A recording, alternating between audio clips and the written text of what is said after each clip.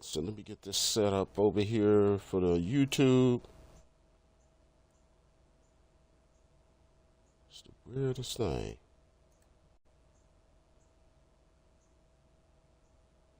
Alright, so we got YouTube going. Let's see what that's looking like over there on the book.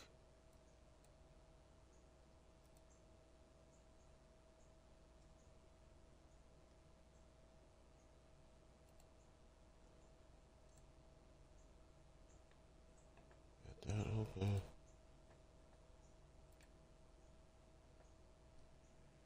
Alright, let's start the show. This is it.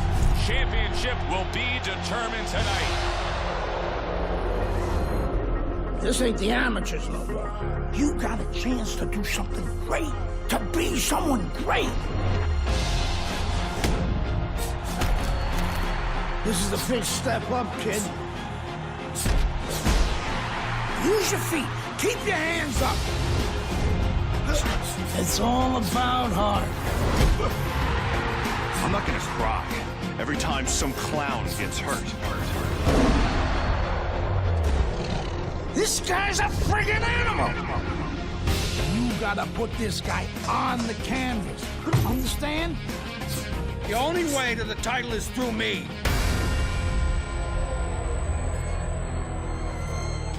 That's what champions do. They get back up.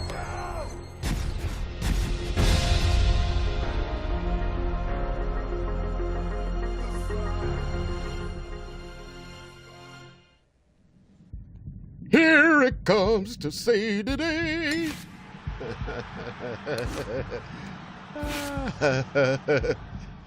Yeah.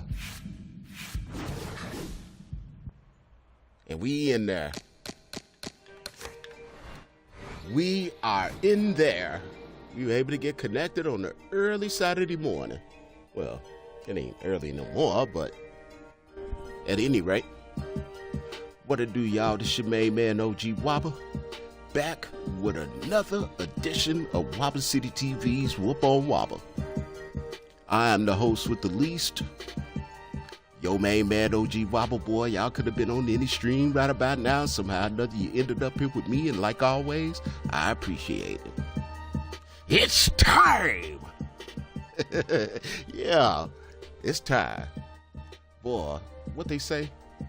After a long day of working hard and hardly working, ain't nothing like sitting right here at my desk, turning on this game. And I ain't gonna lie, punish you suckers. Punish you suckers. Now, if you new to the stream, first time catching me, and let's say you got this game. I'm unlike any of the other streamers that are out there. You don't have to try to troll me to get on or to get a game. You ain't got to come into the stream or the chat and try to big up yourself. Any of that other type of stuff, you know? I mean, I'm a nerd. I'm just a cool nerd. Nerds ask me if they can be nerds. So I just want a good game. But with that being said, hope everybody's doing well this I don't want to say morning because I'm conscious. But my homegirl say she casino bound. Is that right, B-Word? Yeah, go get some money then. Yeah. But at any rate, what the hell was I about to say? Yeah. Hope everybody had a good night. And you still amongst the living. Looking at this message. Hold on. It distracted me. Anytime you get to talking about casino and any of that other type of stuff, it gives me a chubby. It gets my attention. Hey, now look at you. Okay, so I see Martez is in the building. What's good with you, brother? Say he's streaming pretty early today. Yeah, man. Most def. I actually got a commercial that's about to start up in 1 minute and 2 seconds. So if you're over there viewing this from the Twitch, by subscribing to my page, you can watch this commercial or ad-free. Other than that, if you logged in and you're viewing this from the Twitch, Here in about another 43 seconds, a commercial's going to play. So I just want to give you the heads up on that. But other than that, man, all is good with me, man. Trying to take over the world. About yourself?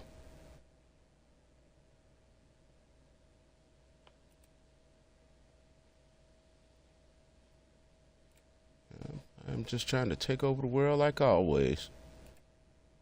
I got the brain. I just need some pinkies. And not pinkies as in pink toe white girls, neither. I just had to slide it in there. Oh, I'm so racist. Oh. Okay, so we back. That ad finished. So yeah, I don't have like any I don't have any what do you call it, grudge matches or anything this morning. So pretty much basically I'm just gonna just, play whatever they put in front of me. So remember now, if you don't like me, you want to fight me, you ain't got to try to troll. You ain't got to come to the chat trying to big up yourself to any of that type of stuff. All you got to do is just tell me where you at and we can run it. You say, how's your morning going? Man, I mean, so far so good. These freaking women folk, they stingy asses. I was kind of upset at Queenie a little bit earlier, but, she gonna try to book. I'd be getting these free hotel stays. And so she gonna sit up there and want to book a hotel. And I said, okay, well, what the hell for? See, women,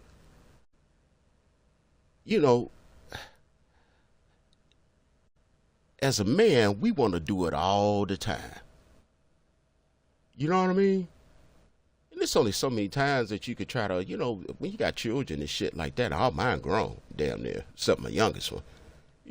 So sometimes you gotta set an appointment to get you some. And they'll try to use that stuff as much as they possibly can. This or that. I gotta do this. I gotta do that. I gotta do this. I gotta do that. And I gotta do this. I gotta do that. So, I guess this is her way of trying for us to have some me time. Me time? Are you serious?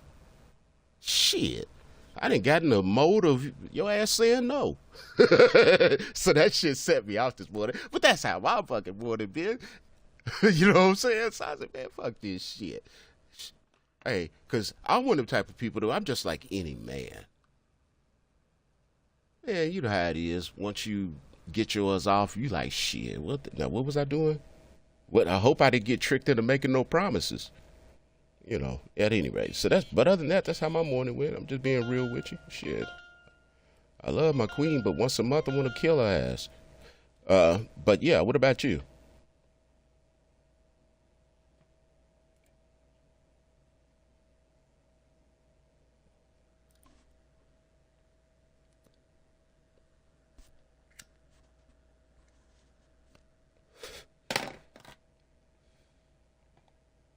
Say, do I like your Marvin Hagler outfit? I didn't get to see it. Oh, you talking about the one from yesterday? What's it, day before yesterday? I didn't even get on here yesterday, man. The pinkish purple one that you got, or that you had on. Yeah. It looked real good. What you laid out like that. It was made some real good funeral music. Funeral clothes.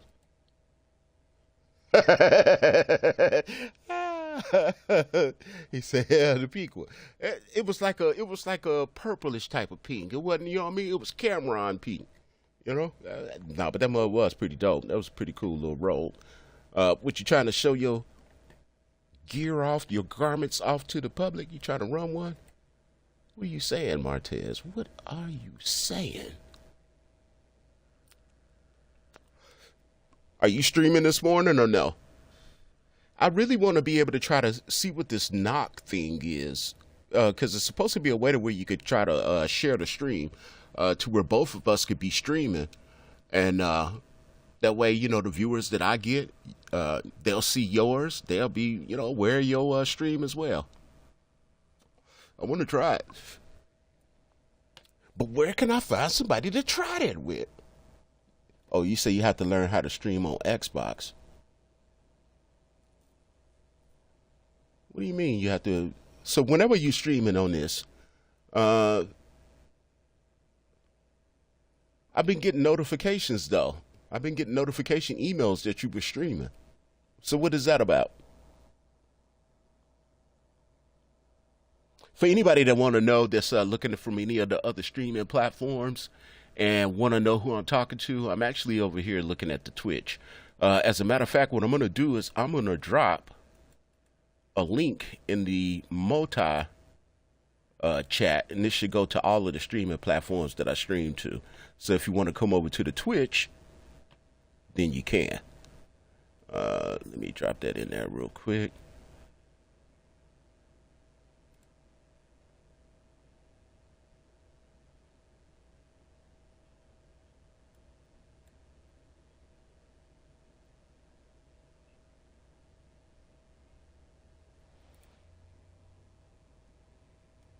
Takes a second for it to sync up, but y'all should be seeing it here in a second.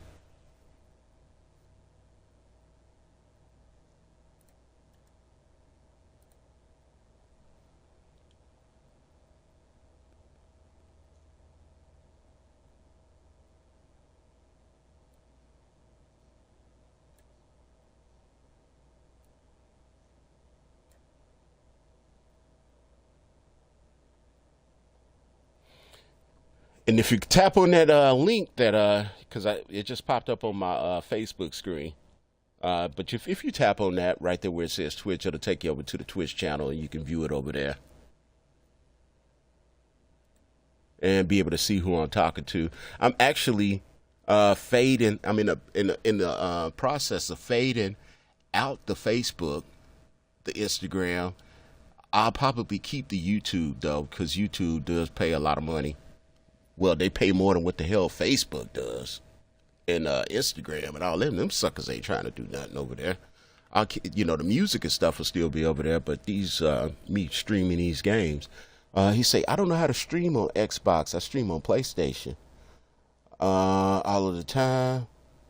He say, now check out my Twitch page. I mainly stream Undisputed. I fight online a lot in rank mode. Well, the main thing is, from your Twitch page, like if you look below your name, you see there should be like a knock button.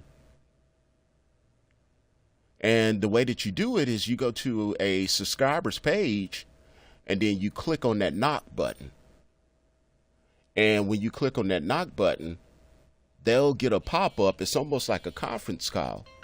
And that's how you merge the streams together.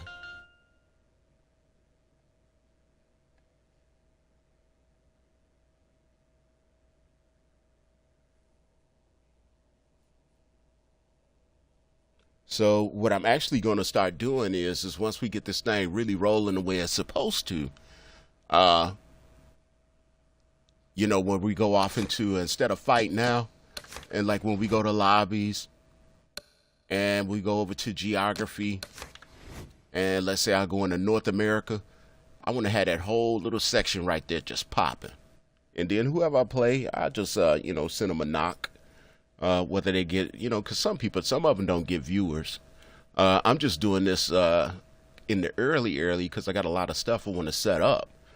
And, in order to be able to do that type of stuff, I want to start trying it out. And that way, whenever I play the music, I'm going to do it through the Discord to where I'll be able to, when I play a music video, y'all see the music video. And you hear the music the way it's intended. So I'm going to figure all this shit out. I did a whole lot of reading. I'm going to try it all today. But with that being said, so Martez ain't really feeling like playing right now. He wants to talk about his outfit, but he ain't trying to throw them hands. I guess I'm going to play some randoms. I hate playing randoms. So I wanted to get the usual suspects. He say, I'm going to show you my new Diego outfit. I'm coming through the ring. I'm not doing anything extra. No extra, what they call it? Uniforms, any of that stuff. I'm coming in there like Mike Tyson. Except he in his boxer shorts. I'm coming in there in my drawers. Straight up. In a bathrobe on. With some Crocs. All right. So that's usually what I do for the people that are new to it. Usually what I'll do when I first log in is for the usual suspects, is what I call them. People like Martez, Boxing IQ, Mob Tight. The regulars, I give them priority gaming or gameplay, rather. Head-to-head gameplay. I give them, like, if I'm playing someone or I'm about to play someone, if one of them come online, then I usually give them a shot. Because they've been holding your player partner down for a minute. So, with that being said, let's get started. I hate playing this damn heavyweight division, but that's probably where we're going to get out the most competition today. So, let's see what they're talking about.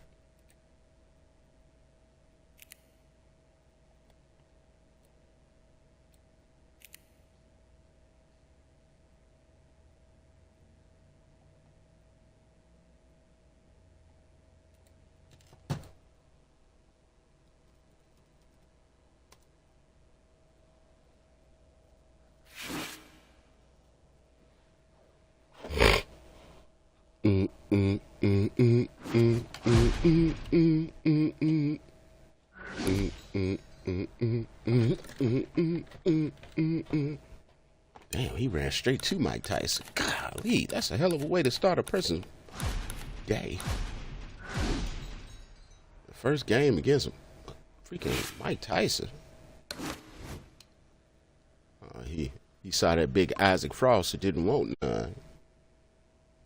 He's a weenie, y'all. That dude is a weenie. I'm pretty sure we're going to run into a whole bunch of weenies this morning. And I'm not going to say no Diddy with that because y'all know what I mean.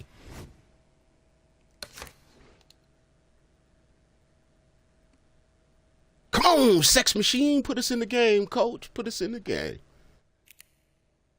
I slept good last night. I ain't going to front. I got up early this morning. Took me a shower. Made salad.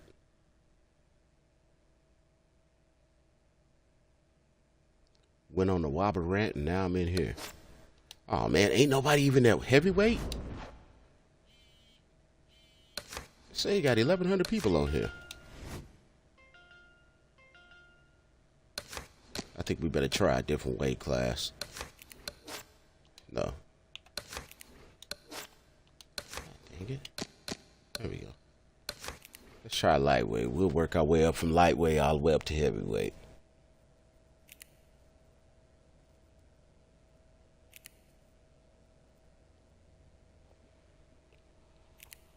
Which one of you speaker boxes hit me in the love below?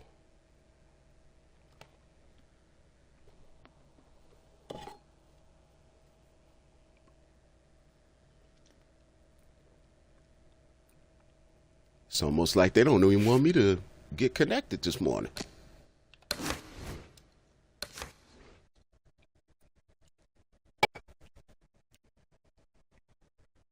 Am I back in the top 100?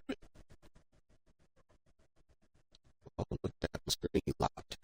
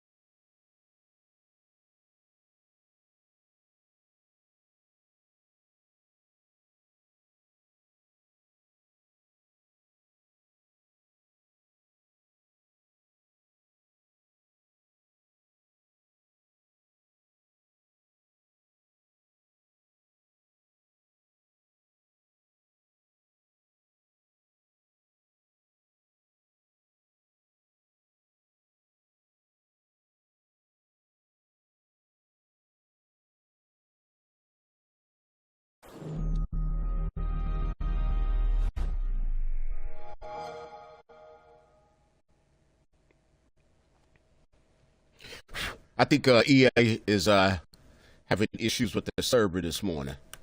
All right, let's see if we can connect this time and get us a fight. EA Sports. It's in the game. So I didn't play last night, so I don't know. I don't know what the drill is. But I know I better be able to get connected. I'm gonna go up in that freaking casino and I'm gonna play up in there. And I don't think the powers that be want me to get $1 million.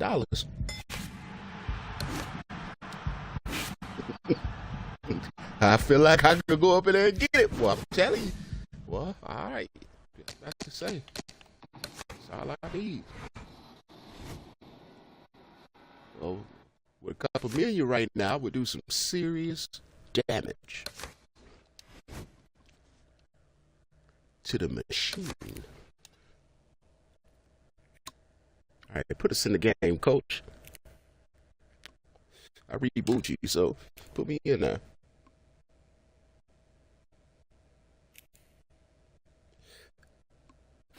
I think I may have moved back up the rankings. That's why it's taking so long to connect me to someone.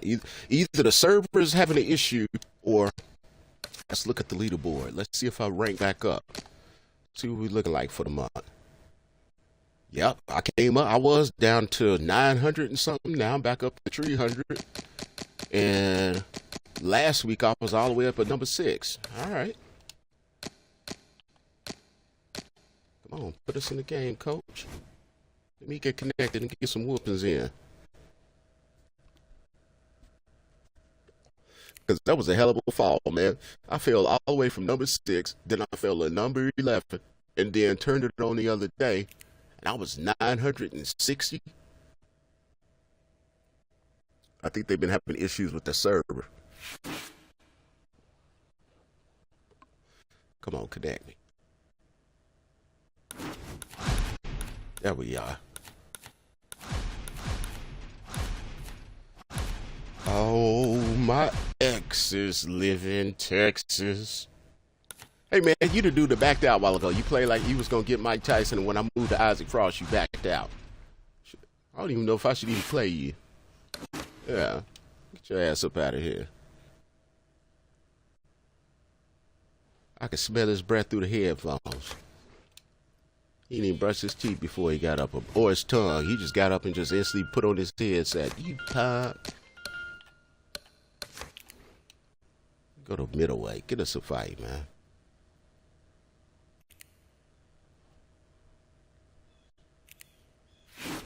Me, on the other hand, I took a bath. All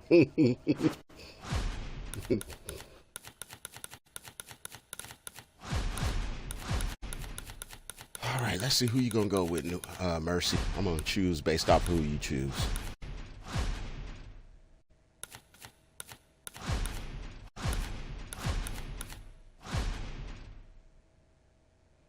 You wanna go in a 160? Somebody over here 160.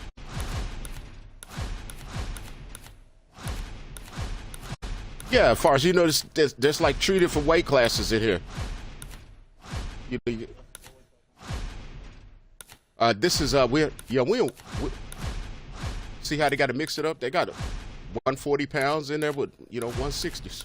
So that's what I mean by I'm gonna wait for you to choose somebody.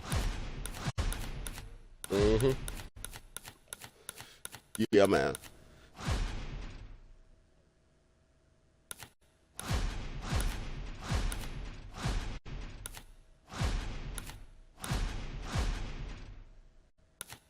You want Manny?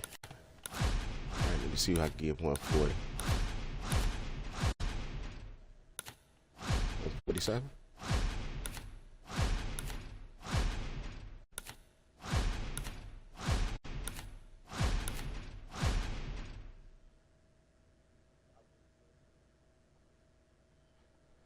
I mean, I could. Yeah. Yeah. I mean, I can handle Pacquiao. Pacquiao's no problem. Styles make fights. By the way, I'm streaming this, man. If you mess with the Twitch or YouTube, just look for OG Waba. Hi, everybody. I'm Joe Tessitore alongside Teddy Atlas. Good evening and welcome to the Mexico City Plaza here in Mexico City for tonight's main event. 10 rounds, middleweight action. This should be a good one tonight. Both fighters say they are primed, coming off a very intense and passionate training camp. Here's his person. Fighting out of Jericho, Santos City, Matty Pac-Man.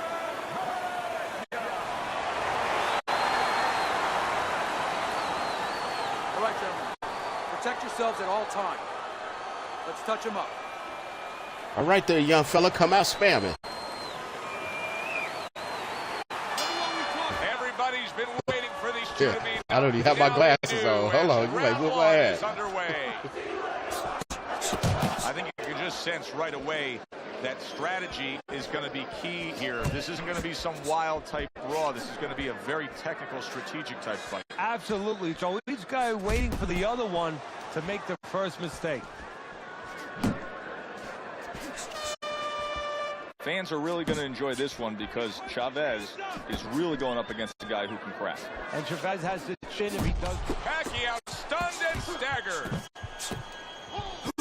Or somehow he's avoiding going down here. All of a sudden, some good defense. This is my first game of the day. He committed to the jab, and then he brought home the bacon with the uppercut. Well done. Stop hitting me. Halfway through this round here. Ah, I don't like that. Well-placed hook.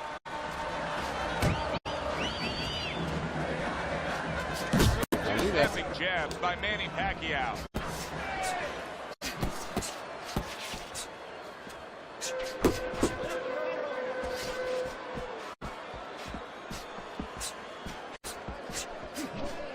Good block by Julio Cesar Chavez. Boy, sharp two-punch combination by Manny Pacquiao. Tried to land that upstairs and was off the mark.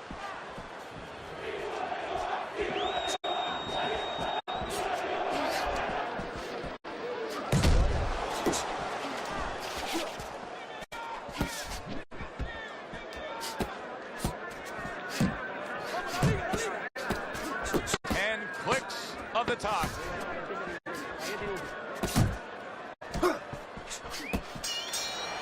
And we come to the end of round number one. That's the first round. Chavez's corner better explain to him clearly why he lost that last round. His accuracy was way off. I got an ad break playing in between rounds, so you I have go to out there let with it play a out so nobody, our streamers don't miss anything. We need a punch detector. He needs a punch detector. He needs a jab to find the mark. Ad break is what they call it. You don't need that. No, throw that away.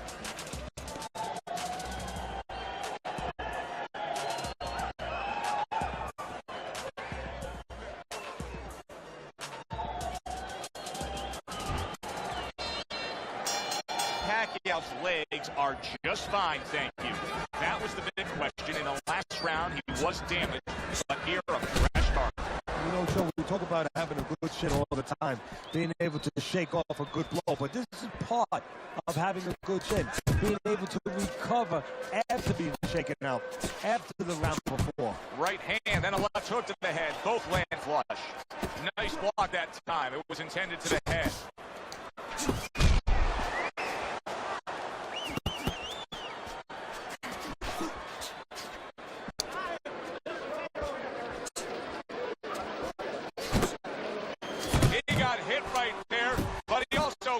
One solid effort by Manny Pacquiao.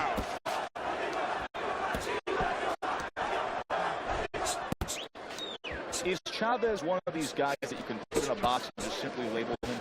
No, because there'd be fine print that you wouldn't have seen. And that's the print that would say, hey, you could depend on him in all kinds of situations. He's durable. Oh, and he returns fire with the left hand. Pacquiao's is not showing me enough offense right now. I mean, I understand he did get hurt earlier. Yeah, he did. But he still has to put something. He does. Kind of like that kid who gets his hand caught in a cookie jar. You know, you're not going to give up eating cookies. You still have a sweet tooth. You want to still go back and get that snack. You better find another way. He needs to find another way.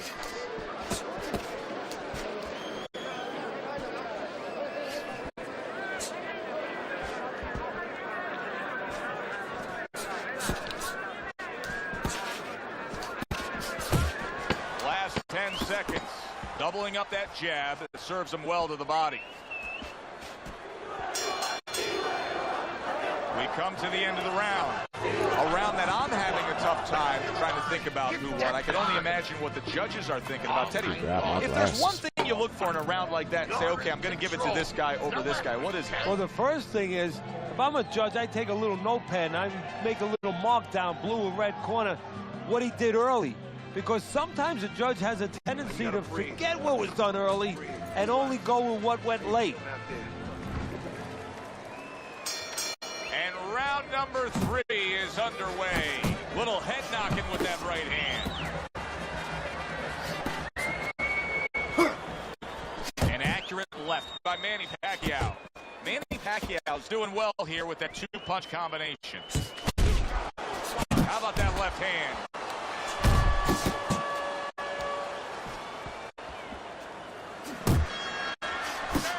What a great job. He gave one right back in return. Nice work by Chavez.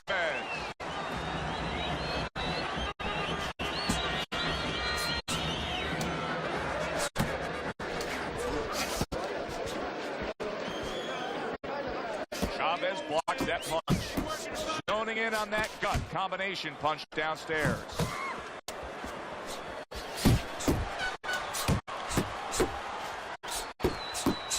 That's a stinging right hand by Manny Pacquiao.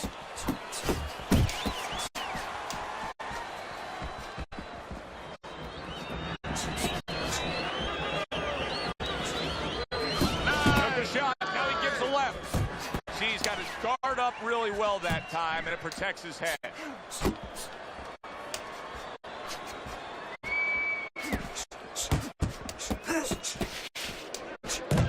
Big right hand from Julio Cesar Chavez. Not precise at all by Julio Cesar Chavez.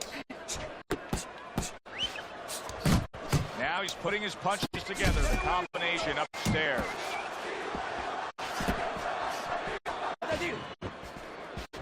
Protecting his head well with his guard.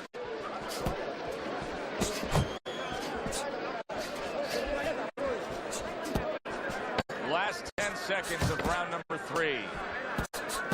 Good clean shot, returning fire. Well done by Chavez. And the round comes to an end. Come on, this is it. You gotta make it a fight now. You can't just move around. You gotta move your hands, man. Right, let's go. Don't get careless, okay?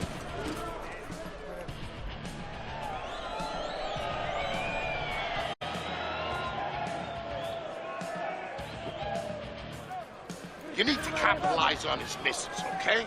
I want to see that counter hook. Make him pay for his misses. Where's your body work? Hit the body. You don't need that. No, throw that away. Round number 4 is underway. Teddy's got a clean sweep. I like what I see out of Manny Pacquiao right now. This is it right here. This is the way he should be defensively. You see the Pac-Man. He's got that nice, tight defense. He's not letting anybody get inside there. Well, his opponent is opening up and coming forward, so I would think there are some opportunities that exist. Yeah, I think some counterpunching opportunities. Opportunities not on the front end, but on the back end.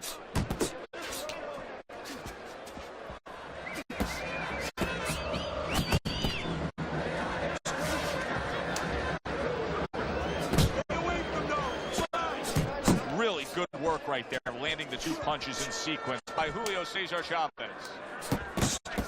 And now that backhand, the straight left hand, scores well for him.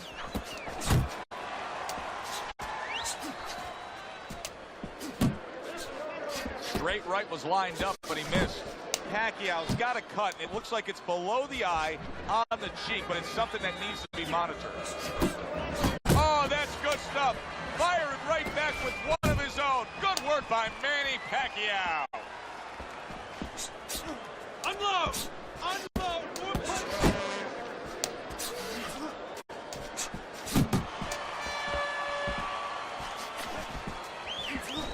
Look at that combination by Julio Cesar Chavez.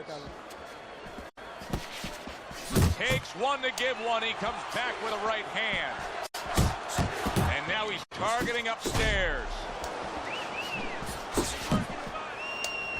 On the mark with the straight left hand. Blocks a shot and then lands an uppercut of his own.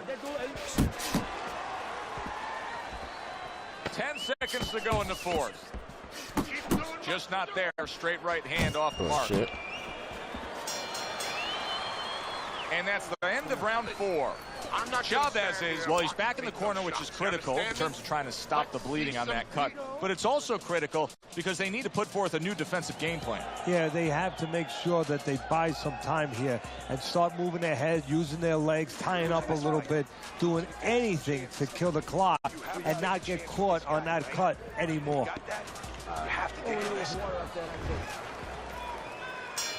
Back to action here at the start of this round. That last round was very interesting because it was the kind of round that can turn a fight in a completely new direction. He did well. Yeah, you know, the old time saying was bad start, good finish. Well, that's what he's hoping for, good finish. Pacquiao's got a little something coming back at him. A counter punch score. Not able to land the headshot.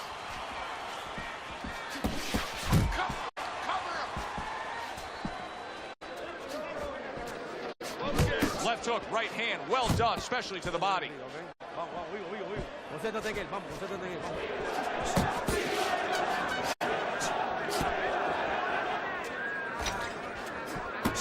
Takes one, but gives one. Good work by Chavez.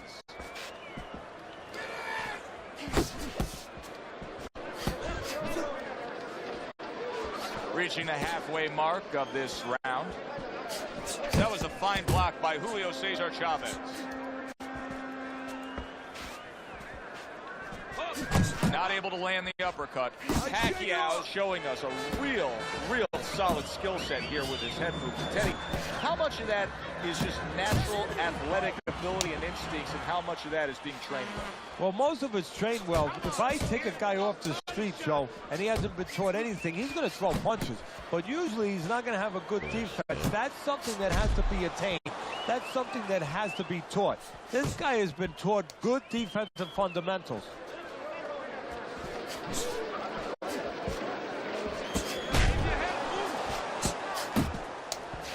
Nice strike after catching one by Chavez.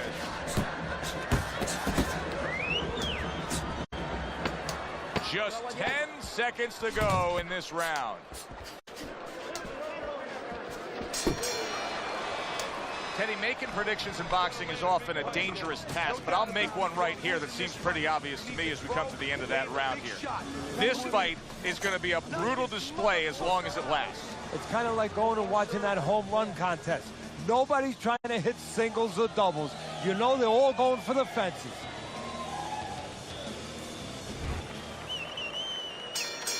The start of the 6th round. Pacquiao is going to just try to keep doing exactly what he did the entire first half of this fight. He put forth a game plan he noticed early on in training camp, and it's worked to perfection. That is exactly what the corner wanted to see. A good combination punch by Manny Pacquiao. That's great stuff. He fires one right back after taking one. Gotta love the work by Manny Pacquiao. Chavez's defense did a good job there, able to avoid that punch. Chavez is landing a combination here. That's what he does when he's at his very best.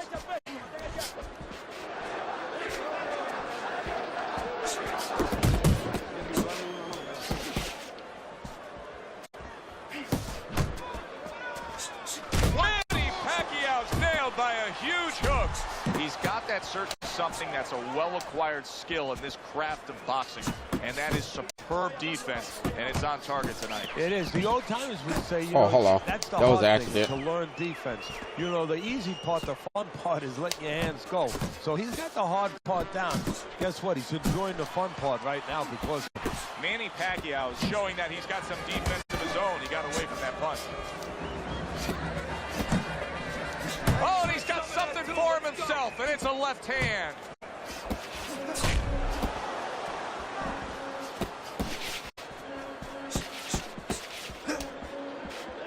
Right to the head with that right. Not the most accurate uppercut you'll see. Well, something's got to stick. He sends the combination to the body. Good shot to the head with that right hand. Good counter punch. I loved how he moved off to the side and landed it. yeah, that's real smart. That's something that you teach in the gym, and you love when you see it executed. Keep the pressure up. Breathe in. Take a deep breath. Great job that round. You're doing well.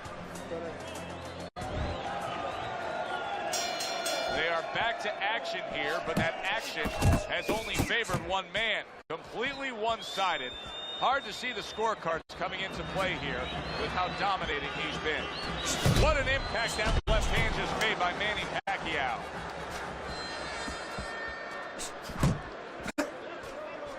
Chavez is showing you a little defensive skill there, able to move away from that punch. He's showing what a skilled fighter he is with the counter punching. Well, the old timers used to say when you're calm in there, when you're in control in there, you can make them do what you want. He made them tie his shoelaces right there. Chavez is coming through now beautifully. That's the combination punching he wants to put forth.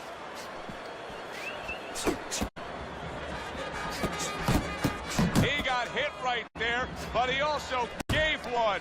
Solid effort by Manny Pacquiao. Showing you some defense there with the block. Halfway through the 7th round, Pacquiao's landed a good, solid combination. Sizzling hand speed we saw moments ago. Heck of a combination, but pretty easy to get it off when you're that fast. Yeah, it is. And what it causes, too, is besides us saying, ooh, and we see those quick hands and the judges, you know, marking it down. Also, it makes the opponent keep his hands in his pocket. He's afraid to move his hands because the other guy's so much faster. Good, effective work with that straight right hand.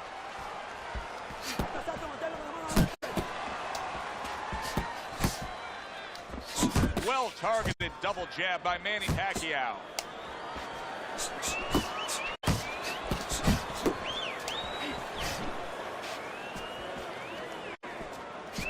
What a great job. He gave one right back in return. Nice work by Chavez. Excellent hook by Manny Pacquiao. 1-2, 1-2. And this round comes to an end. What are you waiting? You want this fight? We got it. Then let's get moving out there.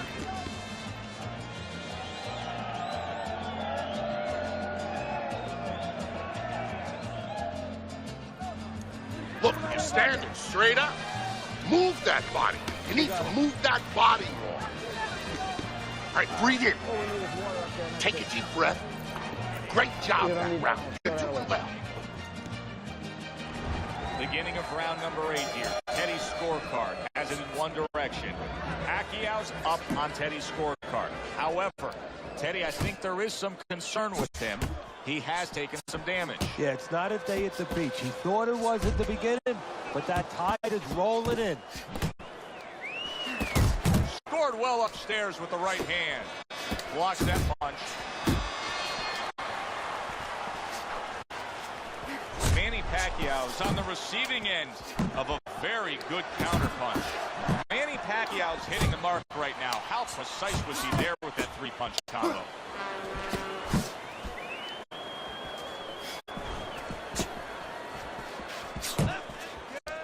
You can see he's trying to score up top, but off the mark there.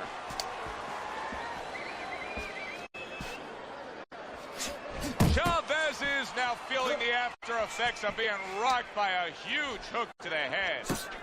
90 seconds to go, halfway through round 8.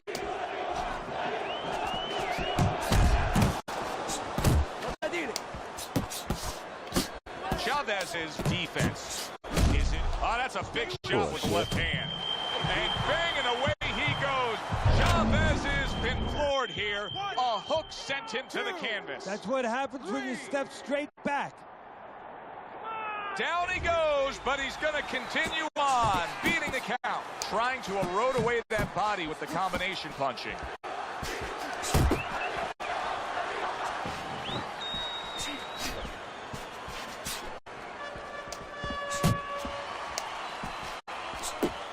Pacquiao's knowledge of the game is showing through. 3 ways to defend. One of them is the block. He did it there well. Pace yourself. There you go. Last 10 seconds of the 8th round.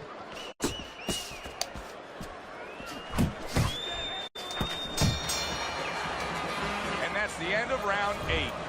Chavez's defense is going to need to shine when he gets back out there. I mean, just look at the close-up of that cut we're seeing. Yeah, he's got to use his legs. You're right, Joe. He's got to get out there and buy some time for those medicines to work. Lands flush with the 2-punch combo by Manny Pacquiao. You see him zeroing in with that left hand to the body.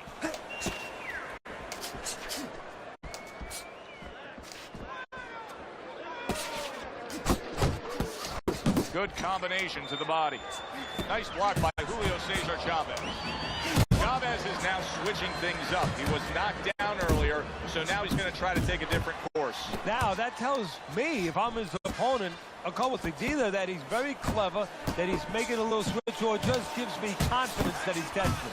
You know, he's never done this before, and in my mind, I'm saying, I got him right where I want him. Manny Pacquiao's hurt by that. Chavez has got things going on his side now. Remember, this fight was going against him. Now, a good rally by him. Some of that body work there, even when he was losing the rounds, that body work, it's starting to pay dividends right now. Well, that was a bad moment for Manny Pacquiao, but now he looks to have settled in. Yeah, but we're going to find out now if he's the same aggressive Pacquiao that he's been and that he needs to be.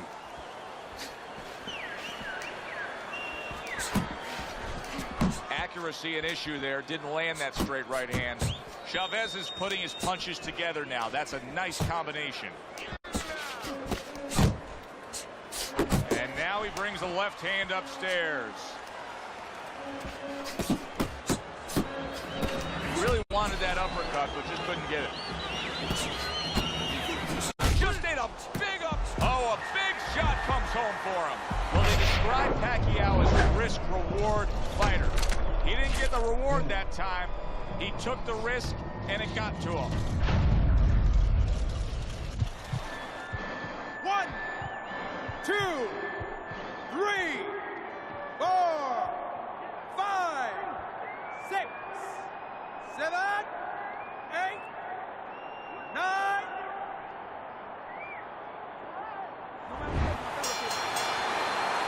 Well, that's the best noise he could ever hear. The bell to end that round. He was getting battered there. Pacquiao's lucky the bell rang when it did. But it's little consolation to him because guess what? There's still plenty of bells, and they're not the church bells ringing in his head. This is it. Final round. This is what champions are made of. You have to start throwing in volume in there. Throw in volume.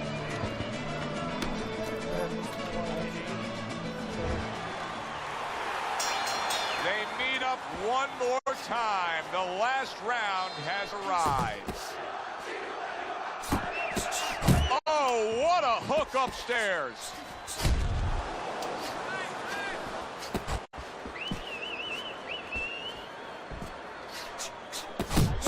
Got to be accurate to send the combination to the body, and he does that.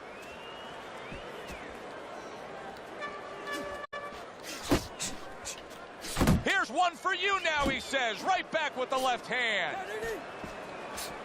Chavez is stumbled back. He just got hurt. A nice block by Julio Cesar Chavez.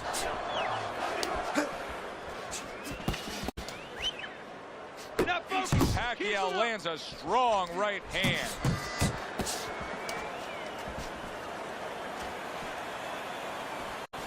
Move!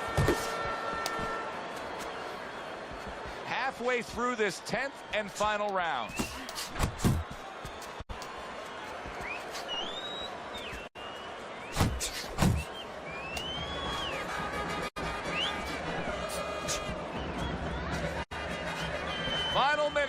this final round of this fight.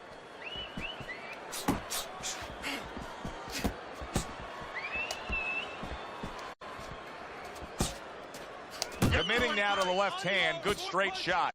Pacquiao's a seasoned pro, and old pros tend to fall into the same patterns.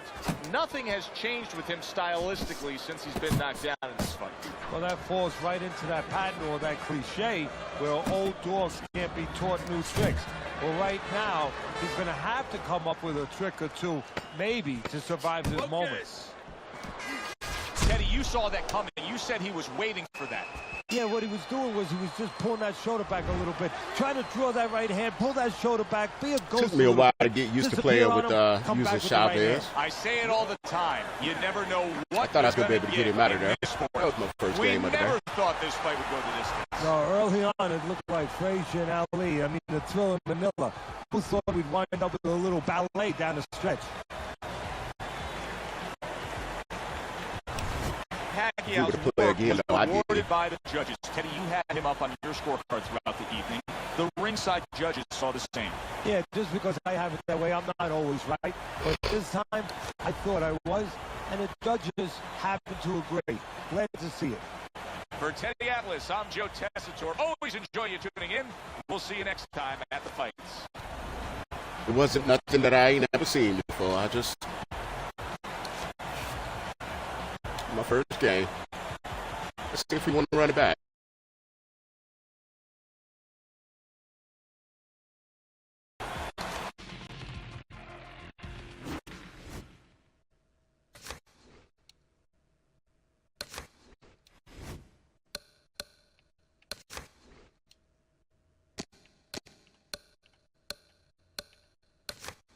We're in the middle.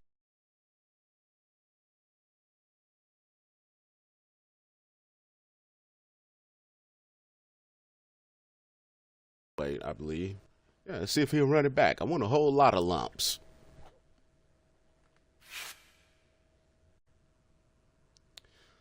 Alrighty then. See if they'll allow him to connect. All right.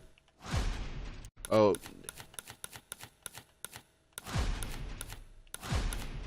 Let's see who else I got over here in this.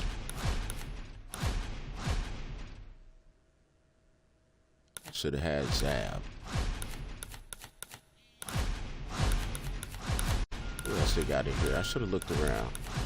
Victor Ortiz. That Chavez, shouldn't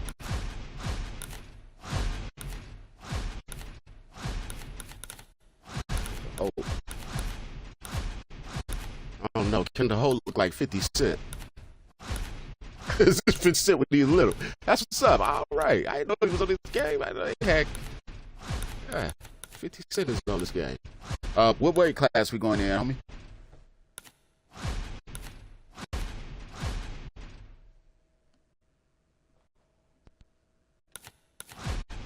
$160. I want my revenge on old boy, on Pacquiao. Yeah, man, you didn't do nothing I ain't never seen before. Don't start that.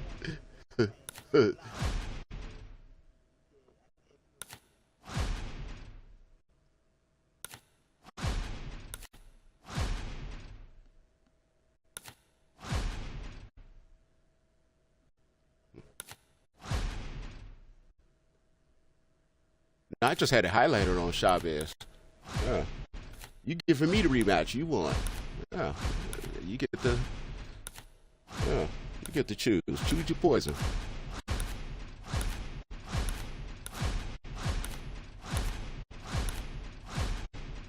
Yeah, I want my belt back. All right.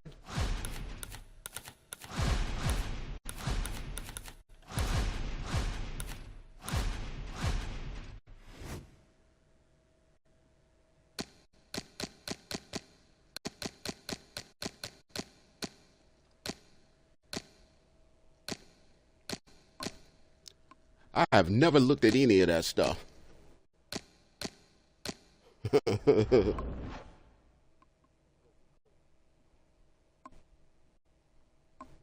Choose your poison. Yeah, either him or I need to learn how to play with him. So I usually would go with either Bishop or Ray Leonard.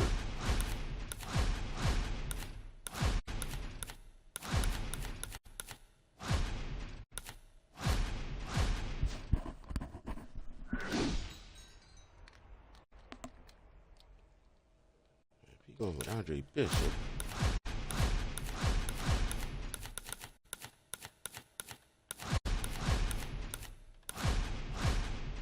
Getting Andre too. No, hell, don't matter. I want no excuses. Hell yeah, I'm finna win this.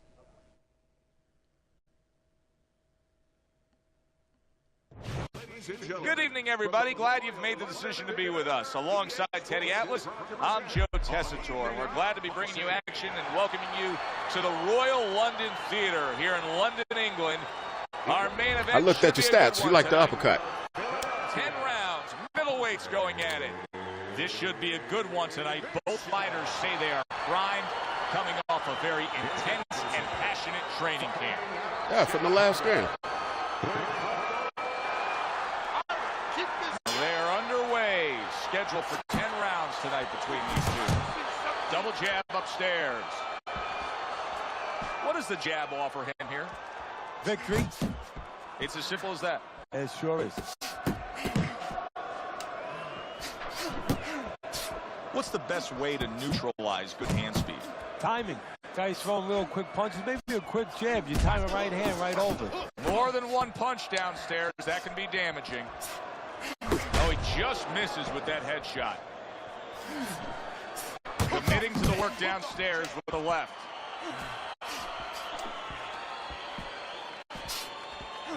That's a good job by Bishop offensively. Landing his combinations is a key to victory tonight. Comes right back at him with a left hand. Scored well up top. Accidentally. Bishop My button showing you that slid off. My thumb slid off the button, brother. Punch combo. Come on, kid. Good, strong uppercut. He comes right back with it after taking one. See, payback.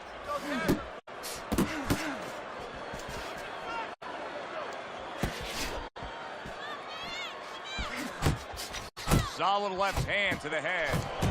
Nice combination, landing more than one. Both were able to score. Yep.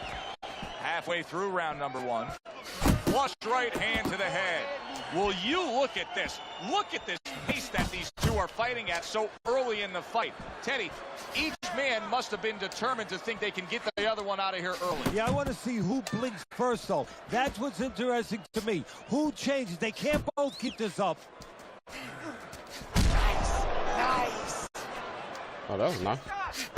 Targeting that midsection now with the combo. Able to counter that attack.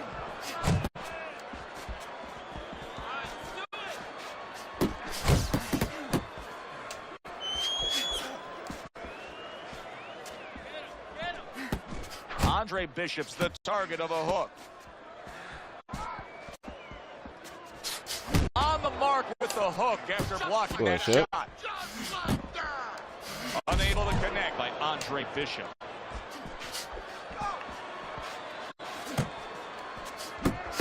Boy, he's really getting it off with his punches in multi-numbers here. Protect yourself.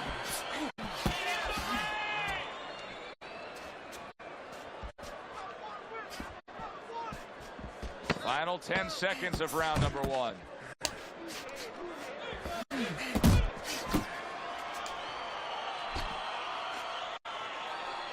Oh, I could dig it. So the round comes to an end. Joe and Teddy here ringside, and we've been enjoying sitting ringside because, Teddy, I know you have some of your fine guests from the Dr. Theodore Atlas Charitable Foundation with us here tonight. And they're having a great night, and it's great to have them here. The thing that I want to say is thank you to all the people that help us, help many. They trust us. They allow us to be the middleman to give out the resources where they're needed. Thank you for mentioning Joe, and thank you to all the people that help us do what we do. You don't need that. No, throw that away.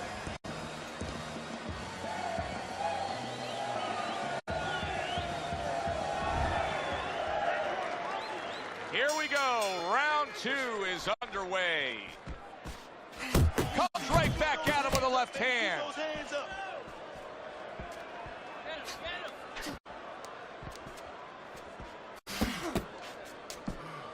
Staying away from those headshots with his defense up top. Good job, boy. Good job. Nice work, the left hand to the head.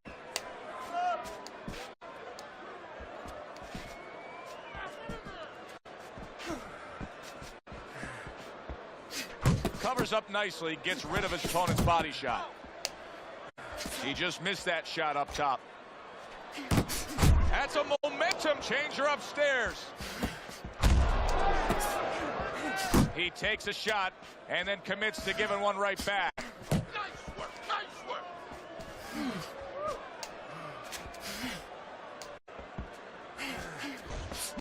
The combo lands upstairs.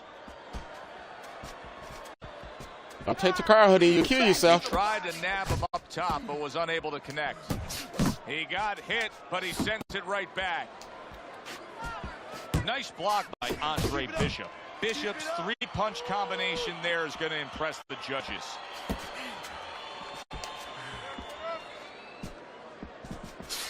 Halfway through round number 2.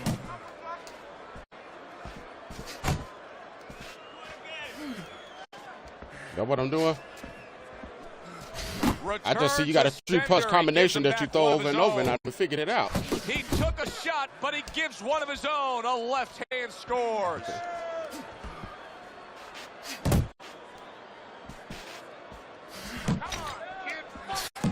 Here's a moment here as you see the step back counter punch where you realize this is the sweet science, not just some raw savagery swinging out there. Look at the little subtleties here, Joe. What he does is he forces them into a position to stop the punch. And then when he stops, steps back, makes a miss, and comes right back. Great movement to get away from those punches. Good accuracy with that uppercut. Nice work to the midsection with the left. Good flush shot upstairs. Bishop's proving to be elusive. Able to place the right hand in there. And you see what he can do when he sends that right to the head. Hey, man, come on now. Keep your feet moving. Come on now.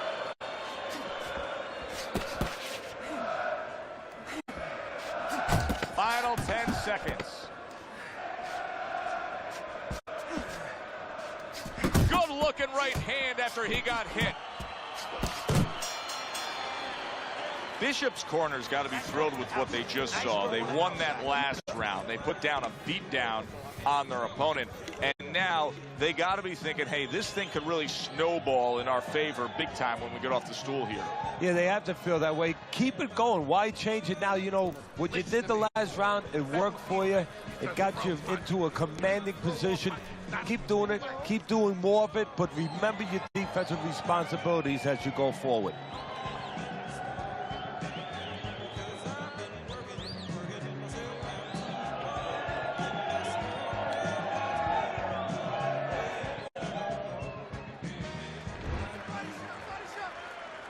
And round number 3 is underway. Blocks that belt line well.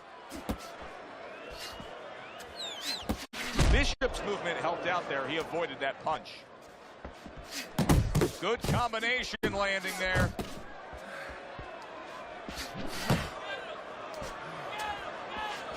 Come on. Get bumping. You got this one. Good solid right hand he lands there.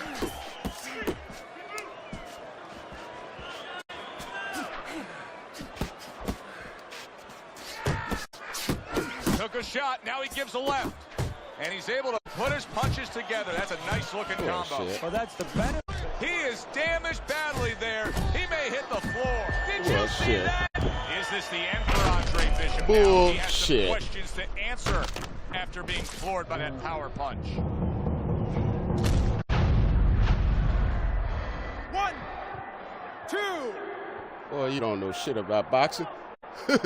You throwing impossible punches. Teddy, I question though if he'll You be just throwing a able hook. to go on. What does he have to do? Well, he's got to know That's what what this to game do and favors. what not to do. Don't use your legs. Don't try to move because that's the inclination. Get on your bicycle when you've been hurt. No, the bicycle's not there. You got flat tires. What you got to do is grab on the inside, clear your head. Fires off the hook. Look at that. Coming to the halfway point of this third round.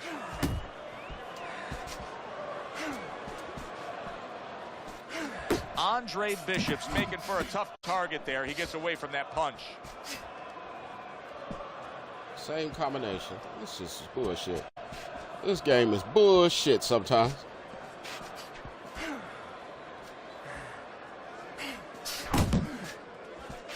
Just off the mark with that punch.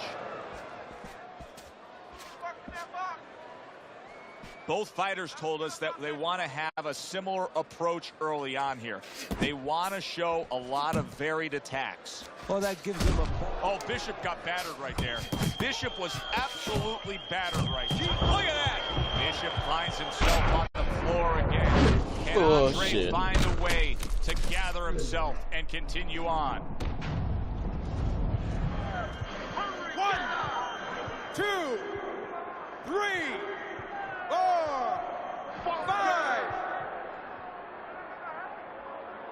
Andre Bishop still in a tough spot here. Don't get fooled just thinking he beat the count and everything's fine. And I'm not so sure that he can grab. So what you got to do now, if you're a trainer, the way you taught him in the gym is you don't want to go grab because you might leave yourself open. Move your head when he comes to you, then you grab him. Not hitting his mark there going upstairs. Gets rid of that effort. I like that step back right there. Just enough to be out of danger, but still close enough to then lay in the counterpunch. Well, that's what happens when you have that kind of experience. You're calm enough to know that range. Know where the beginning of the punch and the end of the punch is. And that's the end of round 3. Keep your hands up. As we start round number 4, not a lot separating these guys. Sometimes you can steal a round or two just by being the busier guy. Yeah, it reminds me a little bit about those legendary stories the old timers used to tell me about Rocky Marciano. You know, they used to say that he used to hit the guy's arms. You know, he wasn't scoring clean, but he was keeping his opponent from scoring back. And then later in the fight, he was disabling his opponent from coming back.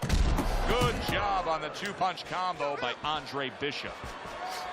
Good clean shot, returning fire. Well done by Andre Bishop. Bishop's got to prove a few things here. Number one, he's got to prove to his opponent that he's on good ground after being knocked down in the last round. But he's also got to prove it to the referee, too. Yeah, he does. And his corner. Because his corner, I just noticed, they put that towel over their shoulder. So they know the condition their fight is in. They know their responsibility, and they're ready to act on it. That's it. Solid uppercut. There's another right hand. Oh, he is stunned. He could go down. He is wobbly and damaged. Oh, unbelievable. Just the barrage continues. He's knocked down again. But his desired heart is just as strong as it was before. Man, this is bullshit. I'm gonna tell you what the anyway. What will he look like in the next few moments of this fight? That's the big question. That's it, baby. Good job. Good job. Nah, I didn't want to play with He this. had his eyes set on the uppercut, but was unable to land it. 90 seconds to go in round number 4.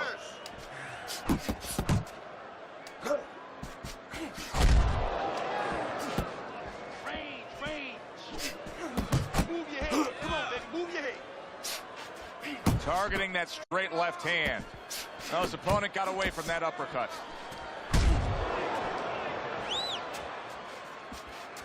Teddy, what would you recommend based on what we're seeing here tonight? Well, 2 aspirin and then go. Oh, no, actually, I would say a little counter-punching would be just what the doctor ordered. That's a better prescription for him.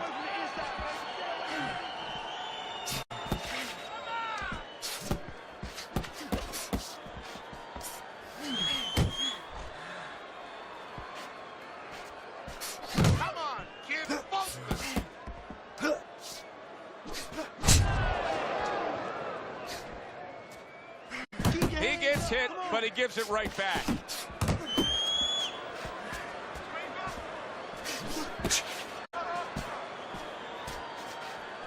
Sending out the power shot. It was a straight left hand. Come on now, champ.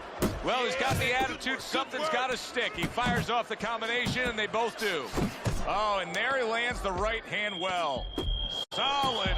He goes down in the later stages of this round. He's going to try to survive it. 2, 3, 4, 5.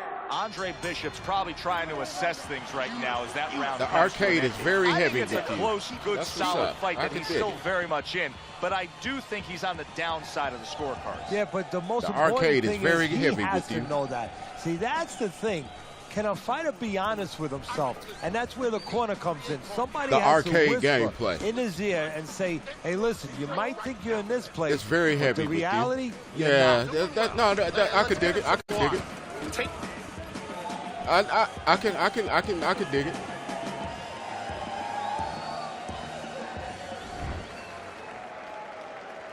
Start of the round, but Teddy, it could be the end of the fight. He's been knocked down numerous times, including the last round. You're probably right, Joe, but when things are darkest is when you find out what is special inside somebody, where they can go to a place you never expected them to be able to go to. Look at Archie Moore, Yvonne Durrell, years ago. Archie Moore was over 40 years old, in there with a 20-something-year-old. You don't Durrell. move. He was on the you floor stop. 3 times in the first Take round. your finger off the movement button. So that way, whenever I punch, whenever I throw a punch, the computer blocks for you. Now this is exactly what I love out of an offensive fighter, Teddy. A guy who's able to put together the multi-punch combinations. And I can dig it. Science. Yeah, exactly. That's what you can do when you have good fundamentals. Not just good physical ability. That's only part of the equation. You arcade heavy. It's good. It's all good. Ability. And that's what he's doing. He's snapping his punches. They're nice. You arcade heavy. Crisp, they're short. They're together. That's okay. That's all right. Now pay him back. Some fine fundamentals. Good I can dig it. Nice To beat you, I just have to play like I'm playing the computer. He used distance. That's all. No realistic movement. None of that. We got a fight. He fires back a right hand like that. Like how I'm doing you now. That's what I'd have had to do. That's just whack. But it's all good. I mean, you won. Here's what so many like about Andre Bishop: the ability to block and attack. I was just warming up. First game of the stream.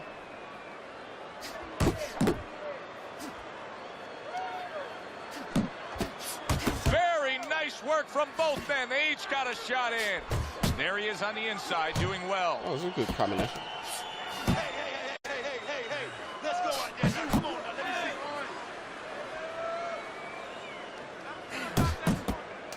see. I could dig it. Oh, that's good stuff. Firing right back with one of his own. Good work by Andre Bishop. Bishop's not looking good at all. Was knocked down earlier. Clearly the damage is getting to him. I don't know how much more of this he can take, Teddy. Well, they don't allow smelling salts. That's not illegal. If they allowed smelling salts, I'd say somebody in the corner better crack one of those ammonia capsules under his nose. I don't know what else to do. You need to keep that head. Nice work. Great technique. The combo lands. Big shot. I knew you was going to get me eventually, but I just showed you what you was doing to me, which is cool. I ain't going to be able to get up. I ain't even going to do that. I refuse to do the Zab Jr. I appreciate the rematch, but that's what's up. 6, 7, 8, 9, 10. Unable to beat the count. It'll go down as a knockout, Teddy. Perfectly timed punch. For the official particulars, let's send it up to the ring.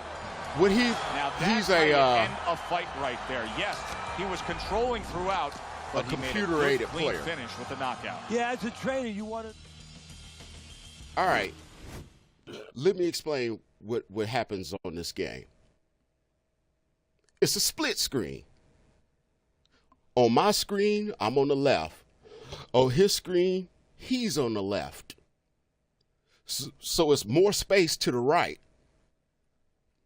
But it's a split screen. On this game, I could have my controller just sitting right here on my desktop. at the beginning of the game, he could come all the way from over to the other side of the screen. And the obvious punch that a person would want to throw, because especially if a person got their hands down, is a haymaker with power.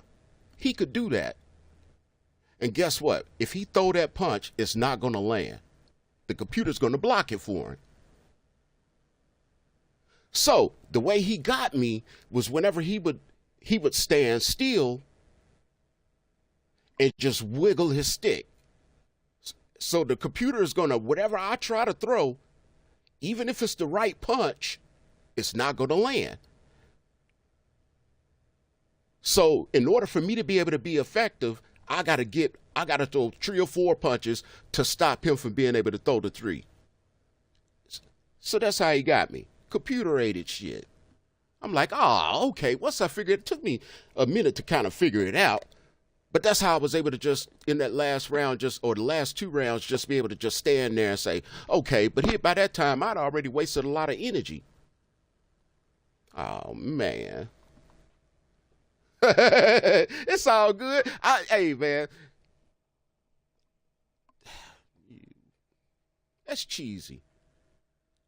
But they put it in the game, so use it. My goodness. I can't believe I got beat twice. The first game was a little bit better, even though I had just warmed up. First game, I gotta rub my hands a little bit. That cheesy son of a gun. He beat your player partner. He was able to whoop On Waba, so good game to him. But I put him down as a recommended player, so I'm pretty sure we'll run into each other again. Yeah, my stamina was low, Martez. Like, okay, the reason that all right, like, remember what I was telling you a while back? Like, when I first started playing this game,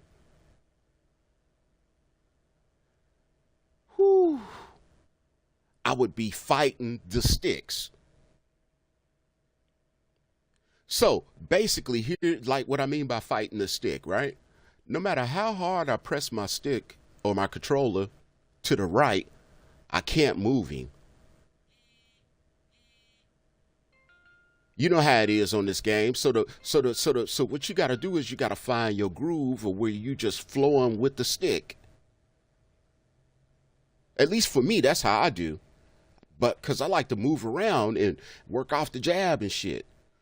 For the ones that like to just come forward and throw a whole bunch of combinations, it's a matter of they got the movement in and out. But whenever you go to try to engage or whenever they go to throw their punches, they stop, then hit the stick and move it and say, okay, throw a 3-piece combination or 2-piece or whatever. And the computer blocks for him. And he wore me out on the, I wore myself out, really. Trying to fight the sticks.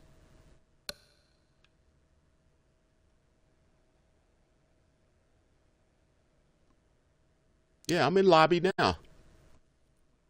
It's all good, though. I bet I don't lose no more today. Fuck this shit, man. That just ticks me off. Goodness gracious.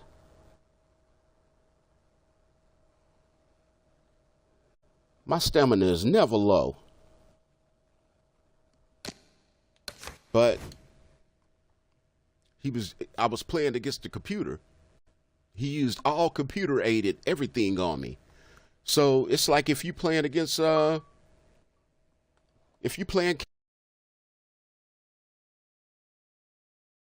campaign. It was like playing campaign. Everything is against you. You playing a computer. Fuck this shit, man. I'm telling you. These dudes are some weenies on here.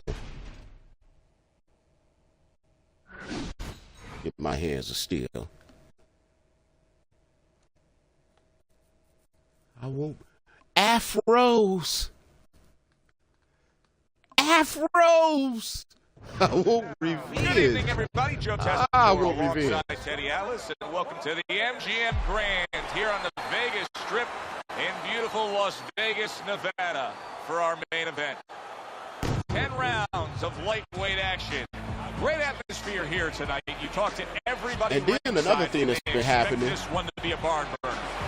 I've been winning fights. I've been knocking folks out. My record is still stuck. And it's been counting losses against me that I won. And this is the guy that's been there, done that, and he couldn't care less about the pressures. Especially when I play somebody with a 0-0 record. Roberto Duran's ring walk is Somebody in the lobby do here. something to make me This feel isn't better. over the top emotion. This isn't a guy with an intense glaring stare. Just a guy going to do his job. If I didn't have children on live, and I'm pretty sure there's probably some out there that'll probably watch this, I was going to say a joke, but it would be highly.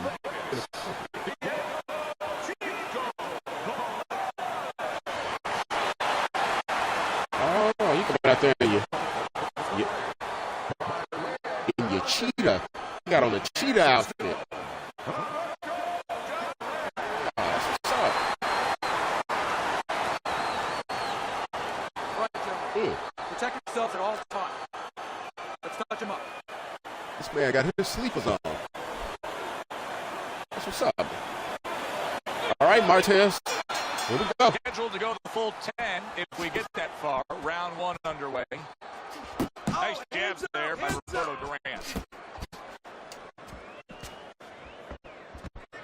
Throughout your training career, what would you consistently feel more comfortable with? Training the shorter guy against the taller guy, or the taller guy against the shorter guy? Well, you can't teach tall. You know what? That's there or not. I love to have those kind of advantages physically. You just have to make sure that you teach them to fight tall. And there's the left hand working well for him again. That straight right unable to connect. Sound defense. Good block that time by Diego Chico Corrales.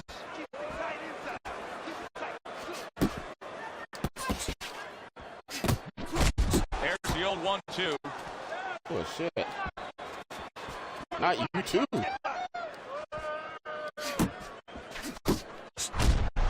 And coming upon the halfway mark of this 3-minute round. Corrales with a block punch. Is it the way I've been playing this week? What is it that make you people think y'all got my number?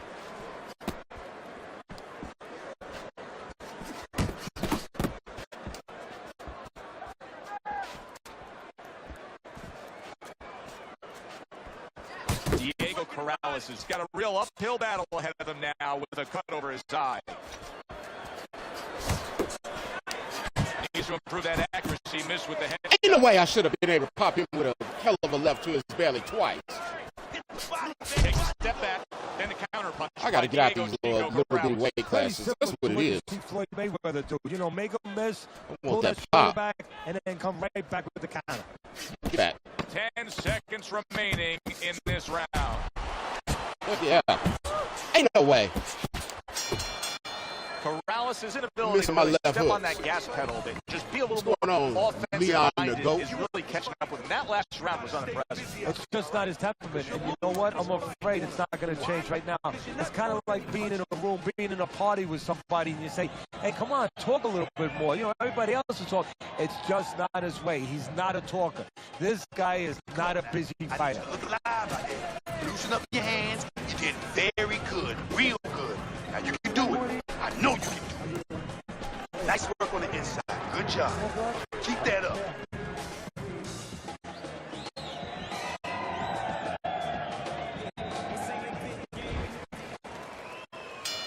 Here we go. Round two is underway.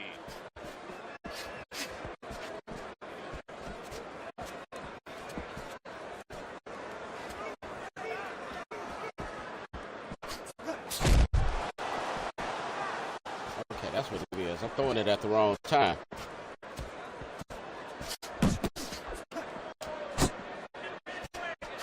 Two snapping jabs by Roberto Duran.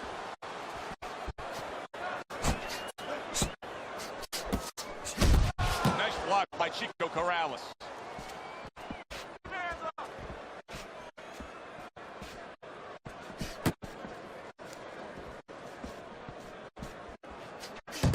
He digs in, trying to bank away body shots with the combo.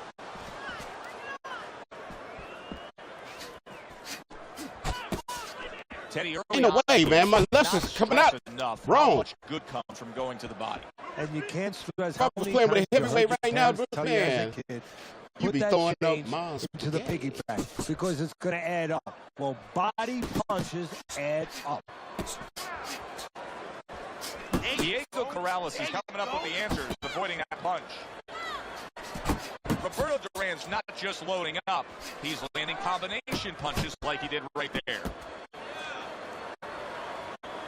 WabaHacha like the feed is in words. Don't do it. Don't do it. Ah! Up the jab by Chico Corrales. Don't do it. Don't you. Back up. You're going against the contract. Back up.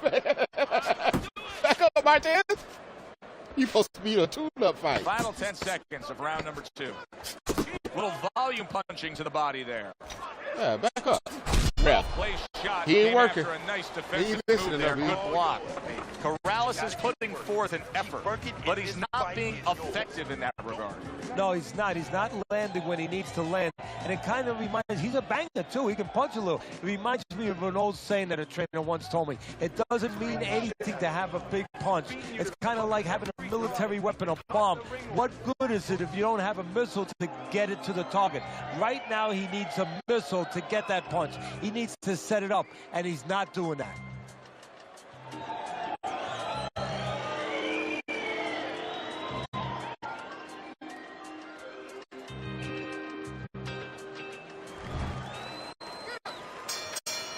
Round number 3 is underway. You wouldn't want to hit a man with glasses, would you? All right, I'm ready. I had to put something down real quick. Caught me in between rounds. It is protect yourself at all times, though. So that was very white of you.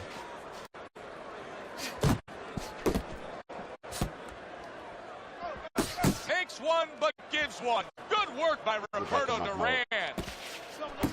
There's the combo downstairs. He took a shot, but he came back with a right hand of his own. You're supposed to be a tune-up fight, Martinez, and now chill out. Duran's You're giving his opponent bright ideas. Now he's throwing punches, but he's able to block them away.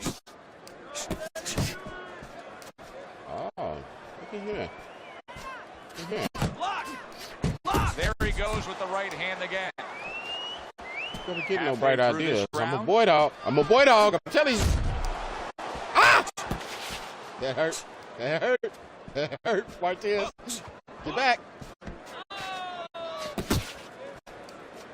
Boy dog. Jabs by Diego Chico Corrales. He missed with that headshot. Ain't that a bitch?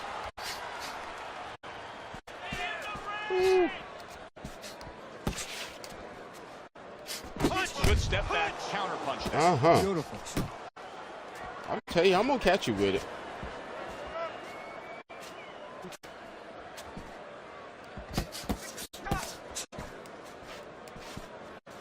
Flush right hand to the body. Corrales' defense is paying off now. 10 seconds to go in this third round. And now committing to that midsection as the target with the combination punching. All right, listen, stop waiting on it. All right? You're waiting on it. I don't know what you're doing. Don't wait on this kid. Put your jab in his face and keep it there. Shorten your punches up. You came here to work.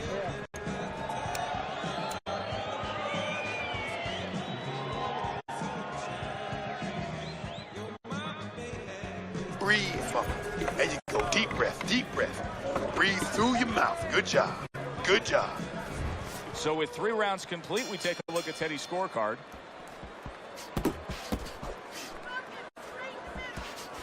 Unable to score with the uppercut that time. Scores well to the head with the right hand. Corrales is not throwing the power punches, Teddy. What would you say to him? Well, first of all, I would say to him, what do you think, that he's going to make a deal with you? If you don't hit him hard, he won't hit you hard? No, it doesn't work like that, my friend. He's going to get confidence now. He's going to take advantage of this. There we go. Now I can start getting my left. That's it. Uh-huh.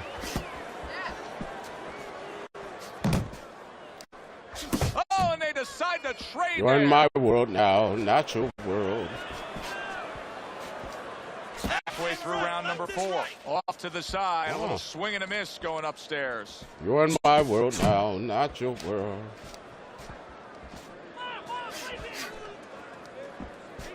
Hey, how dare you make me return to sender with the left hand. throw a punch that I wasn't trying to throw? Now you gotta see that coming. Now let's go. Huh? You're in my world Lance now, flush with the not your combination world. upstairs. Hey, Tried to land that upstairs and was off the mark. Relax, relax. Hooks on the inside. Hooks on the inside. you're right, coach.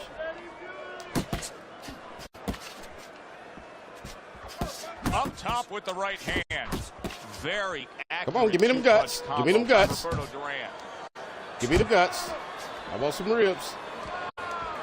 Give me some of them Diego Missed ribs. that uppercut. Corrales has got Give me to some be ribs, more than man. this, Teddy. I mean, you cannot win a fight just standing stationary like this. Well, you know, Get if some the opponent barbecue could have, he ribs. would have gotten him to Yeah. sign a contract and say, hey, I want you to stand right in Good front round, of me all Waba. night long so I can do whatever I want. And he's doing whatever he wants. You going in the grinder.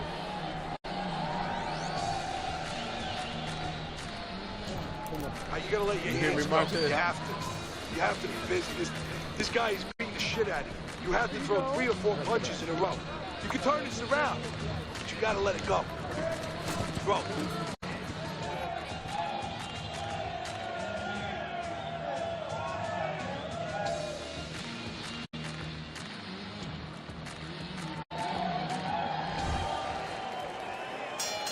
Round number 5 has arrived.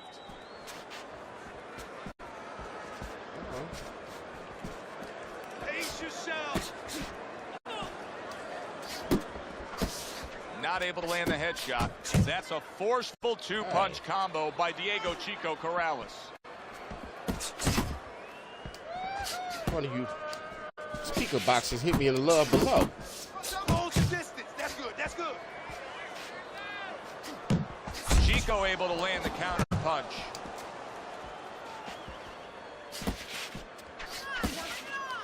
Keep moving. Keep moving. Don't let him get to you, kid. Roberto Duran's almost looking foolish that time he missed so badly. Good defense, just covering up down low.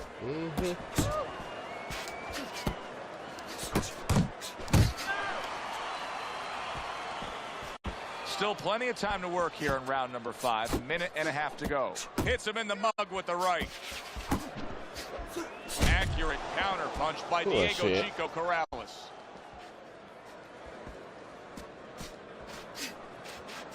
You're not focusing.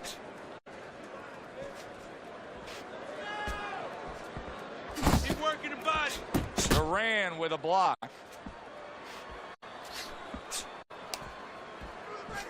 A crushing 2-punch combo by Chico Corrales. Okay, that's bullshit.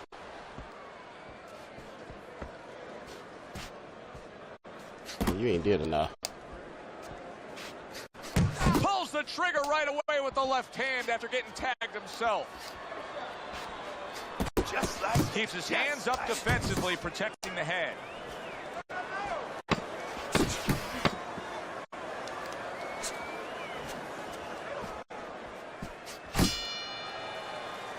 Three minutes gone by in this round. Now that he's back in the corner, we get a close-up look. Diego Corrales' cut even looks worse. And it's up to the fighter now, Joe, for his attitude not to change. You know, we can look You at cut it. me too. I'm and gonna we let can you say, see. wow, that cut looks worse. The fans can look at it and say that. But the fighter must be steady. The same attitude, as though he doesn't have a cut. Otherwise, he has no chance of winning this fight. keep that jab pumping, then throw the lead right hand. You winning this fight hands down, baby. Okay, listen to me. When he misses with a punch, you count.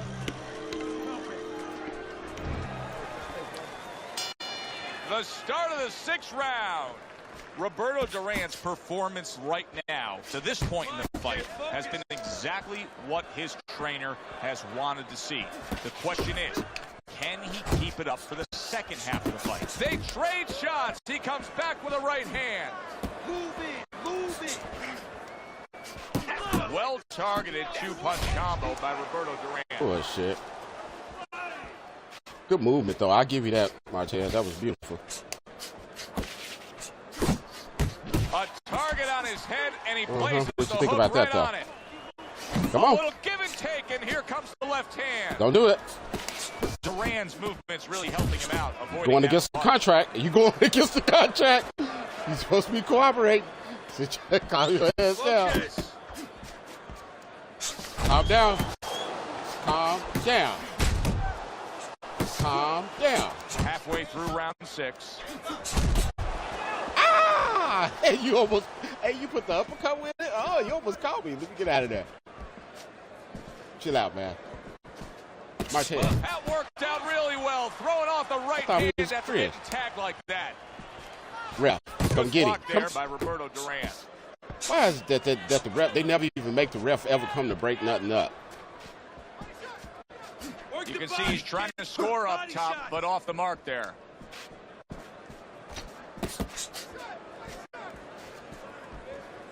Come on, man. Chill Corrales' out. I'm trying to set something up. punching is working well here. You keep crowding.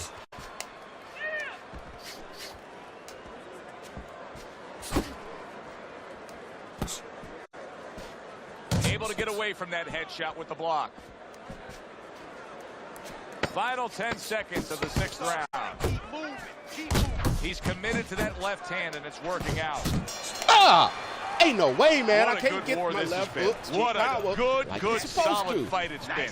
The kind of fight that tells me somebody wants to get rid of the other I know guy. what it is, It almost y'all. looks It's like my they made a deal where handicap. neither one could My win thumb. by decision. Where if they didn't win by knockout, it doesn't count. If my camera was on right now, I'd be holding my hand up like Fred Sanford used to do when he be talking about his arthritis. We need to capitalize on his misses, okay? I want to see that counter Really? hook. They just be taking advantage of. They be taking advantage of my handicap. All right, we 5 minutes to the top of the hour here in Waba City. Here we go. Action I lost to the start first 2 the games, but I ain't 7th losing no round. more. Solid straight right hand.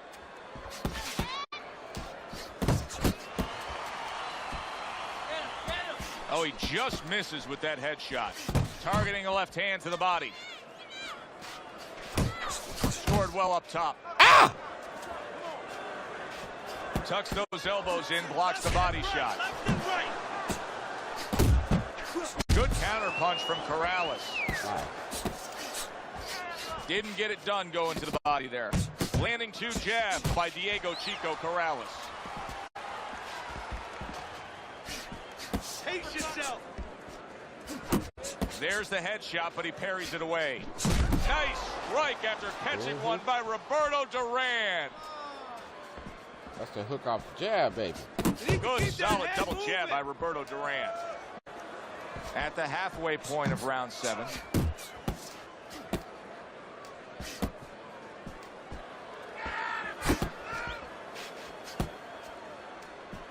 Side to side, side to side. Couldn't hit the elusive target with that straight right. Nice. Roberto Duran's really doing a fine job here, Teddy. And I know everybody falls in love with the clean, effective punching, but you can make an argument that he's controlling this fight right now thanks to his head movement. Yeah, you know, it makes me think about that legendary story about the old great Willie Pep, the Will of the Wisp. Oh, why did I throw a There was punch? a legend that he actually won a round without throwing a punch, just by making his opponent miss, just by ring generalship. Nice job doubling up the jab by Roberto Duran. Duran's cut is on the cheek, and you can see that it's bothering him a bit right now. That's something we'll keep our eye on. Big shot, the left press home. Wake up. All All right, deep breath now. Deep breath. Relax. Relax. Are you all right? I need you to keep your hands up. Keep your hands up. Don't worry now, all right? I need you to focus. Keep...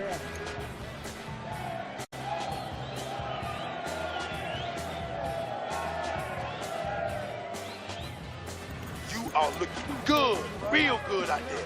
Look at him, he's tired. He's real tired. He's got nothing left. Now listen, I need you to double up on your punches and keep that lead firing, all right? This has turned out to be a good-looking fight. Teddy, I think it's clear to see that Duran's in control of this fight. He's up on your scorecard, as we can see. Oh, but my goodness. it's been a tough night. Yeah, and it's also clear to see that his opponent has a chance to come back because he has been competitive every bit of the way. Sure,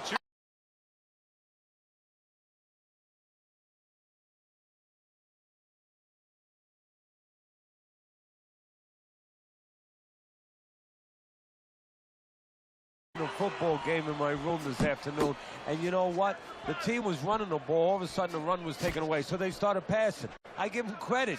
You know, he's making an adjustment. He's trying to win the ball game. Oh, my he's God. trying to win this fight. This is full crap. good job with another left hand. Fine fundamentals, good counterpunch. It's okay. Pay him back. The halfway point of round number 8.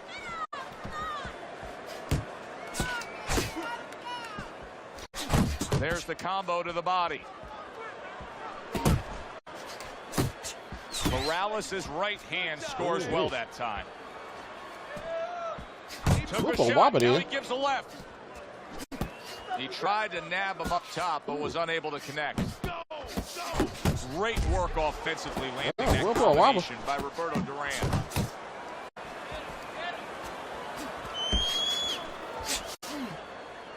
Ooh. Oh, let me get out of there. He almost caught me. Hold on, man. Ah. Get back.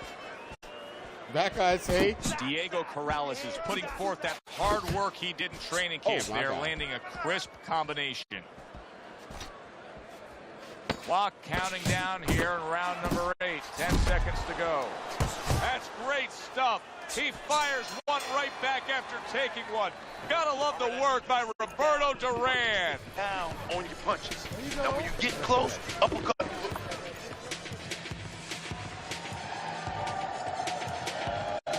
Martinez is a real tricky fighter.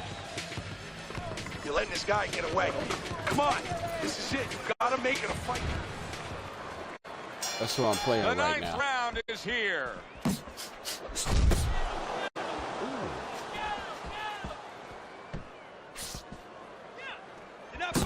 Nice, good, quick jabs by Chico Corrales.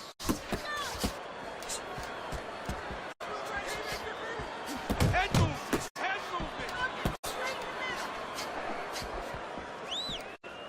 Uppercut. Attaboy. Duran's work in training camp is now paying off. Do you see the accuracy and the effectiveness with that combination? Oh, I'm out of here. Good block by Corrales. In and out. In and out. Good solid shots with the combo downstairs. Dismisses his opponent's headshot. Diego Corrales is missing the mark by a mile. That just was nowhere to be found. Halfway through the 9th round. He got hit right there, but he also gave one. Solid effort by Diego Corrales. Nice. Nice defense. Good block by Roberto Duran. He just missed that shot up top. Oh, crap. Zones in on that overhand right. Oh, crap. Well, y'all taking advantage of my handicap. That is boxing 101. A nice, crisp combination by Roberto Duran. A good block. I'm going to keep working on it, though.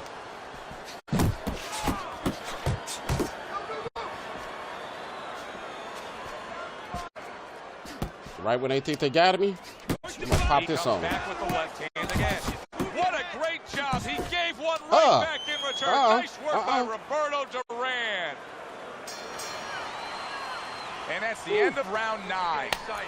Roberto Duran's I gotta get you out of here. My eyes messed up. That's the kind of cut that can send a fighter into fits. Yeah, and a corner man into using crazy glue instead of adrenaline. I mean, that is a scary cut, as you just said. I forgot to mention, for ad-free viewing, now don't get sloppy, okay? On just the keep Twitch. boxing smart. Good job. Don't let him breathe. For ad-free viewing, all you got to do is subscribe to the page. Won't you join us?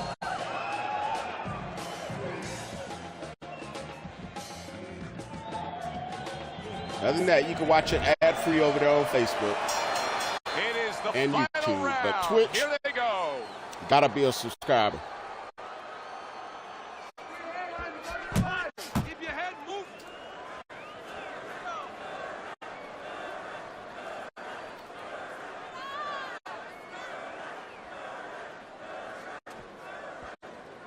Martez, you good? Or you want to go with your haggler?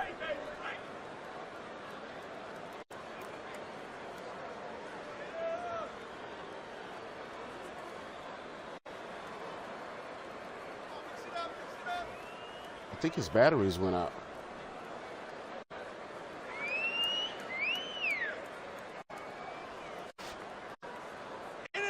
Good. Sharp 3 punches landing by Roberto Duran. Diego Corrales is stunned by that. Oh, and there you go. Maybe the most destructive blow in all of boxing. That body shot is debilitating. He is down. 1, 2, 3, 4, 5, 6, 7, 8, 9, 10. The ref stops the fight. Roberto Duran's corner is already celebrating. His opponent unable to beat the count.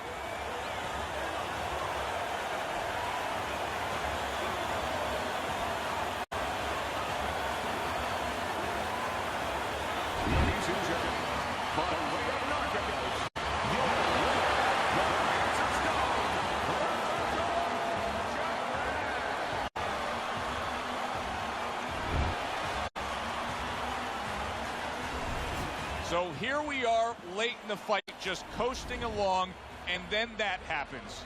And that's exactly why it happened, because he was coasting along. Everybody was comfortable. Everybody thought nothing big's going to happen. We're going to wrap it up.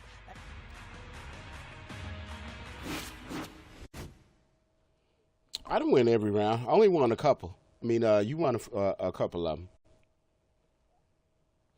Whew.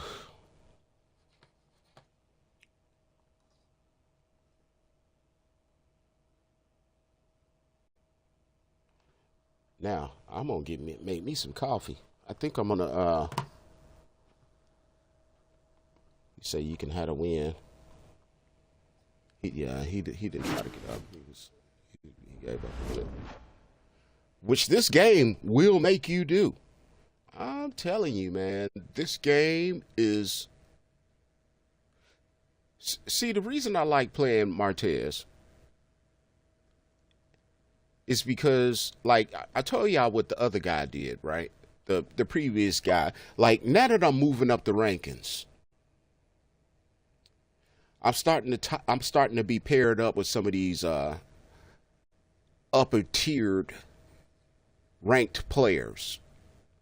Now, some of these ranked players, because they're so high up the food chain, they can't even find fights. Like, if they get on here and they tell it to search, because it does what they call like skill-based matchmaking, or, you know, based off of your stats, or whatever EA Sports, whenever you install the game, like, you got your Xbox ID, but I guess for tracking purposes, I'm not exactly sure why they did it, but EA wants you to create like a secondary type of profile. And I think back in the days, what they was doing, was probably like, sending you stuff to your email, or there was some kind of EA Game Pass or something like that before they, I can't really remember. But at any rate, let me finish my rant. So what would happen is whenever you go to get paired up, and when you go to get on the game and you go to get, connect live, what it would do is, based off of the people that's out there that has, close to your evenly matched, they would pair you up like that. So some of these cats can't even get games. So what they'll do is, or some will just do it for vanity reasons, they'll create a secondary profile and then start all the way over. So don't be confused. I mean, don't be misled if you see me play against somebody and their record says they only got 200 fights versus, when I'm 3,000 something fights in here. I still can't take any of them lightly, because the people that I'm being paired up with, they've been playing for so long, they know all of the tricks of the trade when it comes to not boxing. Not the sweet science. They don't know shit about boxing. They just mastered all of the cheats, all of the cheesy shit in the game. I like playing Martez because he doesn't know about any of that stuff. It's like an honest boxing match. You know what I mean? Like, I'm working off the jab. I'm throwing the not this bull crap that these dudes be doing. They master all of the cheesy of the, arcade gameplay. And to beat them, what you have to do is, depending upon what they bring in, you can't box. You have to play it like you playing against the computer. And you know how whenever you're playing against the computer on whatever game it is, the computer does some of the dumbest shit. And it's like, man, how in the hell that's what they do? So, welcome to Waba City. Give me 1 second. I'm going to run in here and get me some coffee. I would take y'all with me, but I see that Twitch running the hell out these ads. So, okay, since they're going to do it, I'm going to pay bills too. One moment.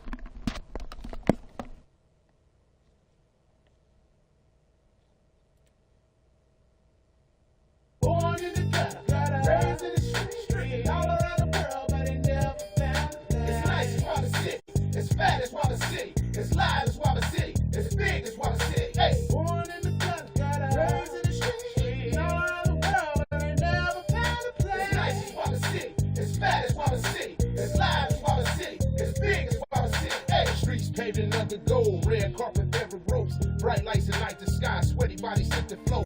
T-Town party, Northside living, hey. A toast to my ghetto, glasses to the ceiling. WabaHacha sabotages and gold digging women. Found choking in your own blood, I'm fucking with my pimpin'. I'm gutter to my death. I done seen so many different places, same shit, different faces, and slow moving faces. I'm a Northside gangster, T-Town hustler, host of Waba City. Congratulations to my brother. He put it all together, added the bread to the butter. What it do? Say what's up to Waba City TV, baby.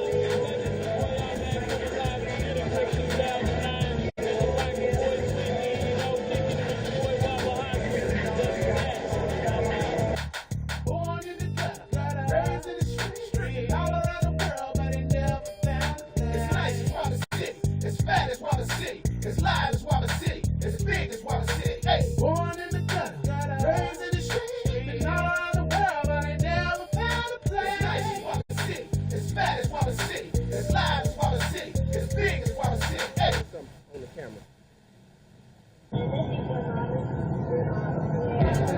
The big take five, look at me, you're so surprised, you're so damn sexy, you're so damn fine. Wish that I could get to know you. We got my girl Brittany.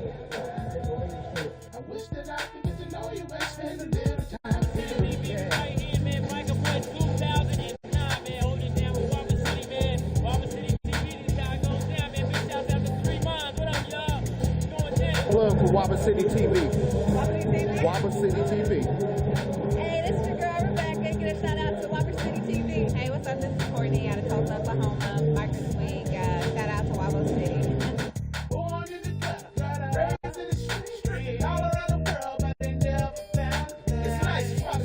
It's fat as Waba City, it's live as Waba City, it's big as Waba City. Hey, born in the gutter, raised in the street, been all around the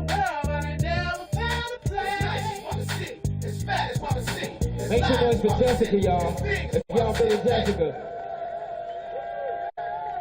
All right. Contestant number 2, we make noise for Kimberly. All right. Contestant number 3, we got Lauren. Contestant number 4, we got Courtney. We got the. Oh, she did it a little bit too. We got Ruth right here. Yeah. And we got my girl Brittany. All right. We got Rebecca F right here too, man. Y'all make some noise for her. All right, let me consult with our judge.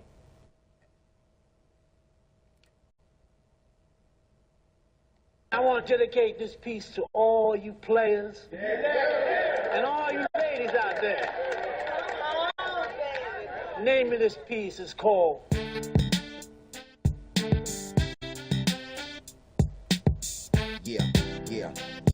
Yeah. I'm in the middle of the flow, baby. Singing, don't get mad at me, cause I can look in the mirror and I can honestly say that I'm pretty. Don't get mad at me, cause I can look in the mirror and I can honestly say that I'm pretty. One morning I was looking in the mirror when it became clearer. Cause staring back at me was $1 million figure. Got 2 big nose, big lips, stacked toe. God bless me when he made my mold. Cause he made me a pretty individual. I'm so pretty when I poo, it smells just like cologne. And these women can't leave me alone. I'm married, but I'm still getting phone calls. Indecent proposals from all the women that I used to know. Cause they still wanna jump on my pretty bones. Don't get mad at me, cause I can look in the mirror and I can honestly say that I'm pretty. Don't get mad at me, cause I can look in the mirror and I can honestly say that I'm pretty. When I pull up at your club, dude, treat me like a star. Park my car, have your baddest women waiting for me near the bar. Tell them don't touch, don't talk, won't get harmed. I signed a couple autographs, but let me get warm. Hell, I just got in here, won't be long here. Probably long enough to drink a couple of beers. Mingle with the crowd, dude, then I'ma bounce. I ain't trying to act a cedar, but the Waba about this y'all I'm talking about? Where I'm at.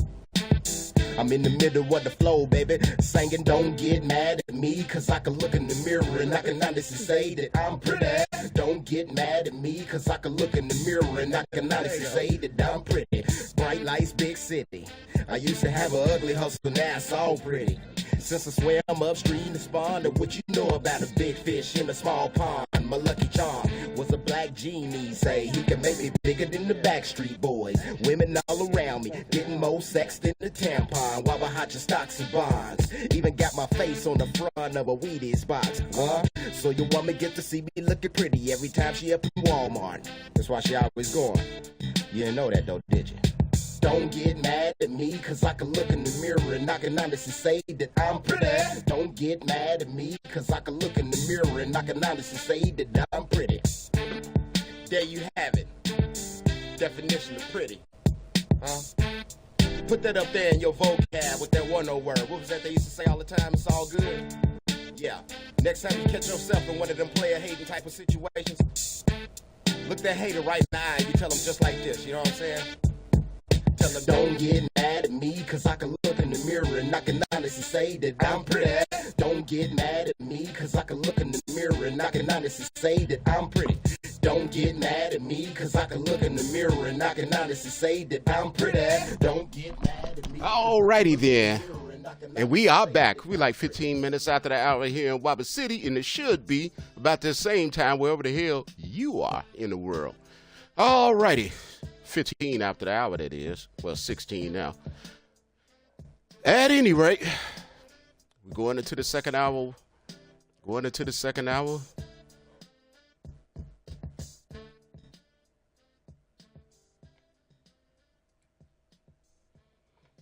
And let me see. I had a couple messages come through.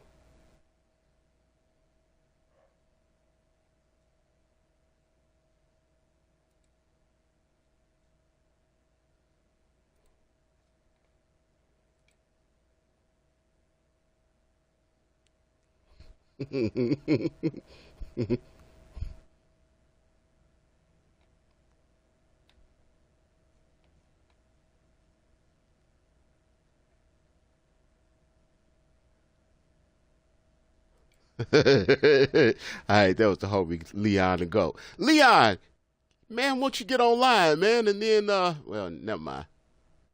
You like the copycatting style still. All right, let's get back to some more of this whoop on wobble. Now, remember now, if you just so happen you somebody that's new to the stream, right? Let's say you got this game. You don't like me. You want to fight me. Or better yet, maybe you like me and still want to fight me. You don't have to try to troll to get my attention. You know what I mean? You don't have to try to troll to get my attention. You know how people be doing on, social media nowadays. In order to get somebody's attention, it's like to come and say the most negative stuff. I'm not one of them type of streamers. And especially, don't do this. Don't jump in the chat. And when you jump in the chat, get the big up in yourself. You know how they be like bragging about how good they are and all? I don't want to hear none of that. You don't have to do any of that to get a game. All you got to do is tell me what lobby you in. I do not duck fades on this game. I'm telling you I don't. Y'all just don't realize I'm a nerd. I'm just a cool nerd. Hold on. The homie sent me a message real quick. I think he just played another game. And I think he sent me. Okay, he said he got a new Diego outfit. Okay, let me see what he talking about.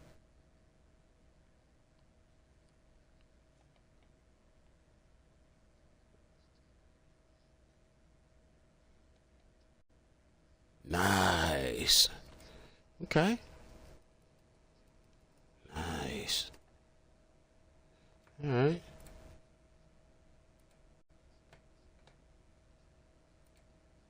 He went and personalized his character. One of these days, I'm gonna do that too. You hear what I say, y'all? I'm gonna go in there and I'm gonna personalize my outfit. I'm gonna put mine in some cool clothes. All right, let's get back at it. I guess I'll stay in the heavyweight division for a minute. See if we can run across.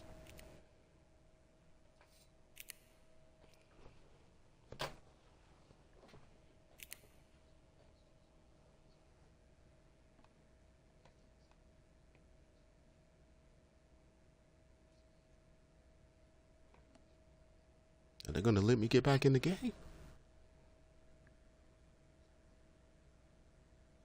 But see what I mean by when it's trying to find you an opponent.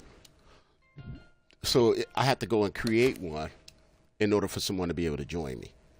Is how they'll do it.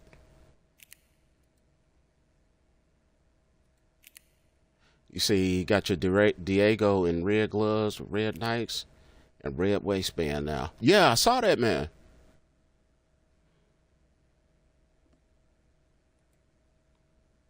Yeah, he looked real designered up.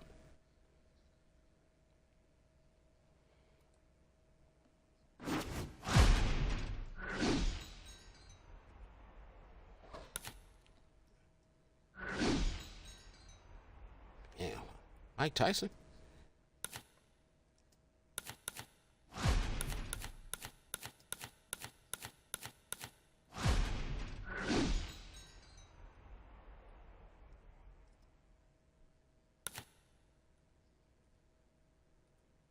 Hold on 1 second, I'm trying to type something. Well, he don't want to do nothing but play with one of these heavy punches, huh? Hold on, let me see what country you in. Your signal going in. Yeah, he all the way in Japan.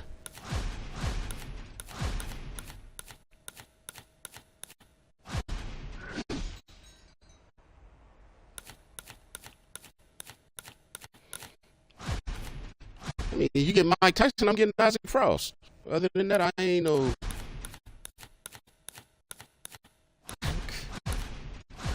You in Japan, you know the signal going in and out. Look at that shit. And he gonna be trying to play me quick. All right, man, come on, let's do it. I don't give a damn. I just want to play.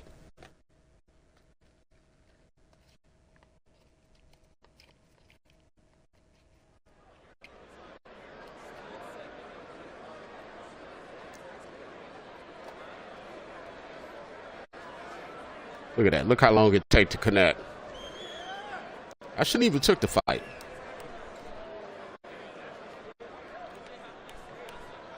You non-appreciative people out there. But the homie came through. A couple of people came through and gave me some likes. Yeah, y'all, man, whenever you stroll in or whatever, man, even if you don't continue to watch, do me a solid and get me recommended on the algorithm, or just hit the like button. Share it, all that type of stuff. Help me to move up the food chain. Look at this shit. Everybody. Took forever to connect. Teddy Atlas welcoming you to Chicago. He on here stealing wins because he know he got a shit connection. Much anticipated main event. 10 rounds among heavyweights. Great atmosphere here tonight. You talk to everybody ringside, and they expect he this modded one to be out. a barn burner.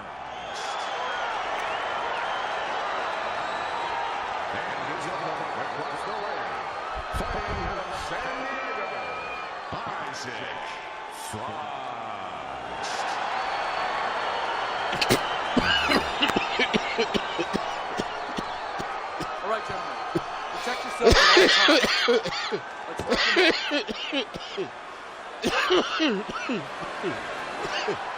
times. Opening 3 minutes of this 10-round fight.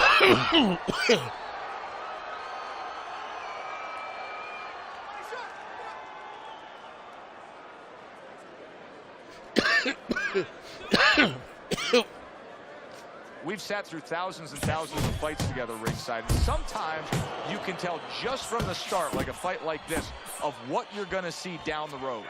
And what you're not going to see. You're not going to see a lot of guys running. You're not going to see a lot of defense. You're going to see two guys coming and letting it all lay out.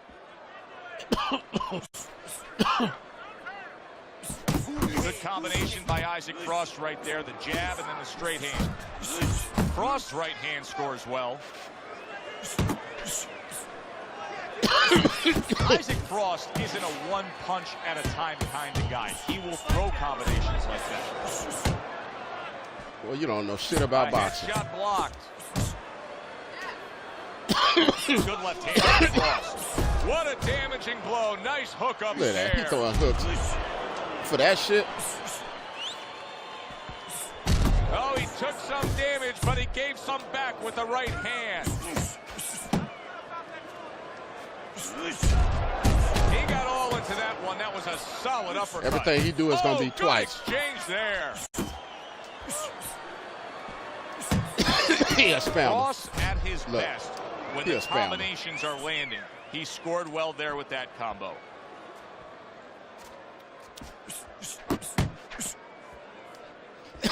Come on, Sam. Come on, man.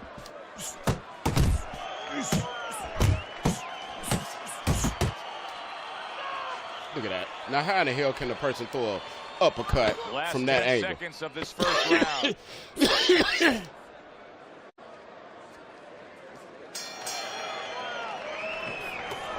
at me. This is yours. You hear me? This is your fight. Keep it up. Keep scoring points. Just keep throwing punches. Nice work. Nice work.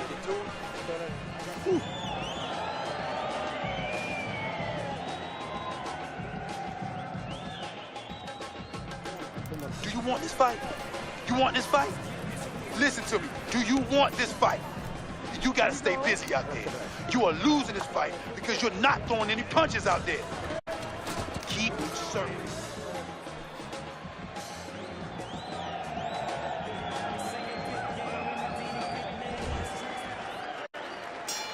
Here we go. Round 2 is underway. Isaac Frost impressing the judges and himself with that right hand. And now a little combination punching, landing both shots. Look at that His spam. opponent dazed and stunned. Isaac Frost. Everything lands he a do is going to be damaging blow spam. to the head. Get yours. You sorry son of a bitch. Big, big uppercut from Isaac Frost, who's a big, big man. Solid. Wow! Sit down. He goes down, and there is still plenty. You don't know of shit about time boxing. remaining in this round. I ain't never seen a Japanese boxer.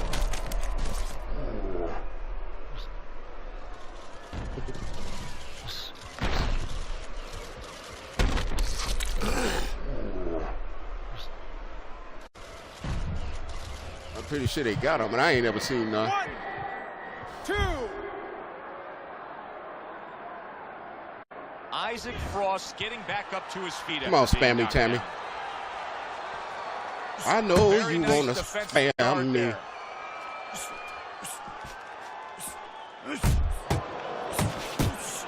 Not hitting his mark there, going upstairs. Everything about him is going to be... Good right hand. 90 seconds to go here in this round. Boxing 101, jab followed by the big right hand. Big shot. Can he get up You don't from know this? nothing about boxing. He's done it Spam. before, but can he get up from a second time down?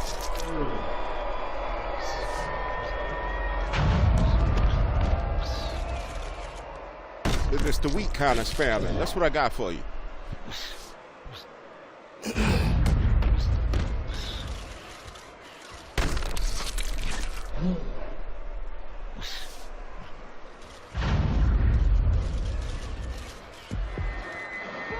One, 2, 3, 4. Hurry up, get up. Big Isaac Frost. What will he do now? Rising up after being knocked down. Blocks the headshot. He gives as well as he takes. You saw it on that exchange. Right to the belt line. Frost got a way of just getting away from that punch. A well-placed left hand up top. Good return fire that time. Now he's going to try to spam his way out of it. Little head hunting with the left. Isaac Frost able to avoid that punch. And y'all know that ain't Round possible. comes to an end. But they So the spam, knockdown there in that spam, round, a little bit of a spam, momentum spam. game. Yeah, obviously it gives you confidence, but you know Arcade what? gameplay. It can also be a momentum killer, believe it or not. How so? Joe, I've had guys where the worst thing that happened to them in a fight was when they scored the knockdown because they thought it was just going to keep happening. And they thought about only the punch they landed, not how they set it up. So they got away from the game plan. Watch for the counter. You can't let this guy throw first. You can't.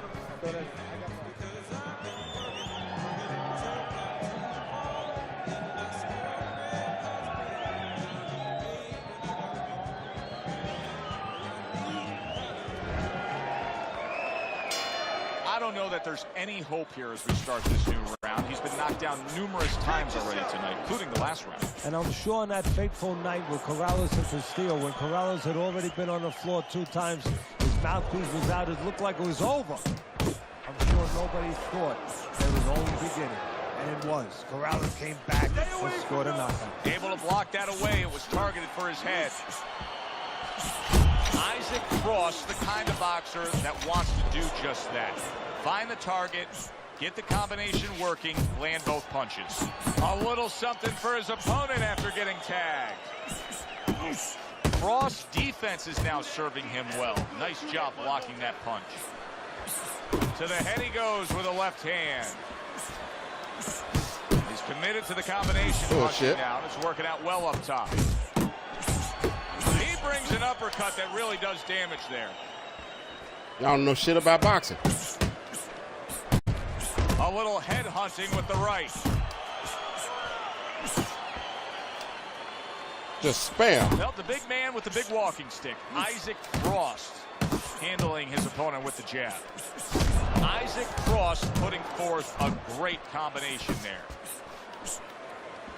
Final minute of this round that has been nothing but 2 straight minutes of non-stop fury. Fasten your seatbelt. More turbulence ahead. Goes up top with a right hand. Spam me, Tammy. So dangerous with that accuracy and 2-punch combination landing. He's starting to gain some momentum here, especially if he can keep connecting with the left hand like that. Isaac Frost is so good with that left. Scores with the combo to the head. If there's one thing Isaac Frost can do is generate power. Boy, did he just deliver some power with that uppercut. Just all Good spam. exchange lunge. He fires back. And we come to it's the like end playing of the the computer. round. Take some chances now. You have to take a chance with this guy, all right? You got that. These dudes are cheesy as all get out.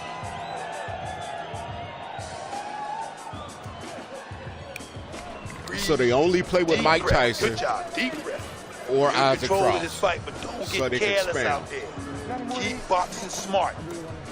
You need to capitalize on his misses, okay? I want to see that. Sorry, suckers.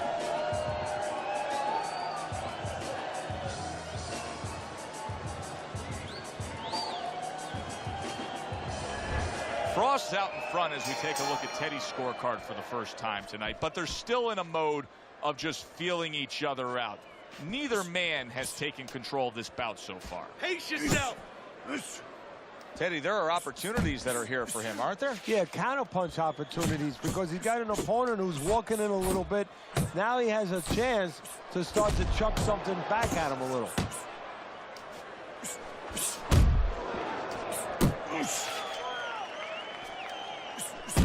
Frost doing well here with that two-punch combination. Accurate shot, straight right hand comes in. And now he's targeting upstairs.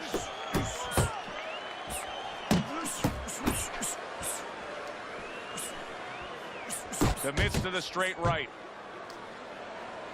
Frost doing a good job tonight on the outside. He's able to score from the outside, keeping a safe distance away from his opponent. Well played, straight right hand. Frost landing a combination here. That's what he does when he's at his very best.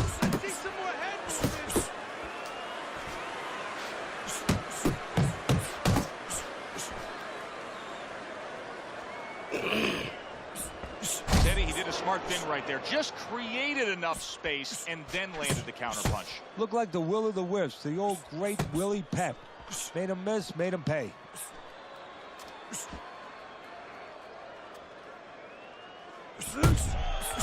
How about that? Another right hand.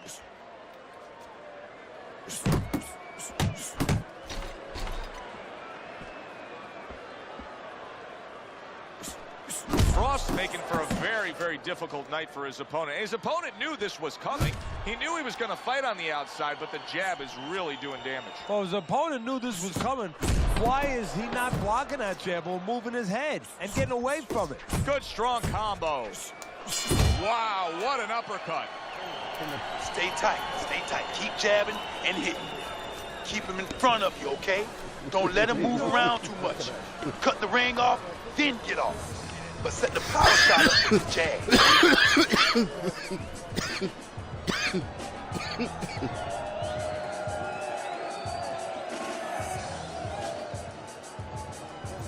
You need to throw more punches out there. You got me? He's out working. You're stronger than him. Let's let him feel those punches. You gotta bring it to him, kid. We're not winning this fight right now. Let's turn.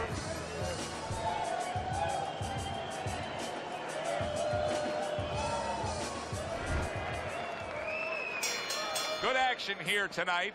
Both guys bringing their best, and both guys meeting each other stride for stride, punch for punch. Tough fight to score here as we're back underway. Good scoring shot. It was a straight right. Oh, boy. You spamming, little Frost horse. getting back to basics. A good, solid jab.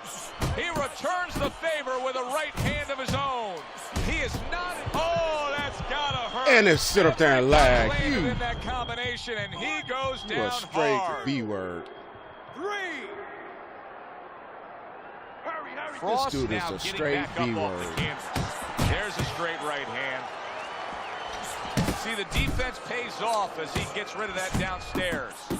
Isaac Frost putting his punches together now. That's a nice combination. Looking good. Way to block there. Taking advantage of the lag. Halfway into round number 5 here. Comes right back with some offense of his own. Zoning in on that gut. Combination punch downstairs. A good solid uppercut from Isaac Frost, wasn't it? Spam a little that whore. accuracy, missed with the headshot. Frost is able to land a good, solid left hand. You see the accuracy now with that double jab up top. Scores up top with a left.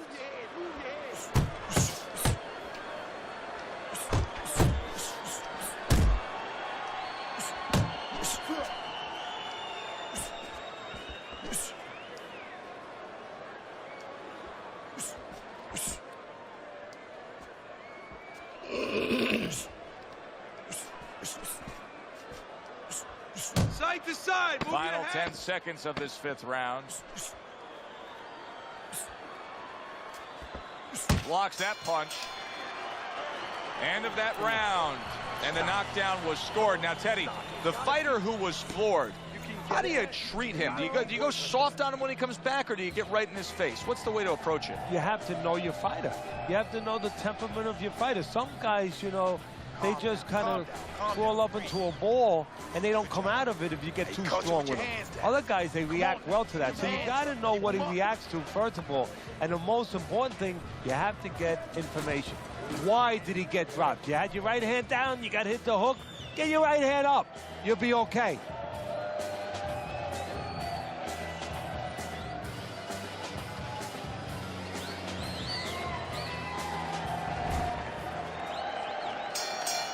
We've reached the halfway point of this main event. Lands the left after setting it up with a jab. Good combination punching out of him here. Yeah, exactly. It's kind of like a musical, except right now I don't think his opponent likes the tone of it. Oh, how about that? Comes So all back he with wanted to do is power spam punch all of his day. own.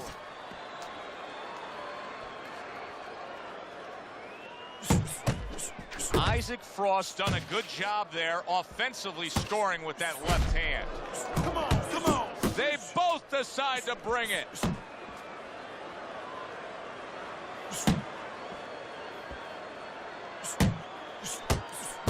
Frost showing you that sublime skill right now with that 2-punch combo.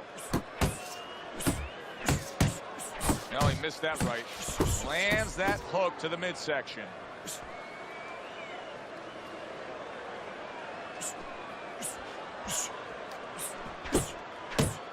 Reaching the halfway point of round number 6. Keep working the body.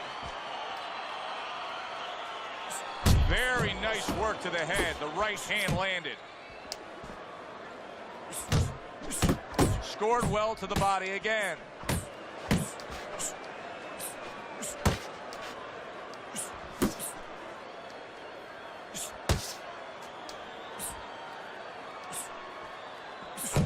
And now he's acting like a fighter. Coming back with the right hand after getting Just scored all upon. spam. Good defense upstairs to stay away from that offensive assault. Targeting that head with the combination punching. Isaac Frost doing a brilliant job with his head movement. He's employing top-notch defense right here, and it's frustrating his opponent. It is frustrating his opponent. His opponent needs to make an adjustment of thinking right now and understand what's there, not what's not there. We know that the head's not there, but what's there? The body. He needs to start going downstairs. That will freeze up some of that head movement. Backwards, all right? Back him up. Cut the ring off. Back him up and use your feints to cut the ring off. You can't win this going backwards. Back him up. Always. I got more.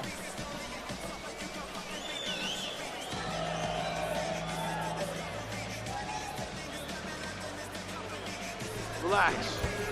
Deep breath. This dude is hacked up. Deep breath. He's hacked Now out. listen.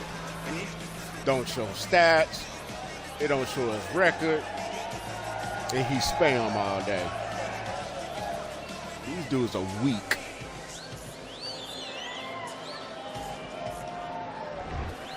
I don't have no respect for these cats. Another round, and if it keeps up with the rest of them, it'll be closely contested and hard to score. See that? He just want to spam. Targeting that jab with the right hand behind it. Don't know shit about boxing. Isaac Frost, right hand. Why you even working playing the well game that if you don't know time. how to He box? Scored well. Parries it away. Boom! Big shot upstairs. Why even play the game? You don't know shit about boxing. Keep moving. Come on now. Look at that. All he know how to do is spam. Frost left, working well that time. Able to show you his blocking ability. Little head knocking with that right hand. That's all he know to do is spam. Parries that punch intended for the head.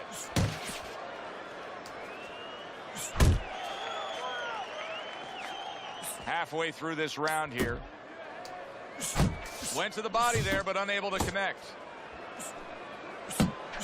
Banking away those body shots.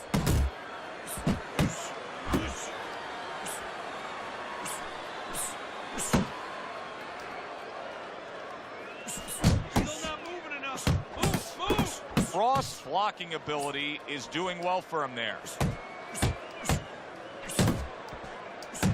Oh, you gotta love Isaac Frost there landing the uppercut. That was something.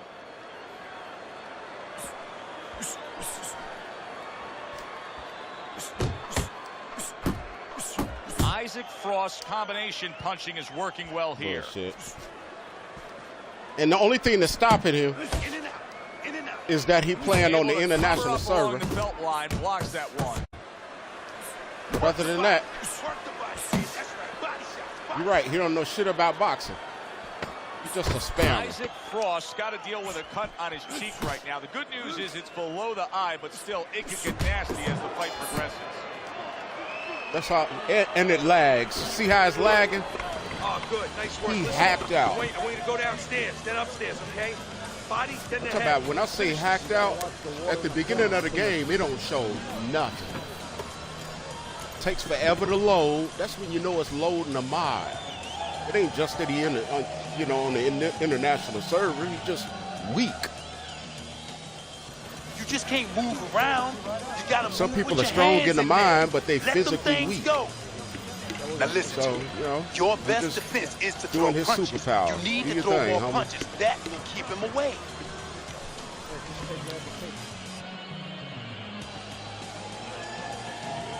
Everybody can't be fighters. We need more Let's nerves. look at Teddy's scorecard as we begin this 8th round here, and you can see that, yes, he's up, but if you've been watching this fight closely, you know that anything still. And how has he been? How's the cat showing him as winning? Tough guy. I don't know. Get discouraged. Continues to come with a fast pace, and a guy like that, you because the punches ain't getting through. Count out. Frost scoring with that right hand.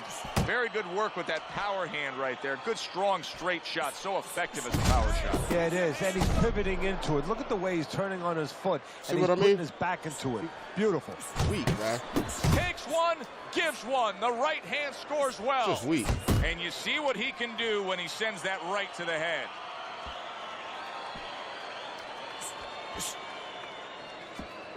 Uppercut. Uppercut is wide open. Uppercut, baby. Come on. Keep doing what you're doing.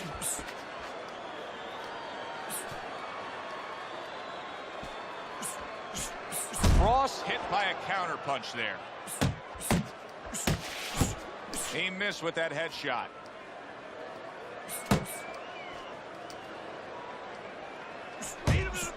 Isaac Frost able to land a nice, clean left hand.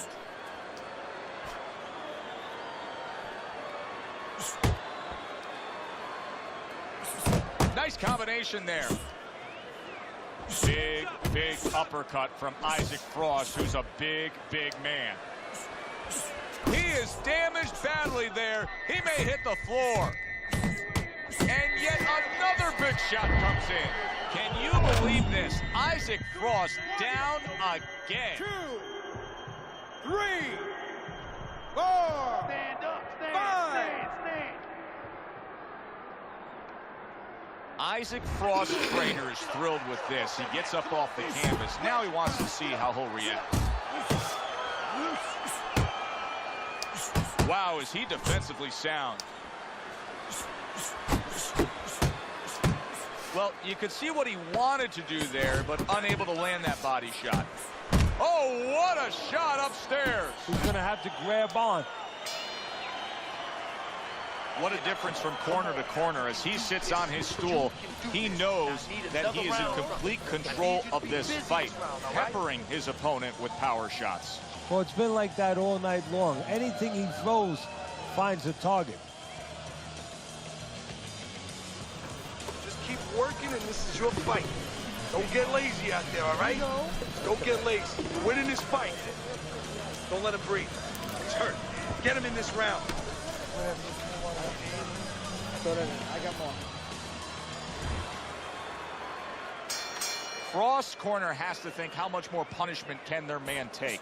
They start a fresh round, coming off yet another round which their man was down in. Well, Joe, there's been tremendous comebacks in this sport before. You just never know about how deep the reserve is in one man's body or mind. And he returns on that exchange. You see him with the left of the head there? Isaac Frost's gone into a defensive shell. That shell has fractured. Yeah, it does. And the reason why it's getting cracked is because his opponent is confident that with those earmuffs on, you know, going into that peekaboo defense. It's lagging is all it is. He knows he's handcuffed, so he's putting together 3, 4, 5 punches where normally he would only throw 1 or 2, worried something's going to come back. Off to the side, a little swing and a miss going upstairs. You need to keep that head moving.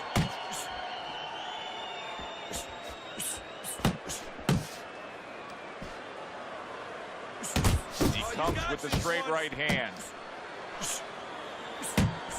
Tried to land that upstairs and was off the mark. Isaac Frost putting forth that hard work he did in training camp there, landing a crisp combination.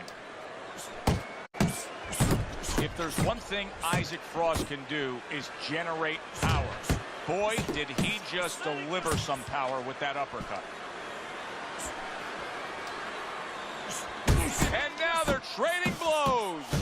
How about this? Isaac Frost all shook. What a big shot. Can he beat the count? I don't think so here, Teddy. Now I know where they got that saying, falling like a sack of potatoes. This lag is so bad. 5, 6, 7. What guts he's showing here. I don't know that he's going to get the glory, but what guts to keep fighting here when he's damaged like this. Well, actually, Joe, too much guts. That's why the old-time guys, the smart trainers, used to say, you have to have a little fear in there to know when you're in a bad place, to know when to grab, when to get out of there. Frost's right hand did a nice job that time. That worked well for him. Nice, nice. We come to the end of the round, and maybe now decision time for the corner here. And Teddy, talk to me about how a trainer knows his guy's out of move. Well, you have to know your guy. You have to know how physically, how he emotionally reacts from the gym, where he's at a point where he's hurt, where you know that he can't take anymore. You have to know your guy, Joe. You have to know how he reacts to punches. You've seen him in the gym before, and you have to be able to recognize that immediately and say, you know what?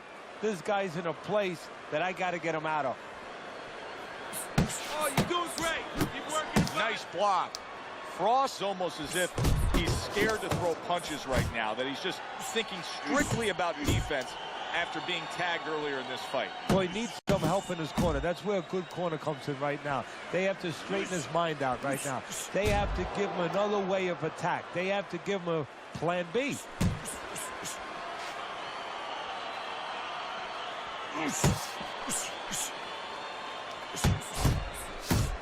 Big shot he just scored with. That was a big shot that floored him, and it's a big shot that may end him right here. That looked like the great pitcher, Great Maddox, his sinker ball. Boy, it went down quick. 6, 7, 8, 9, 10. And it was lagging so tough. Good game, but so that's it. Unable to rise up and beat the count. A knockout victory. Walked right into that one. Whoop on Waba. Let's make it official. And for that, he don't get a prize though. To our ring announcer.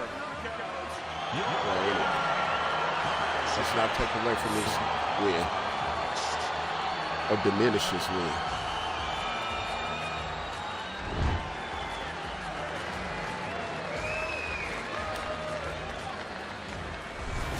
As we saw, he was up on your scorecard throughout the evening. Frost now a winner by knockout. Listen, you want to win, you want to get to a title, you want to be successful, but you Here's want to make what money. I should do. And this is one way to ensure you're going to make money. Scoring knockouts. For Teddy Atlas, I'm Joe Tessitore. Thanks for being with us. Enjoy the rest of your evening. All right. Here's what I mean when I say spammers. Look at his totals.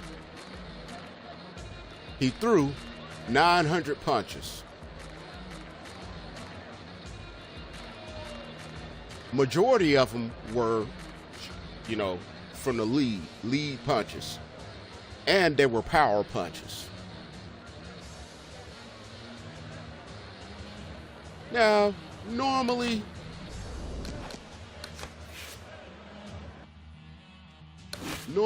I can beat that. But he was on the international server. Plus, he was hacked out. So, it was just the luck of the draw. And you're going to run into them type of people on this game. I don't win every game. Periodically, I'll get on these rolls, though, where I do. The competition this week, though, I can't front. These guys are really good. In a cheesy way. They ain't as pretty as me. You feel me? They ain't as pretty as me. They ain't boxing. They're playing it in an arcade game way. You feel me? I don't know if that makes sense or if that resonates to you people out there that probably don't know boxing. They're playing it in the arcade way.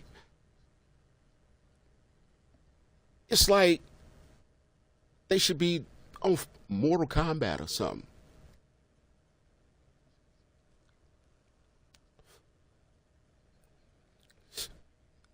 What I mean by that, you know what I'm saying? When you play Mortal Kombat,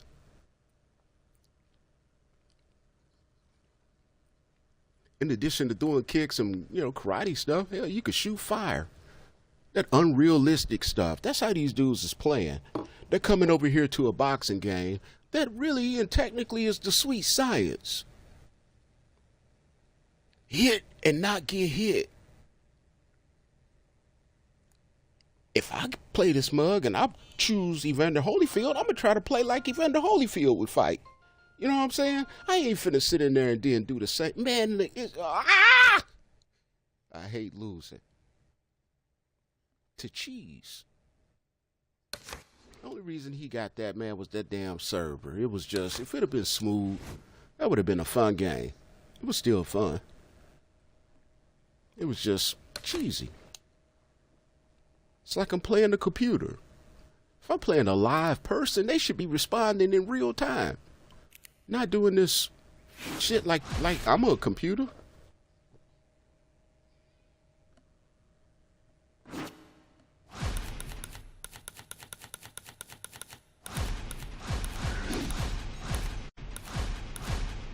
Damn, another.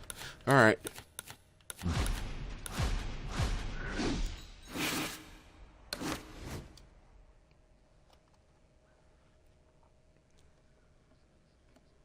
That's all I'm going to get in these heavyweight fights.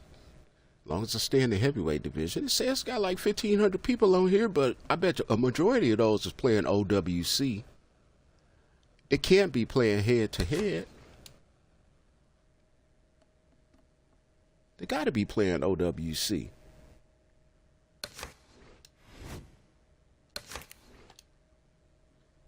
I want a whole lot of lumps.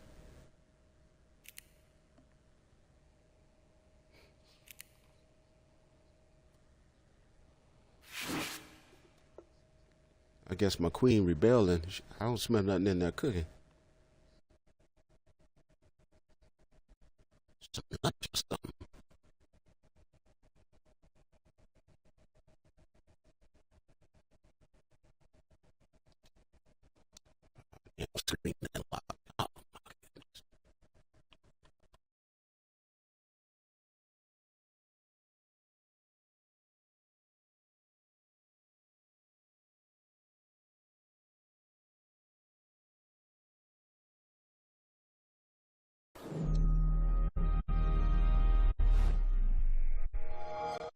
One of you speaker boxes hit me in the love below.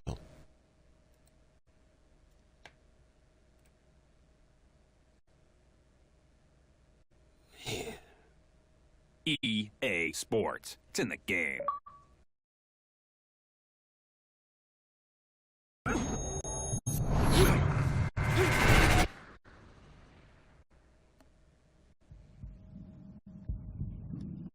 I tell you, this game. And it's so fun. It frustrates me to no end. That's why when Kimbro be saying what he say, I feel the same way. But I'm gonna keep on playing and keep on playing until I get better and better and better. Or at least until it get to a level where it tells me they can't pair me with anybody, and I have to create another profile just to get a fight. I don't want to do that though. I don't want to feel like I'm picking on people.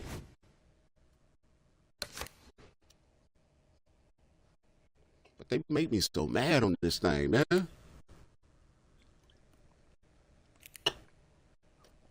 But I don't be jumping in the inboxes and nothing afterwards. I just vent to y'all or anybody that's gonna listen.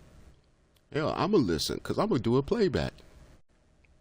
Oh yeah, be sure to hit the follow button, hit the like button, all that type of stuff. Bump me up on that algorithm. Shit.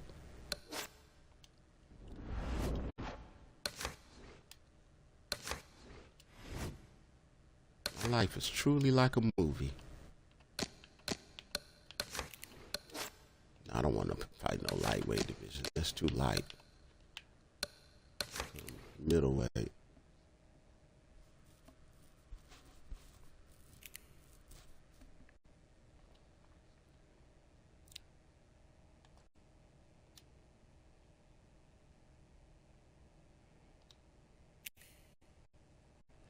See, the homies is all online, but they playing other games.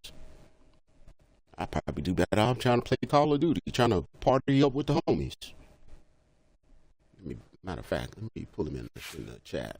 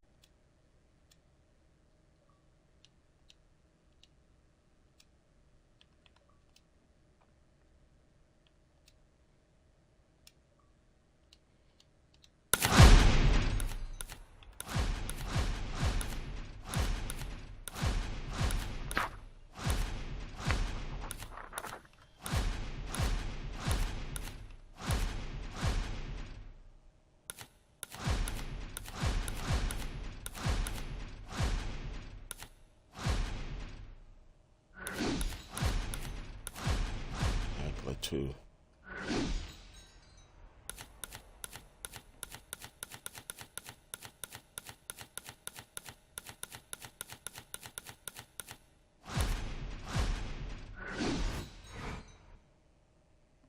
Oh, little bitty ass Manny, man, I would have got somebody else.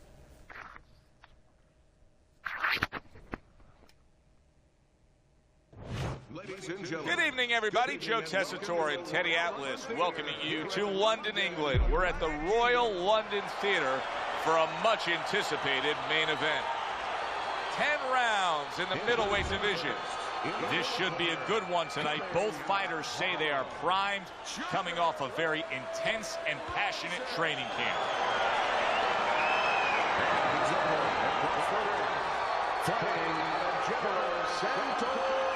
I hate playing against 0-0-0 ranked players.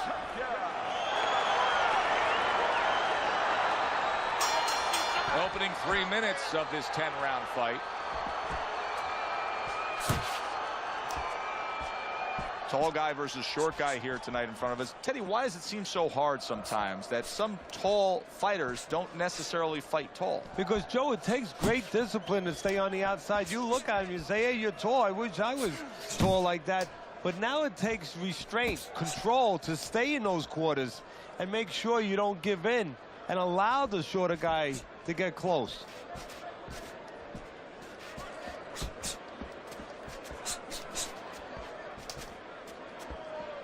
Pacquiao isn't giving us anything to talk about right here, Teddy. He's not moving, he's not boxing, he's not fighting. Well, 75% of this business is mental, and you would love to know mentally what's going on in his mind right now. Not much.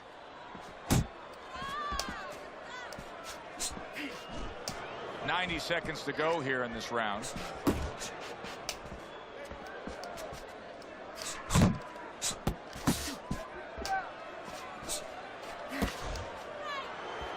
No, he missed that right.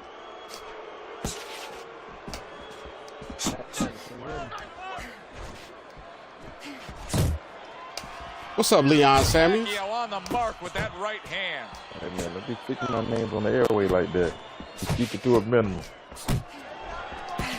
That is a sharp uppercut by Manny Pacquiao. That turn. You got man. Sugar Ray Robinson's the kind of boxer that wants to do just that. Find the target, get the combination working, land both punches. I didn't know you smoke water. Pacquiao's able to land a good, solid left hand. Last 10 seconds of this first round. Says the retired junkie. Oh, what a nice right hand by Ray Robinson. This round comes to an end. Did you include your audio? Threw a lot of punches, didn't land a lot of punches. Man, I couldn't get a fight. I'll tell you what, I couldn't get a fight. I seen y'all on there. If you're the trainer. Well, first of all, deal with the psychological part. Joe, don't forget, 75% of this game is psychological. Don't let him get discouraged, because even though he's not going to say nothing, in his head he's starting to get discouraged. Just say to him, hey, listen, you're going to catch him. Let's shorten him up a little bit. And you know what? He's moving his head, so go to the body. Mothership is on the way. Because now you're going to hit him a little in the body, because the body's not moving. Sometimes I think they ain't worthy of saving. Oh, there's a lot of men to make the trip. Round 2 is underway. Too scared to lead the white man behind. What are we going to do about the rest of them? Let them burn.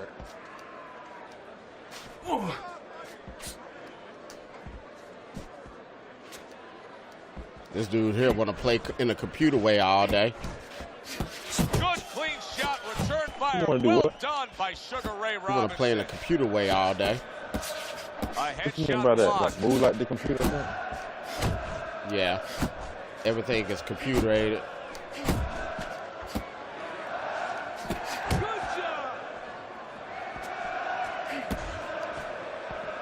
Ray Robinson blocks that punch. Sugar Ray Robinson with a big right. He about as predictable as a porno.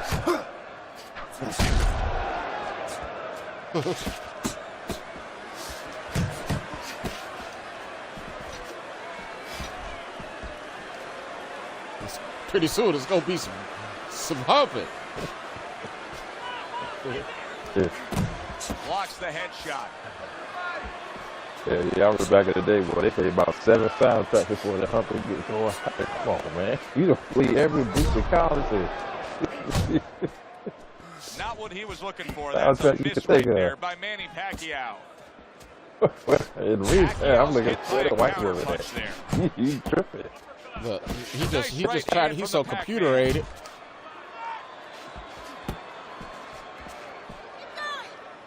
He computer aided. This is the third person I played today that's computer aided. Now that I'm used to seeing it, shit. 10 seconds to go in this round. Could be. Good job by Sugar Ray Robinson landing that big right. Pacquiao's got to find a way to land more. I just played some Japanese guy a while ago. Punches, but not if they're just drifting off to space. Brutal, absolutely, and space is it. He's in space, too far away. I wanted to win that game so bad, but he was on that international server. what the game look like on your end? I see you over there playing what? The football game, or was it the basketball? College football. Jab works good when you go. I'm going to get something to eat in the field because I ain't go to work today.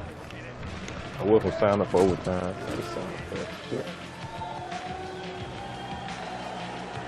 And I got to call this goddamn warranty place, man. Put my truck on a warranty. It's like a whole new fighter out there. Do all Look this at him shit. as we start this round. Remember what happened to him in the last They round. came with one. Now Like, he's up on his toes. Yeah, when I well, got the remember truck from what Lady, happened she to had him a the warranty last on time. it. That's It what we say, expired. but he doesn't say that. Beginning He's of this putting month. that out. He's putting it into the rear view mirror. He's going forward down the road with a lot of hope, a lot of so vigor, a lot of confidence. I'm about 20 days Robinson's to out not there having just one. waiting on a counterpunch, isn't he? Yeah, well, first of all, why is it? Because he knows if he walks in, he's going to get cheap caught. So little one. what he wants to do is, he knows there's basically a guard at that door. He's trying to get that guard to get out of there so he could go through that door. Need something that ain't gonna break my pockets. Not able to connect with the uppercut.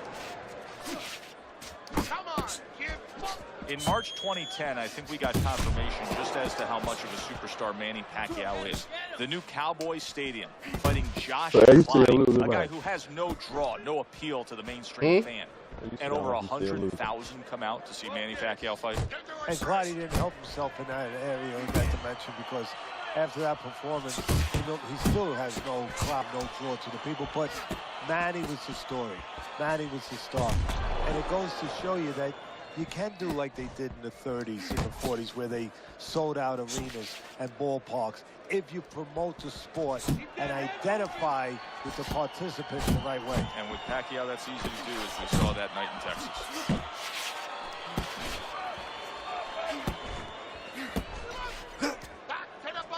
Keep moving. Keep moving. And there he's been warned for hitting below the belt. How many fights you even fought, man? Manny I know you Pacquiao fought with a like big 10,000 right fights. hand. Has to be. To count down the final moments You of this dance over, round. over at least 3,000 fights. Good right hand. And we come to the end of Well, the round. remember what I said I was going to do? That I was going to work on this game until I find my ideal character, default character. And I'm going to use him to be able to... So what's the black dude? Nah, you know what? Robinson is more what I need. Let's go.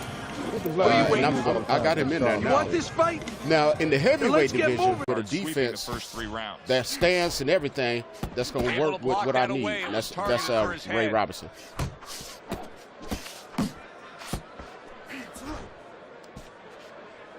A little head hunting with the Can't right. even touch me. Oh, they both land flush with uppercuts. Teddy, there are opportunities that are here for him, aren't there? Which one of them regular guys you would use? Because If he's got you an fight opponent Tyson? who's Kobe walking in Nichols a and little Isaac bit. Frost? Now he Yeah, has a more Isaac chance Frost, white to boy, start or to light chuck skinned dude. something back at him a little. So we don't use them guys no more. Committing well now to that Yeah, I left do. hand over the top. One of them guys was just bread and Oh, butter. that's Yeah, good he's stuff. not using the tall white Firing boy. right back with one of his own. Get the Good straw work in the by head and Manny do- Pacquiao. Sugar Ray Robinson's putting forth a little boom, boom, boom. Wow! Pacquiao is so aggressive that there's a risk. Just walk right into that. Manny just faced the risk and failed it. I've arrived now. I was married now. Yeah. I was married now. Got him up out of there, brother.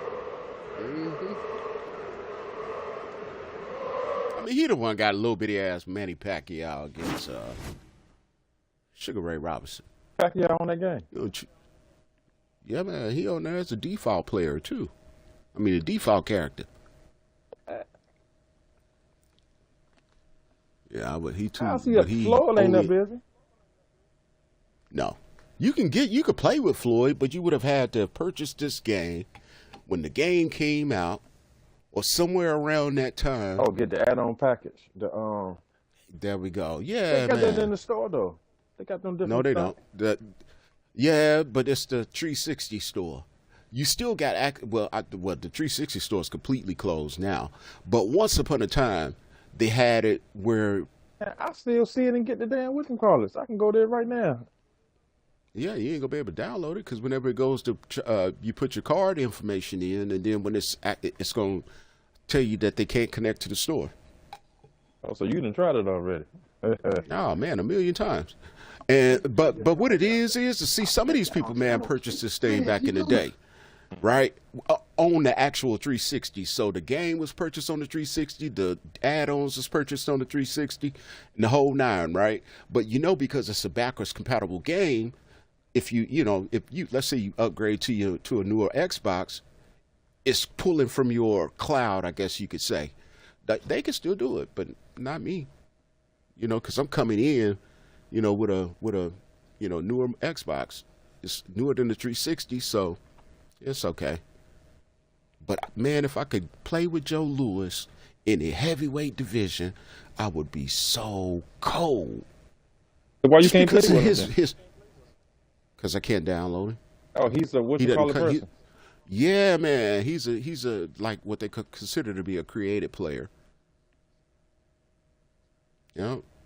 Like you had one of the DLCs, and then when I go to play head to head, I can only use him if that other person has the DLCs too. So I'm stuck in basic basic character purgatory on this father, and I've been on the struggle bus. But you know what? Like I was on the struggle bus. True enough, I give it that. I took the bitter with the sweet in the early stages, as far as like when you used to try to clown me, talking about, man, you on there streaming, getting your ass whooped. And I said, man, watch, I'm on learn this thing. So it took me a minute in order to be able to see. You know how you got to find the right fighter that's got the right stance. Yeah. Where it's a stance that as I'm looking at this game, because I'm trying to get that freaking feeling that I used to. That I used to get on Call of Duty, where you get in a good gunfight and this, feel like you in that mug, you ducking behind shit, and you really actually ducking in your seat and all that type of stuff. And so I want that kind of experience. So the way I try to picture myself is whatever stance that the character that I'm using has. That's what I'm basically, I'm eyeing it like this. But sometimes it's certain characters, man, you think you're throwing a straight, but it's an overhand, ugly curve and straight. So I didn't play a lot of games and shit just trying to see which characters is which. I got comfortable with Kobe. Let me ask you this. Out of all the fighters you play with, which one of them are softball? None of them. Okay, so Stewart, I used to play with Stewart. I think that's a problem for you because put it like this: if you wanna mimic real life situation, if you a southpaw, I'm not a southpaw. But I'm saying though, you done seen southpaw fights, right? And boxing, you done seen them fight, you done seen them move. We just saw one last weekend. Yeah, man. Okay, go ahead. So, in that instances.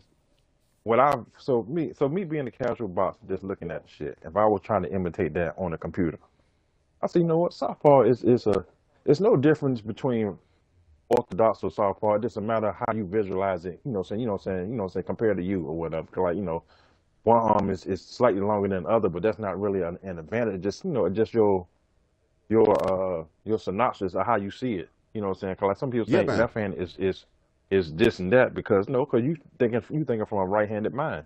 It's different. It's gonna look different to you, and vice versa, somebody else. But when you implement a southpaw stand versus somebody like once Crawford fought Canelo, he kept turning him to a certain side to where his punches were not even effective on Bud Crawford because the way Crawford was turning his body by him being southpaw, he kept going this way, or making Canelo turn another way to trying to keep up with him. You can implement that the same way on the game. If you fan against somebody, you know what I'm saying? Like, say, I don't even know what Canelo is. Is he orthodox or southpaw? I don't know. But whatever one he was doing, he orthodox. It wasn't working. Mm-hmm. Okay, so he a right-handed. So if he a right-handed dude, Terrence kept turning I forgot. I think he turned on either his right shoulder, kept making him turn awkward. So the only way he can line his punches up if he was tight, if he was trying to beat Bud to the turn, and then he'll throw some stuff in there, but he wasn't keeping up with Bud. So it's like if you can do that on the game, as far as say like if you're a right hand, like you said, most of your fighters are orthodox. You can probably do the same thing, but just flip it upside down. You know what I'm saying? Like how Terrence Crawford doing against a right-hander. Okay, you be a right-hander and you just turn the other way on the game. You know what I'm saying, with the boxer you playing against. So like it still be hard for them to turn because the way you turn it on their shoulder, on their lead hand, it's hard for them to get a jab because you turn it away from it or into it. You know what I'm saying? It depends on how it was effective, but that's what I would do. I would just do that from the get-go on some basic 101. Like me, I don't play that game, but I know how to fight, know how to box. So I'm saying, okay. Yeah. You know what I'm saying? So it's like, you know what? I know the jab. I got to have a dude got a good enough reach. And you can't just come to the game, duck, punch. I know, you going to have some jabs sometimes. Everything ain't just a close situation where you can get off these little engagements. So it's like, you know, I'll just get somebody who got some shit like that. I'll just keep going left to right. Now I know it's a computer game and it's easy for somebody to keep up with you, this and that. But I still wouldn't get away from that style unless I see that, oh, okay, the way the computer got it, my style is going left or right, you know, just trying to turn somebody ain't really working. Then I would abandon it because I'm like, okay, the game is like handicapping me from turning the way I really want to turn. You know what I'm saying? And to make, you know what I'm saying, because like sometimes, you know, you can cut the ring off in a funny way on the game and then make it look like you somewhere else. You know what I'm saying? Not as far back against the ropes as you thought you was, or you're not far off the ropes as you thought you was, or whatever. Because you know the camera angle ain't showing you exactly how far you may be, or whatever. Or you may, you know, sometimes when I say I go watch you fight up here, and I see like, damn, why ain't he turn this way? Or why is your man moving like this? Like he walking forward, but he walking sideways at the same time. You know what I mean? And it looked like he's almost like a sliding glide, like as he's stepping, it's like he's stepping 45-degree angles to the left or right as he's stepping forward, and it looked like, you know, it looked kind of awkward. So exactly, that's another reason why I ain't never played the game. That's the because it's trying to keep it split screen, so it's trying to put both of us on the same screen at the same time. But like you say, it's an angle, right? That's why it's a lot of these cats play the way that they play because of that. Like you would think the obvious punch to throw, you know, based off of the way that it's, you know, always at an angle. So you got to find the right angle so that when you do fire off the shot, it reaches and that it hits. Because other than that, I could just set my controller down and then you can walk from on the other side, walk straight up to me and go to hitting. I mean, you know what I mean? Wiggling your stick or pressing the buttons to punch me and it won't even land. Yeah. Because of the angle, you got to be at a certain. So it took me a while to figure that out. I'm trying to wash my hand. I got some damn tree on it. It was sticky. But yeah, man, I figured it out. Well, I've been figuring it out. I ain't figured it all out because I played with Ali. Then I played with Bernard Hopkins. Bernard got a pretty cool stance and a pretty cool defense based off of the way that these dudes be playing. What they do, because they didn't know about the angle, they exploit it. They exploit the uppercuts and they exploit the hooks. Even though those seem like the type of punches that you wouldn't even want to throw, because of the angle on this game, oh, it lands. I'm dead serious. And I have to try to catch myself and snap out of my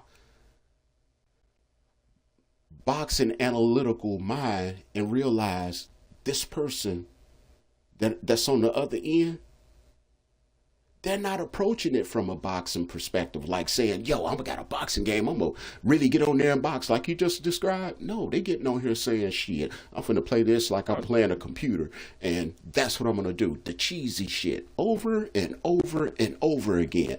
But they get on just playing just to fight. Like, how many people you know get the game and they just want to fight?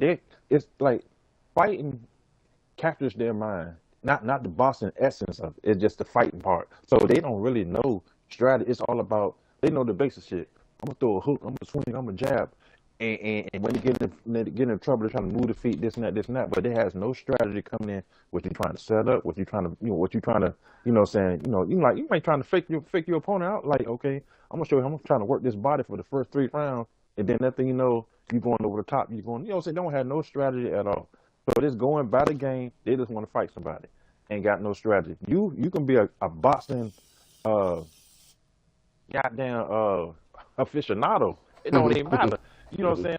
Say like you, if you are a boxing aficionado type person, and you buying the game for the pure sport of it just being boxing. You know what I mean? It's because you can look at boxing as being an art. You know what I'm saying? It's people like that who like boxing because it's an art form, and it's a beautiful art form to them. Some people like it because it's the brutality of it. You know what I'm saying? Like people got different reasons for why they like it.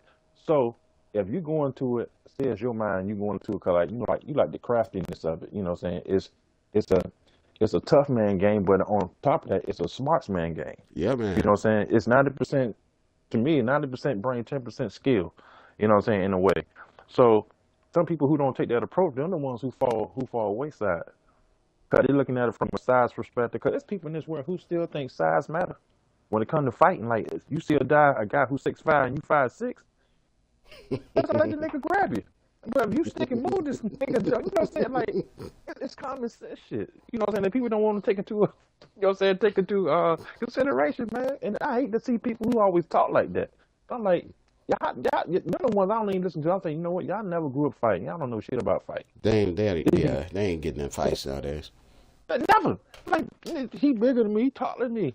Nigga, sit your stupid ass down beside the girls on the curb and watch this nigga fight. Cause you suck. I don't know what you talking about. But it's people like that. So it's people like that who buy the game. That's want to fight this and that. Whereas you buy it for the pure beauty of it. Okay, you know what? I'm gonna see if this computer or this program can copy real life simulation fight. I'm gonna see if my footwork can be how I want it. I'm gonna see if my angle can be how I want it. I'm gonna see if I can throw a jab and not let it hang out there and draw it back like a, you know what I'm saying? Like if how responsive are the buttons? If I push this as a jab, exactly. How long do it stay out there and come back to me? You know what I'm saying? Down there, I ain't fuck my guard up. Yeah. You know what I'm saying? This and that type of shit. People don't think about shit like that when they buy a game. They want to purchase, find somebody online, fight, brag about your record, but you ain't really focusing on you focus on your record, but you ain't got no skills. You just right. I'm gonna try to see if he can knock me out, knock him out, or whatever. And they ain't pretty with it. They ain't pretty. They 24, you know what I'm 15, saying? they did something. They ain't pretty with it. So that's what I'm saying. Like, to me, it's only maybe a couple sports games that copy real life and got it right. Like, I would never play basketball game like I used to one time back in the day, like EA Sports and Live and You used to get basketball games? Yeah, back in the 90s. When EA Sports He's on had, fire and all that shit. No, that was like nah, I ain't played that bullshit. That was just 2-on-2, some bullshit jumping out this damn arena basketball. I don't play that. Okay. That wasn't. That's called NBA Jam. Okay, see, that was NBA Jam. No, I ain't play that. I played before 2K was NBA Live, and then 2K came out with Live, and then they kept going back and forth. Then 2K got out of it because they couldn't compete no more, like talking about. But I used to play it because okay, it's real good. But then after a while, it started being cheesy. Got soft. It's almost like real life basketball. I don't even watch real life basketball. I ain't watched real life basketball. I don't know how many years. I know who win the championship, shit like that. Because people tell me, I may see something on YouTube, right? Clips from this and that. I don't follow the shit no more because then it got so soft. Nobody play defense and this and that. And the games, and the games you buy at the store nowadays, they emulate that. Like defense is nonchalant. Like everything is offensive scoring. It's the dribbling. It's You know what I'm saying? It's just overwhelmingly who can outscore somebody. It ain't about who can stop somebody, who can outscore somebody. So they did the same thing that they did with Call of Duty. Got all the way away from its original from the core base of what it is. Yep. They exactly got away from what it is, and that's why people say life imitate art or art imitate life. It's like vice versa. It's true. It's true. It's like in this game also, like football. It's the only thing that's kind of kept it where is that? Where it always been. I mean, they ain't got rid of some hard hit, but they penalized some type of certain hits and this and that. But still, the core of football is still there. You know what I'm saying? You can be as physical, certain, this and that. But once you take the physicality of something that's supposed to be physical, then that sport is dead. Right. You know what I'm saying? And basketball was a blend of athleticism and physicality. But now it's just all athleticism, slightly physicality. If you do anything that's remotely of the 80s, 90s, early 2000s for our defense, you're getting ejected. Damn. You know what I'm saying? It's crazy. So that's why that's why I can't watch it. I don't purchase none of these games, none of these basketball games when they come out for the last 10 years. Probably longer than that. I ain't played, like I said, I ain't played basketball or bought one since the early 2000s. And I don't know, man. Boxing became that way too. Like when Fight Night came out, right? I don't know what year it was when the last time this one 2012. came out. 2012, I believe. Yeah. 2012 or 2009, 2012, I believe. Okay, so when that game came out, I didn't buy it because I was still doing Call of Duty and I was still buying that, and I like, you know what I'm saying, boxing cool. You know what I'm saying, don't get me wrong, I like boxing, this and that. I have to play Rock and Sock and Robot with on Atari back in the day. So I have to like boxing on the basis of the basic. You know what I'm saying? Yeah, not Rock and Sock and so that's the little handheld shit, but they had a boxing game on Atari too. But it was like an overhead view. And I remember that. But it was an overhead view. You looking down in the ring. Right. Man on this side, the man and on that side. And on that side. Yep. Yeah.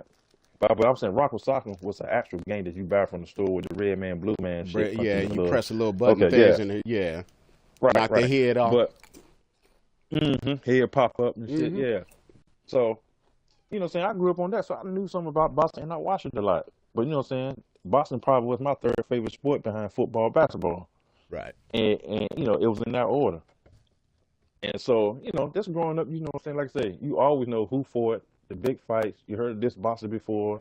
You know what I'm saying? Even if you don't know it by what you call it, if your pop's in the house with you got a father figure. Oh, yeah, he watching it. You know about it for sure. So, you know, it gets to that point where it's like, you know, your pops tell you about it's a big fight coming on. And you're like, who you talking about?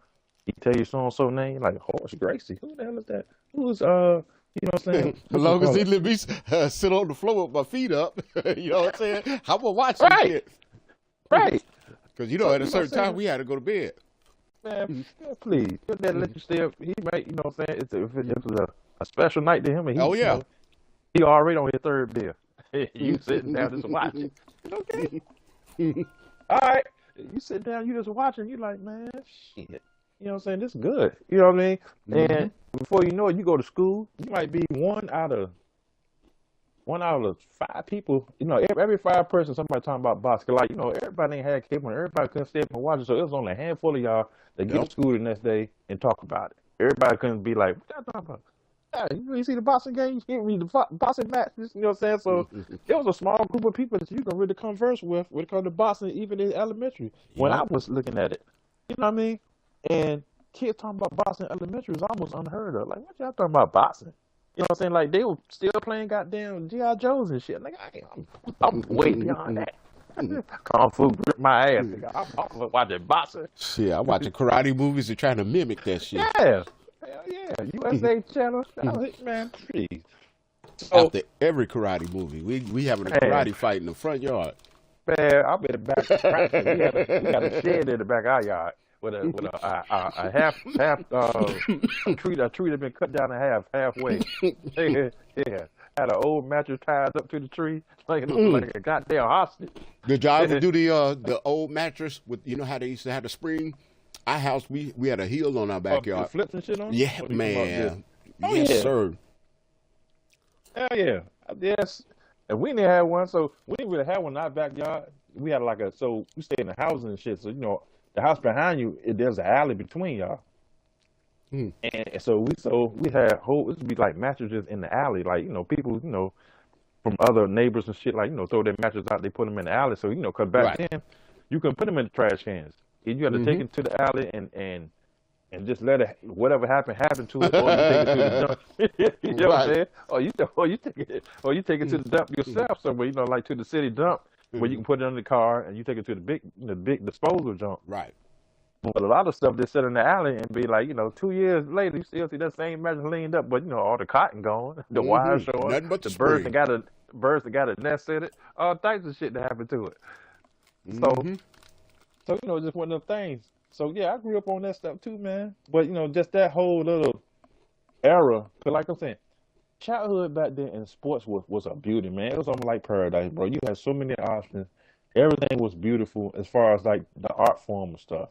You know what I mean? And then, I don't know, like, I was this is another thing I was surprised. Like we had color TV. I thought, it's almost like when you live in your own household and you don't really go in other people's houses, but you still, you still play with their, the neighbors' kids and shit like that because y'all friends and this and like that. And when you start talking about TV, you start realizing like everybody ain't got color TV, or everybody ain't got a TV. You know what I'm saying? Like I never knew that. Hey, at can first, I tell you something while I'm thinking about it? Yeah. One summer, maybe 2 summers, my house was the place to be because my mom had got us some new beds. We had the mattresses, and I'll talk about it. Them suckers was beautiful. I just wanted to look. Remember how like you could see wherever all of the bikes is at. Like my homeboy had the basketball goal. We didn't have no basketball goal. We took some rims and broke the spokes out, but they had a basketball goal, like an actual real one. And they parents was at American whatever, blah blah blah. So, but 2 summers. Yeah, I remember that shit. But go ahead. It was the place to be. Go to do some backflips. And it's like, what I'm saying? I show people up on accident. Not like I'm throwing in your face and this. We just talking about each other. Like this. People just talking shit about each other, about your mom and your household. This and that. We call it ranking back then. But we call it rag. Doing the dozens or whatever. Yeah, we just talking shit, saying about whatever. So I never really got into personal shit because I never liked lying. You know what I'm saying? And when we're going back and forth. And once I started going to some of these people's houses and see how they were living, oh yeah. I became that person. You don't want to rank with me no more. I didn't see how you live. I didn't see your mama sit on the couch with us. With 3 of her toes hanging out her stockings. She don't even care. Oh, yeah. I'm going to bust your ass on tomorrow. Oh, shit. Now, back then, the thing you didn't want to see, your homie to see was no damn roach. You did not want that to happen. Yeah. Look, you can have clothes everywhere, but you clothes. better not have any freaking. Well, dirty clothes, it depends on how many. Man, dirty clothes better have no blood and no shit stains. Okay, all right, bet. Because it might be laundry day or something, depending on which way you come in. But roaches, hell no. If you saw some roaches, boy, you already knew that. Yeah, they go talk about me. that was hey man, that was the thing, bro. I swear to God. So like I said, so my shit was, like I said, I ain't never brag because it's like I thought everybody was living like that, and I seen good well, cause it been plenty of time where what I'm saying, we struggle at nighttime sometimes when eating. Like I ain't say we struggle, but it's like we ain't have no choice. Like she made this cause that's all we got. Ain't no. Sometimes my mom be like, so what y'all want to eat tonight? We always had options, like but she'll ask us like 4 o'clock, 5 o'clock when she get off work and say, what y'all want to eat tonight? And it'd be, a variety of things she can whip up, you know what I'm saying? Like, you got chicken, we got hamburger, we got steak or some shit like that. Or, she can make different things with the chicken or different things with the hamburger. It don't have to be patted. It can be Salisbury steak or it can be hamburger and gravy. Did you cook for your brothers? Who cooked if your mom's wasn't there? We fend for ourselves. My mom always, so that's the thing. She never wasn't not there. To be honest with you, especially when we were little. Like I said, I'm gonna say, well, she always was there. Like she never not came home from somewhere or some shit like that. No, I know what you mean. Like came home and she just too tired to cook. And then when she was too tired to cook, it was always something in there we can do. So it'll be okay. It's always you can we didn't have pieces. We weren't pieces back then in the box. So we had it was the typical hot dog shit. Right. It was typical either she always had some cut up goddamn deli meat that she went and got, what I'm saying, like the previous couple of days or some shit. So it'd be like, okay, she don't feel like cooking tonight. Hey, we got plenty of bread, got a sandwich in there, you got cheese, whatever, you know what I'm saying? and that gonna hold you to tomorrow till your ass get to school and get your, you know what I'm saying, eat lunch or whatever at school, whatever. But it was never one like, damn, we ain't got nothing to eat, we gotta go to somebody else's house or something like that. Oh, sometimes we didn't have nothing to eat, but she got money, and so but mama, she was trying to real selective on. You know, like buying stuff. She always believe like, you know, she rather buy bulk stuff and then make it at the house instead of like going to fast food places and this and that and spending, you know, back then $12 was a lot back in the 80s. Man. You know what I'm saying? For two boys. You know what I'm saying? Two boys and her, $12. Say $12. You know, not for 12 back then, I think you could go to churches and get a big, they was more than 10 pieces. I think there's like 16 pieces or something like that. Yeah, so my pops already left it when I was 10. So I'm right in middle school, about to hit middle school type shit, and she was still working at the time because she started working in '95 or some shit like that. But it was like 80. That's the 80s though. You talking about right? Yeah, it's like 82, 83, and so you know what I'm saying. So she had money, but it's like she a real frivolous with it, as in she gonna spend it on what she thinks she should spend it on for like household products, the needs, products for us, you know what I'm saying, me and my brother, or separate, you know what I'm saying, or clothes. Cause like she was a seamstress too. So it's like, you know, she made shit like curtains and furniture, upholstery, and clothes and shit for people, wedding gowns and all the stuff like that. So she was a real seamstress, not no well, she did as a hobby, but it was a real one like this. Still, she had real prices and shit like that. So it's like anything we had holes in, she automatically fixed it. You know what I'm saying? Right. Either it'll be with a patch and fix it, make it look like we have a hole in it at all, or she'll just, you know, whatever that hole is, if it ain't bad enough, she'll mend that hole together. It'll be a stitch. It'll be sort of. It's almost like you go to a store, you buy something that's slightly irregular, and you gotta find like what's irregular about this shit. What is it about look this? At it. Yeah, you be like, oh damn, yeah, they ain't even finished that stripe, or this one, you know what I'm saying, something wrong with this. You know what I'm saying, the drawstring don't work. You know, something irregular. So our shit look like that slightly, where it's like, you know, say if you get a hole in the elbow, she ain't had no elbow patch, so she may sew that hole together. Right. But you know, if you got your arm straight down, you gonna see that little niche with a hole, you know, a hole to stitch that. You know what I mean? Like you will see like the little indication where they're like, oh damn, they got this shit plugged up right here. You know, it was one of those types, which I didn't like because I'm like, Mama, I gotta go to school with these niggas. These are hound dogs. They gonna jump on me. How about this stitch goddamn sweaty shit? You know what I'm saying? She could be crude in the mud, boy. Back in the day. She put me in a lot of fire a lot of times. Nice. Hey, man, I had a hole in my forearm on one of my shirts. Nigga, I rolled my sleeve up for the whole day. It was cold as shit outside. I had my sleeve. I'm like, yo, these niggas is not gonna be talking about me. So I rolled my sleeves up. It's cold as hell outside. They were wrong with you, man. I'm like, y'all ain't hot. Shit. Hell no. This shit lasts for days, especially if it was real bad. And it's like, yeah, man, y'all ain't see that time Leon's man? Oh, Lord, nigga, I'm about to bust your shit. You just went back 2 days ago. I think that gave me some ammo to be able to, that helped me out when I was younger. Being able to rag was thinking about shit like that, embarrassing moments like that. I would flip around and say somebody else did it and make them be like, no, I didn't. And, you know, you can win a rag. A lot of the shit that I went through. So we was always doing group shit. Oh, okay. It'd be one nigga be like, hey, didn't it, Ronnie? Didn't it? I said, oh. Hey, man, Ken Barnes, and I hope he out there listening. Ken Barnes and Black Dinky is what we called them. They used to have to double team me. Put it like that. Yeah. Hey, man. I think every neighborhood had a couple of dudes. Came to the snaps. Oh, yeah, like, oh, that's the guy. That's one of the guys right there who like, if you're gonna say something about him, you better have your shit together.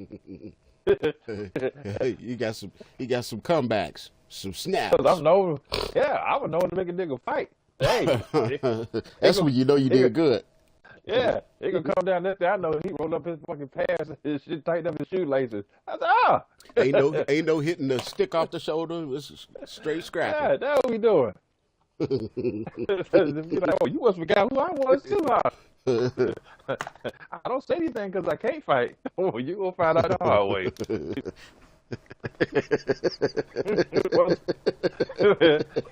Shit. Ain't nothing, that's crazy. Ain't nothing like getting your shit rocked and you walking home with a headache.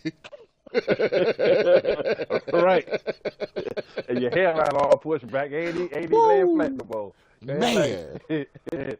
You thought your hair laid down like black people. Your hair sticking up like a white person there. Look at you. I swear I would not change my childhood for shit, man. I would love to have been a parent in the era that I was a child growing up. Anything earlier, though, would have been too fucked up for me to be growing up in, though. Because I'd have been growing up. My mentality was not the type to where I would have did well in the 50s. Oh, yeah, and 60s. way too much racial shit back then. Man, I wouldn't have done very well. You know what I mean? Yeah. I'd have been. Yeah, they had to go up in my house and take me out and hang me on my tree. Because I'd have been just woo-wee, super duper, get down through there brutal with it, and almost like that movie. What's the name of the movie that came out? Sinners. Yeah. Oh yeah. Straight up. I think that was one of the things. It was because of that. I guess you could say the movie studios and people like that tried to give it a bad review because they was like, wait a minute, it's subliminally telling them something. Mm-hmm. They ain't like the racist undertone of it. Mm-hmm. I'm like, why not? Yeah, it's been around forever. Every movie, when it don't benefit you, then you want to talk about it. The movies that was before then, though. You know what I'm saying? You know, if it came to some type of racial situation, you know what I'm saying? They wasn't. It was supposed to let the courts try to get it first, and then, you know, other than that, what was that movie? What's the name? Morgan Freeman was not Morgan Freeman, but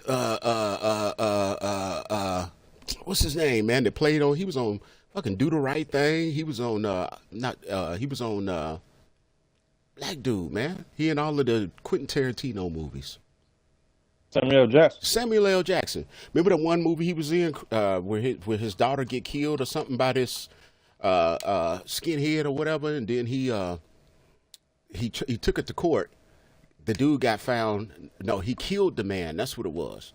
He killed the dude had did something to his daughter. So, but he was in a white town. So he had this white lawyer that I believe got him off. That's what it was. But at any rate, I would have, I wouldn't have fared well back then. Because straight up. Anyway, what the hell was I talking about before I distracted you? See, that's bringing your kids up in that shit. I would have loved to have been in the era that we grew up. Would have been a beautiful time for me to be able to raise the children that I have. And the reason for it is because everybody was outside. And with everybody being outside, your parents are subject to be on the porch. My parents are subject to be on the porch. It was just a community thing. You know what I'm saying? It was just a beautiful fucking time. I would love for my children them to be able to do that. And they play. And the beautiful, the coldest part, like I would be playing in the dirt. You know what I mean? In the era that I'm picturing, I'm still playing in the dirt, making rolls with popsicles, and then taking cars, saying, making noises. But I remember my sister, is older than us. Her and her friends, they could walk down the street, and the beautiful thing is, they didn't have to worry about some fucking perv grown up. Well, of course, there was always gonna be one of the motherfuckers in the neighborhood, but you knew who that mug was. It was just a beautiful time. You feel me? Man, I don't. Maybe there's a neighborhood somewhere in the world, but I can't see that neighborhood in America right now. I can't see it in my city. It's fucked up.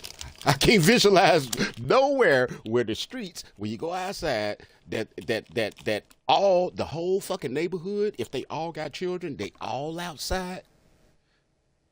And they all, playing. The boys is definitely playing football. We played throw up football.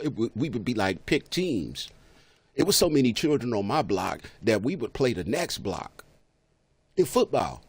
Plus, we had some of the people that actually was in middle school, high school that would be on your team and shit. It's really about them when you get in the game with them in it, because now they the ones that's going. You just a little dude that's running down the field hoping you get them to throw the ball at you. You know what I'm saying? But other than that, man, that shit was cool. Oh man, I didn't reminisce. Go, where you at? I'm here. Oh, okay. For a second, I couldn't hear nothing. That shit was just beautiful, man. I would have loved to have been able to bring my little ones up in that instead of versus this shit. Yeah, and I think that as a parent, even though I'm not a parent, but I just know, I look at it sometimes like parents got to be on their goddamn toes out here. Because you got to be real guarded. You know what I'm saying? Whereas in the 80s and 90s and shit like that, like late 90s, it started getting a little different, but not like this. But it was still decent to the point where it's like, okay, you think your kids got enough sense and know how to conduct themselves with, you know what I'm saying, the people they do know, the people they don't know, this and that, you know what I'm saying, how to recognize a certain behavior, even if you know this person or don't know this person, you know what I'm saying, like, but now it's like, even if your kids do know how to do that now, it's still some extra shit out here, where it's like, I think that like this transgender shit is it's a whole nother pocket. You know what I'm saying? I think that by that being in the game, messed up a lot of stuff. Like, it was always in the game. You know what I'm saying? They were just hiding. They were just, in their own little element. But now, how society has, that became more acceptable for them to be, around your loved ones, your kids, and this and that, and your kids got to point the finger, and who's that? What is that? You got, you know what I'm saying? You got to do explanations and shit. Then you don't know if your kids offended them, if they would see them in the store. Now the little trans people want to have a conversation with you about your kids. You know what I'm saying? Like, it's a whole bunch of extra stuff. I didn't even think about parents' plate. Because you know what, you own to something. Because it was a few times, like when my firstborn, for example, which is a female, was born, I took her everywhere with me. You know, that if I went to the restroom, I didn't use the restroom. I took her in one of the restrooms. You feel me? And you're right. Right. You didn't once they get to a certain age, you can't take them to the restroom. You got to trust it. Okay, hey, look, I'm going to stand by the door type shit. And, yeah, I feel you. I feel you on that. You know what I mean? It was like that. So that situation happened with, me, my niece, and my nephew. So, like last year, I used to take them to the movies all the time. I only did like 2 times this year, I think, so far. But last year, so my niece went to the movies, and movie over with, how everybody go, use the bathroom or whatever. So she goes in the bathroom, and for some reason the girls' line longer than the dudes' line when I'm using the bathroom. So I was like, what the hell going on, type shit. So me and my nephew, we outside, we just waiting and stuff, and lo and behold, about 2 minutes, like she's still in line, I can still see her, but right. When she about to go in, some tall person about my height, with a wig on, it's a goddamn dude coming out the girl's bathroom. Wow. He got all the fixings, but he still got a man face, but he got all the little padded bra, tall ass Herman monster shoulders, with a ugly ass dress. You know what I'm saying? Like, and he white dude looking at him like, and I'm telling her like, come on. She's like, what? I said, no, look, use the other bathroom over here. I don't even, you know what I'm saying? Like, I just felt a certain way about that. And I like, man, you know what I'm saying? Like, and it stuck with me, man, for that whole day, just thinking about that dude. I'm telling you, either after I took her home to her dad, and I'm sitting here like, hey, you tell him about it, because, like, you know what I'm saying? It wasn't, it didn't manifest into nothing, you know what I'm saying? Father was getting out of hand. So I ain't put that on his plate, because I ain't worth telling him about it, you know what I'm saying? Because, like, shit is over with, nothing he can do about it, besides have a discussion with her. But I already was talking to her anyway, and she old enough, she knew that was a man in the girl's bathroom. She know about the whole little, she know about this shit. You know what I'm saying? So it's not new, and she guessing like, why is he in here, this and that. She know, you know what I'm saying? But the fact that because you know don't mean you comfortable with it. Hmm. You know what I'm saying? Or you should be made to be comfortable with that shit. You know what I'm saying? So it's I don't know, bro. I just felt like it wasn't nobody looking. I could smack the shit out of him and cut the cameras off, and don't nobody see me do nothing to him. You know what I'm saying? Because I can't stand that, man. It's like they forcing all the stuff, all this little punk ass ideology shit, and what does she call that? Me Too crap, man. It's bro, it's out of hand, man. And that's why sometimes I'm glad I don't have kids because it's like, especially young kids. Like if I had a kid, they'd be like 20 something, maybe even 30.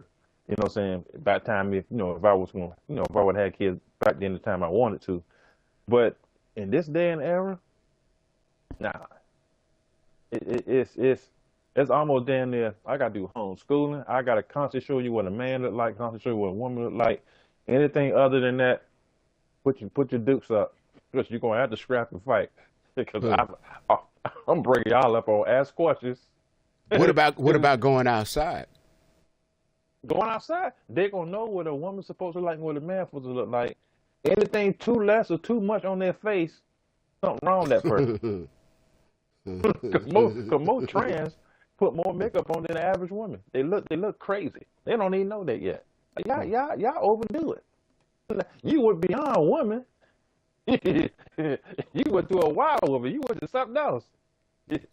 You a woman. You ain't a woman. You a woman, bitch. Whoever you is, that's what you are. So it just can't shake it, bro.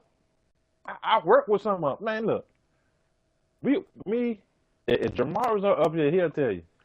Me and him, we got like maybe 2 or 3 people that's transitioning. As we working, dudes got bras on, got not bra, but you know what I'm saying, got this I mean, just a homo pills, I guess, I don't know. You know what I'm saying? He got women's shits and stuff like that, you know what I'm saying? Hair cut all close. So, you know, it's like he trying to get the hair off his face, like he should shave every day till he got no stubbles type shit. Cheekbones, you know what I'm saying? And taking the pills? It got to be. Wow. It got to be. And we got one dude, so we had a girl who transitioned to a man. And then it's one girl who transitioned to a man. They don't work there no more. And we had 2 guys. It's a black dude. Now we got and they got the black guy. He ain't transitioned to a girl yet, but he almost looked like one. You know what I'm saying? He walking around with girl perfume on. Everything he walk past you, he smell like some old ass 55-year-old lady who got a stench. Like, you know what I'm saying? Like she got to cover up because she smell old.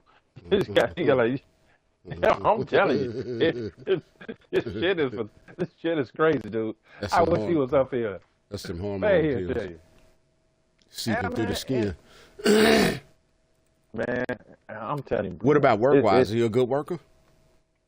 I don't know. So the black dude who like he's about to transition because he talk like a dude. Well, he don't talk like he sound like a dude. I don't know how he talk. Like conversation wise, his voice come out is guy voice. Right. But we got coveralls and shit, right? So you can wear coveralls or you can wear your regular shit, your regular stuff you got at home to work or whatever. They don't care how you come. I don't say they don't care, but like it don't matter if it's your clothes or their clothes type shit. So, I wear my regular. So I got uniform stuff, not uniform stuff, but stuff I wear to work that I bought specifically for work. And Jamar do the same thing. But then we got some people who wear coveralls. So this dude, he got coveralls on. And so. So we got something that when you're sitting down, if your pants leg slide up that while you're on your forklift, that the chicks can see your shoes. I could dig it. No, he got his ass poked out like a goddamn bear. From a distance, you think he a girl. Until you get within 50 feet, you be like, I say that nigga all the way down there, bro. Acting up. You don't even know what to say to him. He just acting up. Like, why are you like this, man? What the fuck is wrong with you, dude? You know what I'm saying? I be trying to keep it political as much as I can. That's why I say he up there. Yeah, especially when you if you at work, you definitely just. That's why I was asking. Yeah, you don't know who listens. Is he a good worker? You know. So he worked with us one time, and he was grinding on some shit. You know, what I'm saying, with their little drill and shit. Mm-hmm. And you know, I guess he do his job. He's been there for a minute, so I guess he ain't fucking up. But the thing is, don't want to discriminate against him either. To where it's like shit. Anything that I say could probably. That's the thing too. So I think he do good work. I guess like I said, he has to. He always. Every time I don't know if he comes to work all the time, but when I see him, it's like he always working and doing something. So I'm like, okay, well, supervisor ain't said shit to him. He must be doing his job or whatever. The problem I have, or I don't even want to say it's a problem. The shit that I'm shocked by is the fact that he got friends. I mean, like real friends. Cause these dudes, every time I see him, like so me and Jamar are always working together. So when we see him, either he by himself walking somewhere. But when he ain't walking somewhere, he always got these one or two guys who always, like, it's in their group. It's like he got a group. Wait, he shouldn't have friends go? Man, I'm put like this. If you a straight guy, what you doing talking to him for? Right. Make me understand what y'all talking about as a straight man, and you know he ain't straight. Is he convincing you, or you convincing him? Oh, I see. You convincing him to drop the cloth and he'll come back over your side, or he telling you to drop your drawers and come over his side? What the hell is y'all talking about? That every day I see y'all together, and you know he's that, and there's another guy who be one too. And but it's like, so like we got like hangers in shipyard. Shipyard is like hangers and shit. You know, like a whole bunch of We call it, there's a big hangar with bay doors and shit. So every time we go in one, we see them from a distance. And so we walking towards them because, like, it's a whole bunch of units inside the hangars and shit we got to go to. So walk up in there, walk up in the bay doors and shit, and there they go on the floor. And they laughing and joking. And then as we get towards them, and about to walk past them, they'll simmer down a little bit. They act like they working, like, here come the drills and shit coming on now. Then you cut, so we first come to the door, ain't no, ain't no drill being run, ain't nobody grinding nothing, no blow torches, nothing going on. But as soon as we get to them, if somebody want to spot the gas, cut the drill on, I said, look at these motherfuckers over here. But let me ask you this, just to be devil's advocate, don't you have some certain people on your shift that just makes the shift easier whenever they there, that you just get comfortable with? Yeah, either it gonna be a girl or it's gonna be a dude like me who's straight. Yeah, but what if it is? But what if it is a chick? Is it every chick that you meet you trying to hump, or is it just they just cool? They still got to hit your preference level when it's a chick. So technically, I could kind of see where somebody would. Me personally, I don't know any. I'm just saying, being devil's advocate. I'm tripping. So here am I'm being a hypocrite. We got a gay dude to work with us. Sit right behind me, but diagonally behind me. Now he sit behind Jamari. It's like me and Jamari sit beside each other, and then there's two guys that sit behind us. Like one behind me, one behind Jamari. So we got this dude behind Jamari, and he's openly gay. Well, he's bisexual. He fuck with girls and guys. You know what I'm saying? And at the time, so what I did when he first came there, which is like maybe a year and something ago, you know what I'm saying? Ain't nobody know because he was kind of quiet. He came from a welding school, and then he flunked out of that or passed out, they call it. But he got transitioned from, not transition, but you know what I'm saying? He got transferred from that department to our department. So when he came, he was kind of quiet, and he was skinny dude, wearing white boy skinny dude, wearing big ass cowboy hats and shit. You know what I'm saying? Aviator glasses and shit, like he about to fly a plane, those type of shit, right? Right. And and he talked from a what's some fucking shit? Like a know-it-all position. You know what I'm saying? Like, don't get me wrong, he knows shit, but he know it from a white perspective. Like he know all about the French Revolution, Spaniards, and this. He know like a lot of white man history. Oh, he educated, what they call Yeah, it. that's What- the persona he gives off. Like he Right. knows a lot about that. You know what I'm saying? About the Romans and this and that. You know what I'm saying? Right. And you know what I'm saying? Like he did. Where they he take just out knows. common sense and just push a whole bunch of their stuff on you. I feel you. Right. So he like that, right? Which that don't correlate with nobody in our office. Maybe one person who talked with him about that, but a lot of people don't need you know what I'm saying, converse with him when it comes to that stuff. Like, man, nobody want to hear that shit. You know what I'm saying? This and that stuff. We don't say that to him. You know what I'm saying? 'Cause, you know, we cool with him. Right. But we got cool with him over time because underneath all that gayness or badness, there's a real person underneath of there. Right. You know what I'm saying? And at the time, I didn't look at him like that. I didn't look at none of them like that as a person. I didn't look at him there was a thing to me after that, after a while.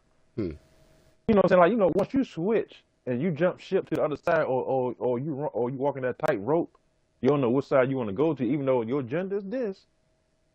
Why is you messing with both genders, or why you messing with your same gender? You should mess with the opposite sex, the opposite gender, or whatever. But when you on this line of the fence, like both sides of the fence, or you just on your side of the fence, and then I'm like, okay, you a thing. Like, if you like your own kind, or you going back and forth, I just looked at you as in, I don't need to get to try to know them people, because I always feel like this. If you confuse on the basic nature, then me and you ain't got shit to talk about. You can never talk to me about anything, because I don't think you sound-minded for me to hold a conversation with you, because you so twisted in your head that you feel like this. There's no way you can hold a regular conversation with me about anything else. You know what I'm saying? I always looked at it like that. To some point, I still look at it like that, because I'm like, playing devil's advocate while I'm thinking about it. Now, here's something that, like, you know, being to be speaking on it. Now, I never understood the people that say that they was born that way. Now, that's something that I never could.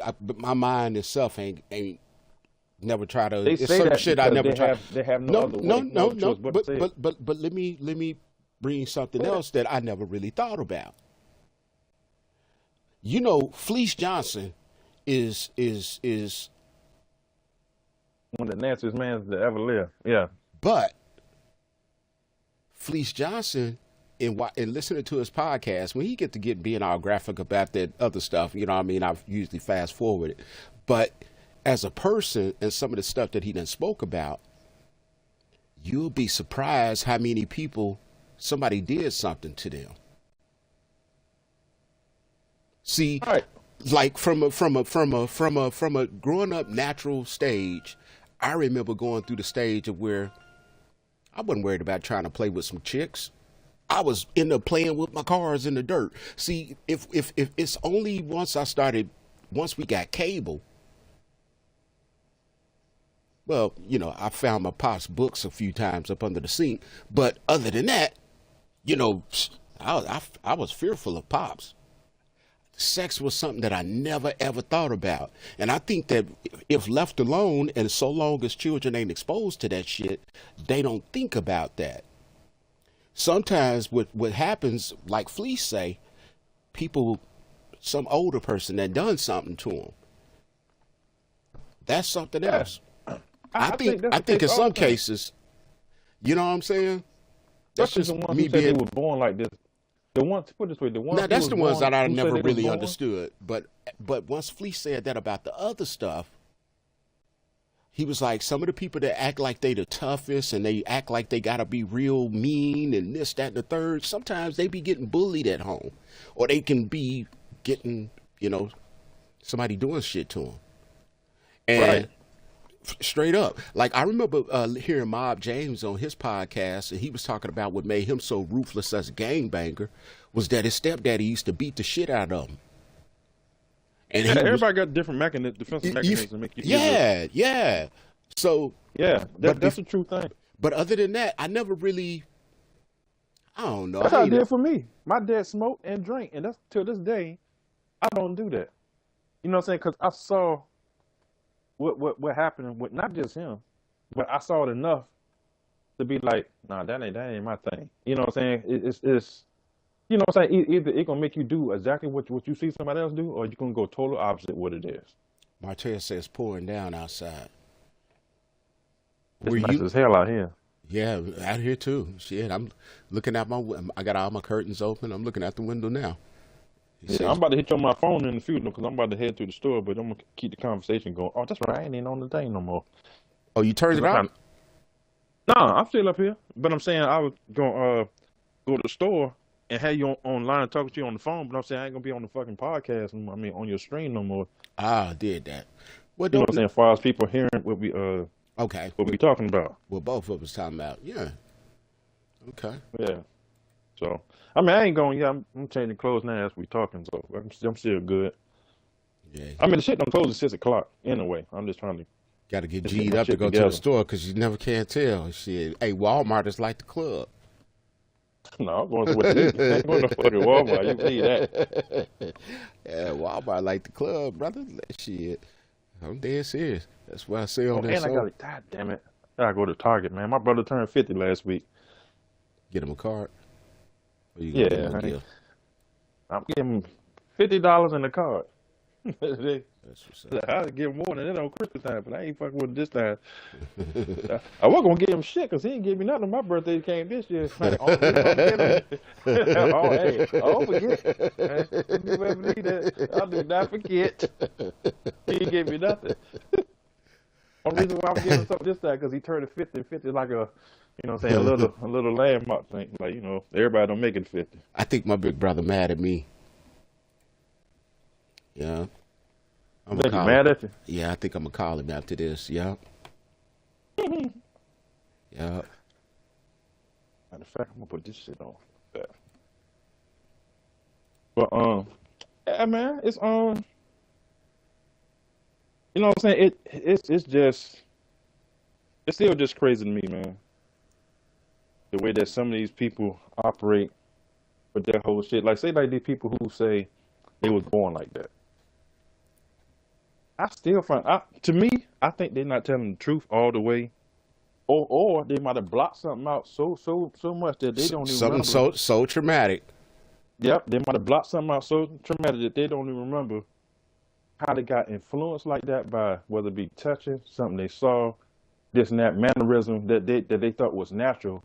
It was influenced by women. You know what I'm saying? Like, or if you're a girl and you've been around your dad the whole time, you took on your dad's mannerism, which you thought was natural, but that was meant for a boy to have. But you took on this. Wait a minute, say that again. That's some deep shit you just said. Oh, you talking about father mannerism shit? Yeah, man. Yeah, because like men energy and our mannerism, it rubs off on little boys like us, or you know, our kind. If you're a woman and you taking on man energy, then you don't think that's some natural shit because like you being a kid, you not knowing like somewhat mimic. Yeah, in a way, because see like this, as a man, and say if you got all girls, you never trying to rub your manly energy on your daughters.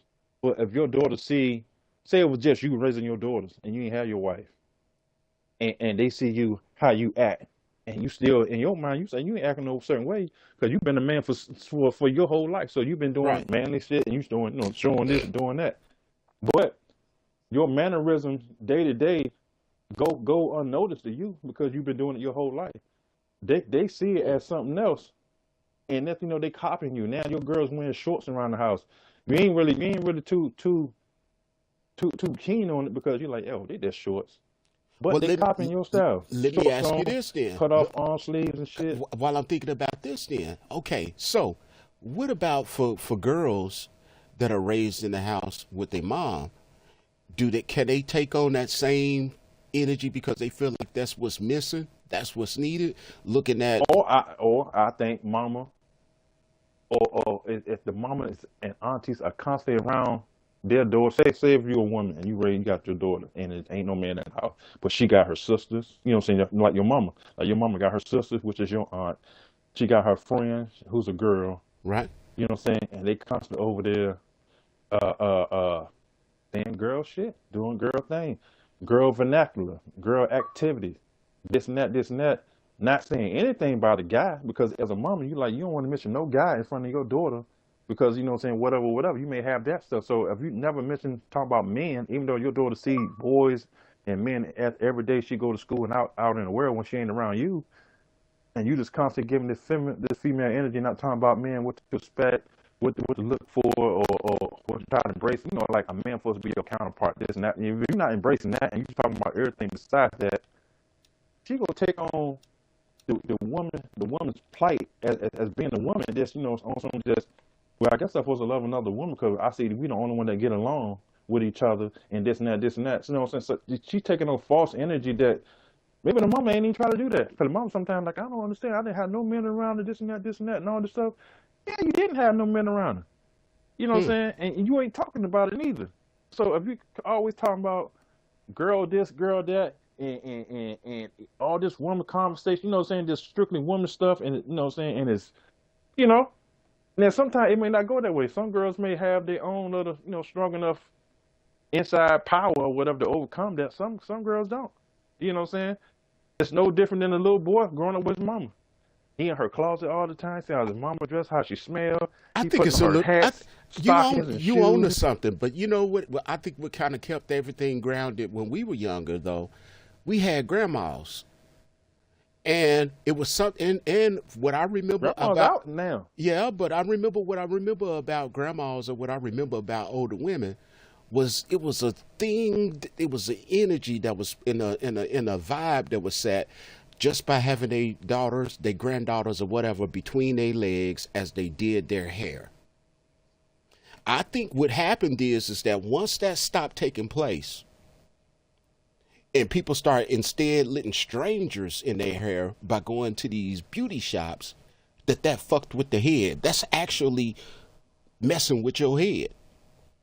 More so than any of that. You just made me think about that.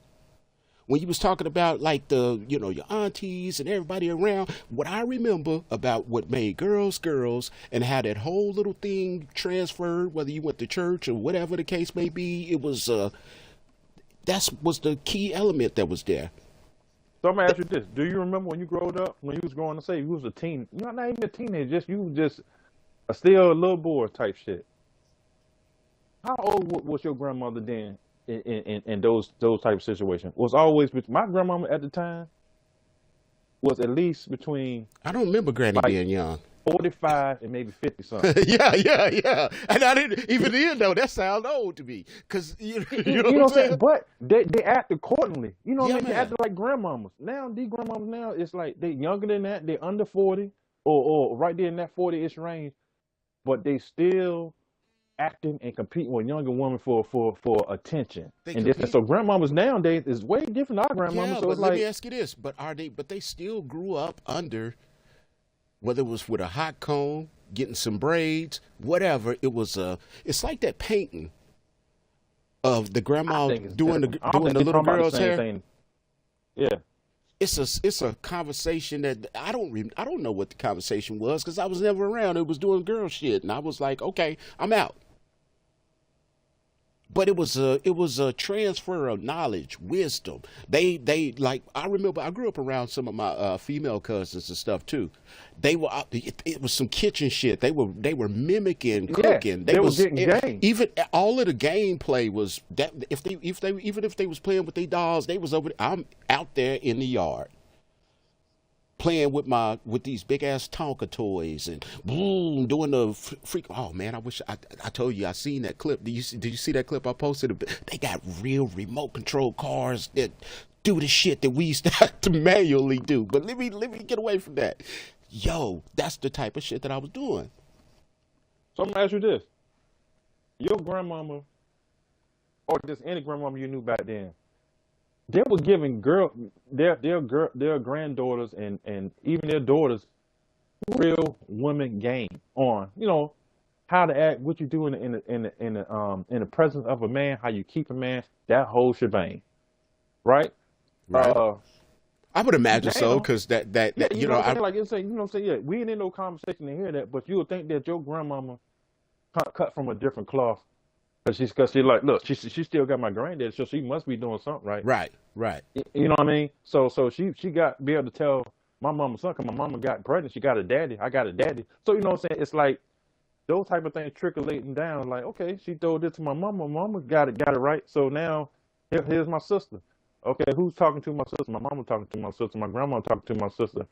I'm thinking that's natural shit that takes place. That's all women shit.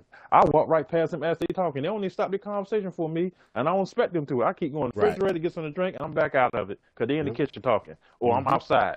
You know what I'm saying? I'm going past them.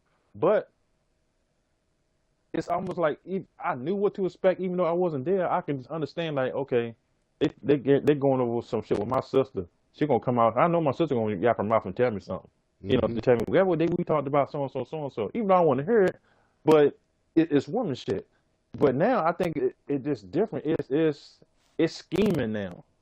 It's scheming on guys. I think the conversation is way different, bro. Wow. You know what I'm saying? I think it's about not the man, it's the money. It ain't even about the love. It's I hope it's the taking care of. It's the providing. You know what I'm saying? Providing, don't get me wrong, is a very part of everything. But love should come first over money. But we live in society now where like money comes first over love. You hope love comes with the money, but we want to get that money first. And when you start being greedy on that standpoint, and that's from men and women, when you start being greedy on that standpoint, then you never gonna get what's meant for you. It's talking about because your morals and your shit is lined up wrong. You know what I'm saying? You go about it the wrong way. Like women always thinking about being secure in life. You know what I'm saying? The man being a provider, which is nothing wrong with a man being a provider as he should. You know, take care of your household. You got people, women under you, you the protector, and all this stuff like that. 100% with that. But to make that your only mission, and you're looking for a so-called a dude who got the bag, who can take care of you, where you ain't got to work no more, where she ain't got to do this no more and do that. Like, I'm not sitting nowhere. I'm being in the house with no beautiful bum. That's what I ain't gonna do. Dang. You know what I'm saying? I'm not gonna do that, bro. Good night, everybody. He just stole the show with that one.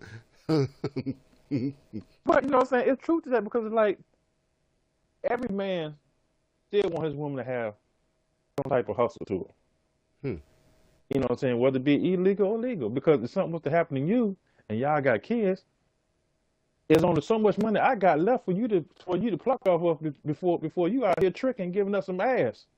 Because you don't know nothing. Or ain't done nothing. Now my daughters and my son got to see my mama, see their mama out here, ass out, different men's in and out the house, all times of the day, all times of the night, just to keep the lights on, keep the roof going. You know what I'm saying? Meanwhile, I'm in jail, I'm dead, or whatever. I know I can't, you know what I'm saying? I can't provide for them because I'm somewhere else. So it's like, you know what I mean? And so that's a hurtful shit, man. And I think a lot of women got it wrong. But it's this new age women preaching this money shit, and that's why tricking is so heavy. Now, don't get me wrong, I'm a part of the tricking society. I hate to say it. I'm a part of it. You know, I got some real eaters on the line. But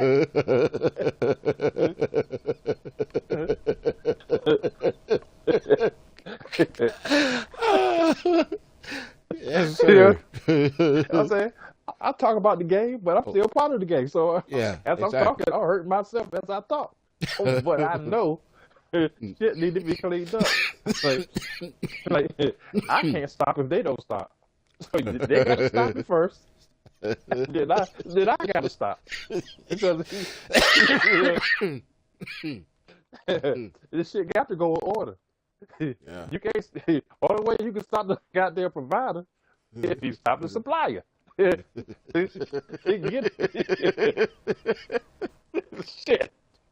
Supplier gotta get the hell out of here. I won't be out here looking for shit. I mean, it's true, man. You know what I'm saying? And it's almost like these women expect that. Expect somebody just to automatic spin as soon as they see them. This and that type stuff. Not even on some big time shit. Like, you see these girls like want to spend the bag and all this thousands of dollars, like $1,000. Like, you gotta be like, I even give you $100. You talking about thousands? Like, you like, talking about? what you mean? Like, what do you mean? Like out the gate? Yeah, it's certain women. Yeah, like you get to know them. They talking about shopping. It's getting to know them, buying them gifts and just like you just man, what the fuck I'm buying you gifts and trying to take you shopping for? Nah, that can't be true. What episodes of Dummies that you seen? That No. can't be out the gate. Don't even know you. Out the gate. Nah, that ain't real. That can't be, bro. Yeah. Out the gate, bro. Talking. I think they're looking at. I don't know. Looking at TV shows that got that going on. What But TV show got that going on, though, Goat? I don't know. You know what I'm saying? But they're trying to bring it to fruition, to real life. Like that's what it is out here. That would come with tricking. Where it's like, or even not even tricking. It's like we just get to know them. It's very few that you meet some women who genuinely want to just talk to you and get to know you that way. It's also like it's almost like their time is money. Wow. And there's a lot of them like that, bro, who think their time is money. And how dare you even say something against them that it's not their time is money. You know what I mean? And that's sickening than a motherfucker to me, bro. Wow. So I'm like, that's where the society is backwards, and that's the reason why you just gave me a clearer understanding. Not to cut you off, but you just gave me a clearer understanding or a totally different perspective on, or better, and from that, I got a better understanding about some of the people that I see, that are, single females just on my timeline. And when I say timeline, I'm referencing Facebook and why the persona that they then took on, their image, in some cases is downright ugly, but that explains it. Wow. Or give me a perspective on some of them. Not saying all of them, but I didn't know that's what they doing. I ain't in the game, so Man,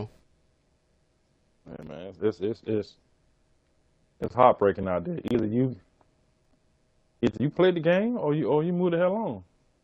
And I'm one of them dudes. I'm in and out the game. You catch a dry spell. Okay. You know what I'm saying? It's real shit. You catch a dry spell, you know what I'm saying, and shit ain't going your way with somebody you talking with right now, or the motion ain't going as fast as you want. Let me go call this Eda. I know she always available. Right. And you know what I'm saying, and that'll hold you over for another 2 weeks as you talk to old girl, because like, you know what, she ain't pressing my buttons no more. Yeah, like talking about, I can talk to her calmly without thinking about having sex with her. I didn't clean my room. Yeah. Gotcha. Okay, that makes sense. You know what I mean? So, but there's other times where it's like, man, you just, you want to get off these streets. like, man, hey, either I'm gonna be alone by myself, or I'm gonna be with somebody. But you know what I'm saying, the streets ain't it. I'm gonna keep my ass home then. I'm gonna just go ahead and just bear it with it. And just be like, shit.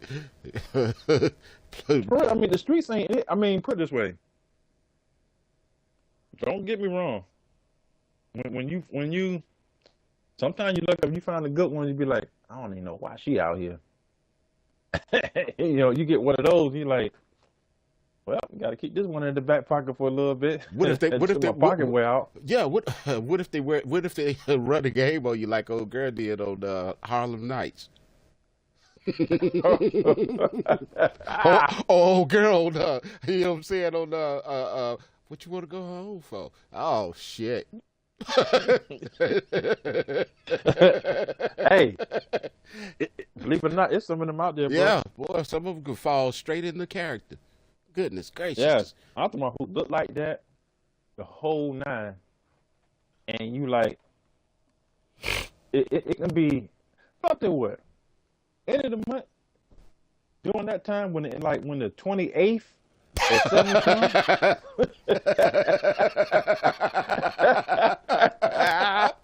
Wow. Oh man. Yeah. Look, keep it PG. But I feel where you coming from. I'm like, oh my goodness, are you serious? But man, I'm gonna be honest. That shit scares me. You know what I mean? If a chick ever even somewhat even mention or give me any type of indication that she digging me, that scares me. Cause I don't know if she done seen me, you know, cause you know I goes to the casino and shit, and I'm not just doing the shit to be flashy or nothing like that. I'm just, hey, I got some people that function with me for several different reasons. Some from a gambling perspective, we up in there like nerds, you know, trying to figure out the game. Like, okay, yo, you know, this is this, and you know, blah blah blah blah blah. It's adult entertainment type shit, but what if it's a, you know, I don't know. That kind of stuff scares me. Yeah, I don't know if what somebody got planned. I don't know who that got in their ear and say, hey man, I don't like this motherfucker. Do this or whatever. You know what I'm saying? That really scares me. That's that. I'll tell you what, the whatever they want to call it, that tricking game or whatever. It is a scary jank because it's like, even if you have a broad to come to your house, you don't know if you're being set up from that standpoint. Anybody can break in your house. Man, rough your door. The old leave the door unlocked. Yeah, that old type of bullshit. Like, so, lucky for me, I ain't running no shit like that. No shaky characters. Right. You know what I mean? Well, you got a friendly face. You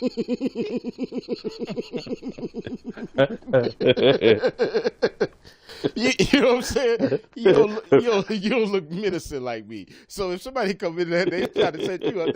She telling them that you ain't gotta come like that, and they just walk into trouble. That's your secret weapon. They don't know go down and chunk the motherfucking things. You know what I'm saying? You might laugh and joke and all, but this mug athletic to the son of a gun. You know what I'm saying?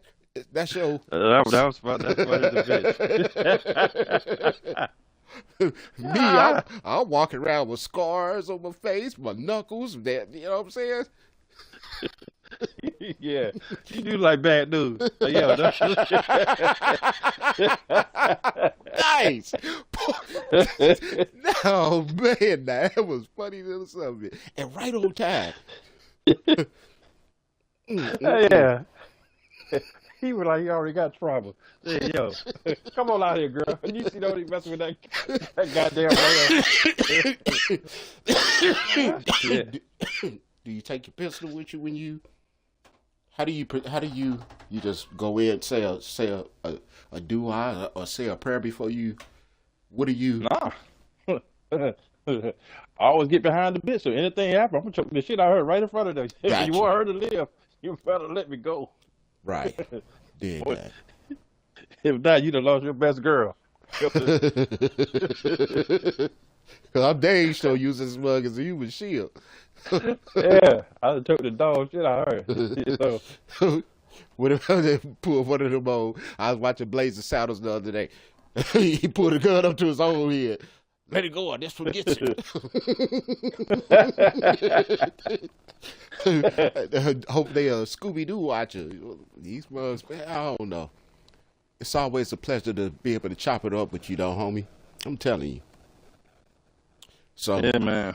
I see you was able to get that out, that energy you was carrying around for a second about that situation with your niece, son. You know what I'm saying? So I'm glad that I was able to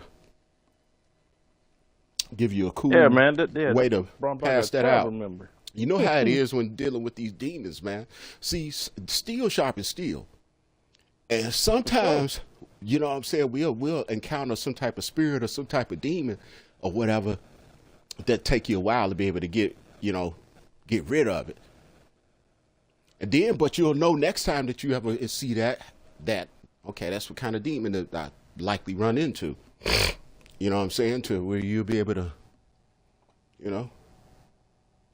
shake it. They say shit, you chase off once, 7 more come back. But that's why I love that mother blanking Call of Duty. I used to love playing with y'all in that game. Speaking of Call of Duty, yeah, I'm gonna play when I come back though. If you see, it'll be online. Yeah, man. I'm gonna jump back into this boxing game, brother. It was a pleasure talking to you. And all right, man. Yeah, holler back when you get back. Yeah, bro. All right. All See you right, later. See you later there, liver lips.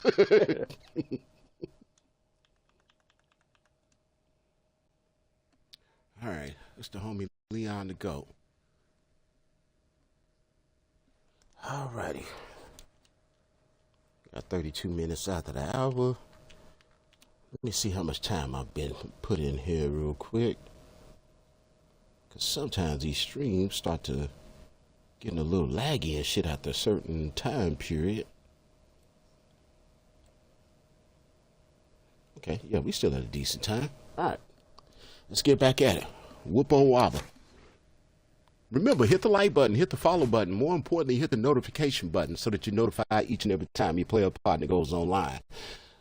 And also, if you don't like me, you want to fight me, or you got this game, you want to play me, man, send me an invite. I do not duck phase. Also, if you're looking at the Twitch from and you're not a subscriber, they are going to play ads, but to see ad-free viewing, just subscribe to the page. Oh, we got PK all day.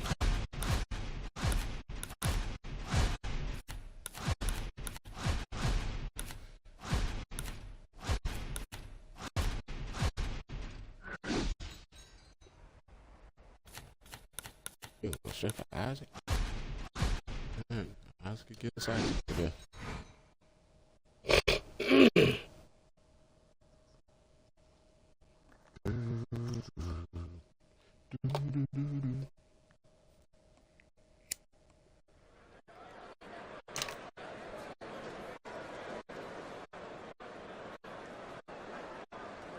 Why have all these games been taking this long, while to load? Good evening, I'm Joe Tessitore alongside Teddy Atlas, and we welcome you to the Metro Manila Arena here in the Philippines for tonight's main event. 10 rounds among heavyweights. All these dudes is hacked out. A lot of talk heading into tonight's matchup. Everybody expecting this to be a great night of action.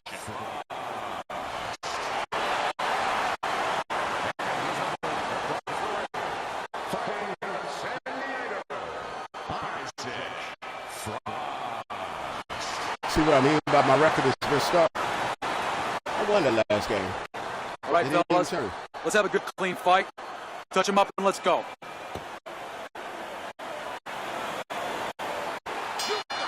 Round number 1 is now underway. All the talk is done. It is simply time to fight. Frost's got to deal with the cut on his cheek right now. The good news is it's below the eye, but still it can get nasty as the fight progresses. Wow. Nobody ever took him in the backyard and said, are you left-handed or right-handed? Oh, baby. Teddy, I'm going to call this one a little baking soda and vinegar matchup. You know what happens when you put those two things together? Yeah, you get a volcano, and it's going to explode. And I think before the night's over, you're going to see that. You're going to back out anyway. Teddy, I can already tell by you. Many times before, but the better fighters have a wide array of punches. Yeah, well, you have to, because obviously your opponent is going to adjust to what you're doing. You want to keep them more balanced, stay effective. Side to side, move your head. His opponent, dazed and stunned, Isaac Frost lands a damaging blow to the head. Isaac Frost's punch is far off the target. And Mama used to say, take your time, young man. And Mama used to say, really a mess right now, and it could jeopardize this don't fight for you him rush right to here. get Teddy, old. is there blame that needs to be placed on his Live opponent? your Could he have done more? Well, really, the trick to being Live your is pretty simple. It's not rocket science. You have to have the right medicines, the right coagulants. You have to be calm. You have to be able to put pressure on that cut, get it to stop, and then put those medicines in. But you need a little help from your fighter. You need him to move a little bit on his bike and give those medicines time Mama to used work. to say, take your time, young man. And Mama used to say, don't you rush to get He up. left the hole, and it was closed. 10 clicks of the top.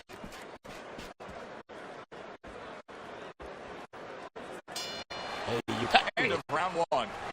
Isaac Frost, Cutman is going to earn his pay for sure. That is a bad gash. And I'm wondering what he's using in there. You know, you can only use certain things, Avitine, adrenaline, and thrombin. I'm wondering if he's using illegal things right now because that's the kind of cut that tempts you to use crazy glue. Cut his movement off. Keep counterattacking, okay? When he throws, make him miss and count. The jab is really working good, right? I think I'm gonna search for that album today. I think I got it.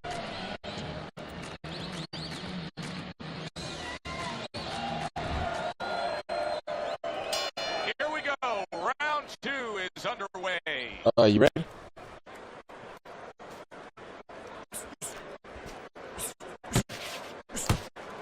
Ooh. I like how you fire that hook. Isaac Frost isn't a one punch at a time kind of guy. He will throw combinations like that. Don't tase me, bro. Thought he had his target, but way Don't off tase me, bro. At this point, it only gets rougher. Isaac Frost, who's a big, big man. So trying to throw the spam the hooks. Hooks and uppercuts, huh? Ooh, look at what we got here. Double jab right to the face. Almost ran out of energy doing that.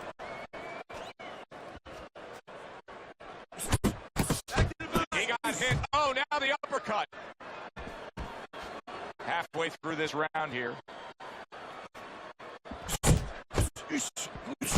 Oh, he returns fire with the left hand.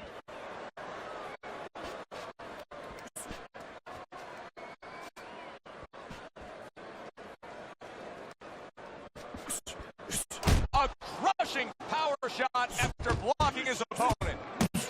Frost done a good job there, offensively scoring with that left hand. And right from the start, he's throwing the power punches and landing them. I think he has a date and he wants to get to it.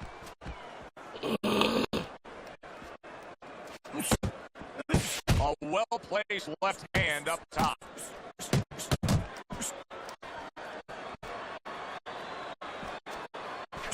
A little something for his opponent after getting tagged. Just 10 seconds to go here in the second round. Move your head. Oh, what you trying to do? Just keep swinging that to you. I need you to keep busy, all right? I need more than one punch. I need one to hit a quitter. This You gonna fight quit? is even, so I need to see more than one punch out there.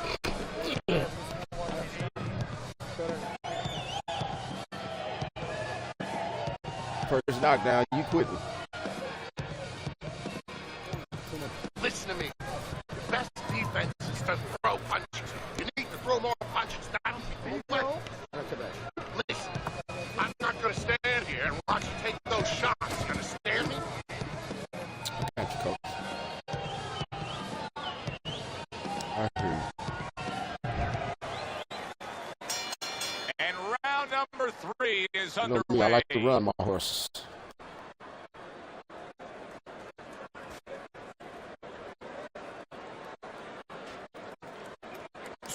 So Isaac Frost misses badly on that power punch.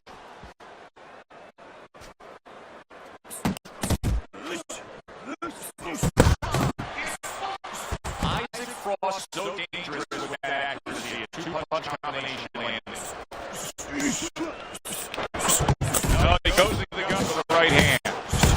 Isaac Frost well off the mark that time.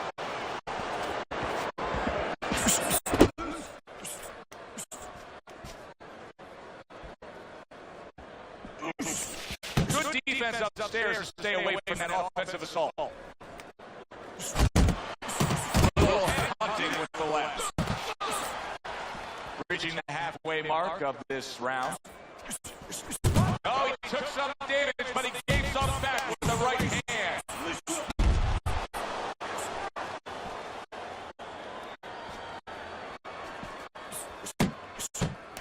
And now he's targeting upstairs. Big shot up top. He really got to him there.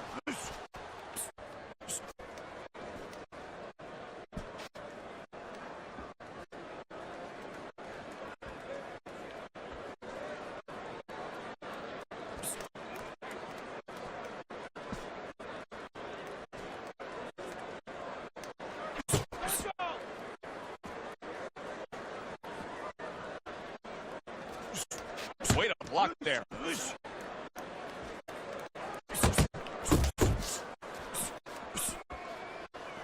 Last 10 seconds. Mm-hmm.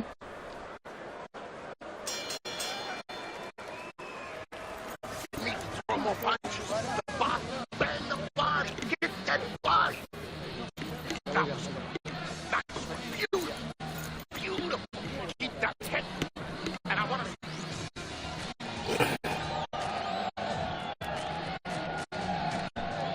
Baby! He's winning the fight. He's winning. He's taking it. You got to take it to him this round, all right? You got to... I'm in the red corner. For those that are confused in the stream, I'm the one that win.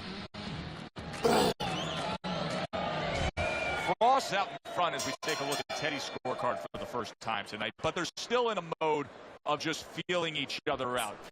Neither man has taken control of this bout so far. Good return fire that time. Well, I don't know if he's hip to the idea of becoming a counter puncher, but I get the sense you'd agree with it. Yeah, definitely. I mean, he's got the perfect platform, the perfect form for it. The guy's walking in right now, not moving his head much. He can time him, he can counter him. Both men digging in with uppercuts. Well, I'm definitely going in them ribs. Not hitting his mark there, going upstairs. I'm definitely going to go in them ribs. Give me some barbecue frost ribs. Probably pork. So I'm staying away from it. I don't eat the shit. 90 seconds to go in round number 4. Needs to keep that head moving. Oh, what a shot upstairs. He's going to have to grab on. Baby! Accurate shot. Straight right hand comes in. Punch. Step to the side and then claims the count. Yeah, disappear on him, and then all of a sudden Keep your head up, appear on him. buddy. That's all I'm trying to say. In and out. In and out. That's all I'm trying to say to you. Keep your head up. You like to do in a cowboy movie. Put my glove up under your chin. Keep your head up, little buddy. Don't get to looking down. Carries that punch intended for the head.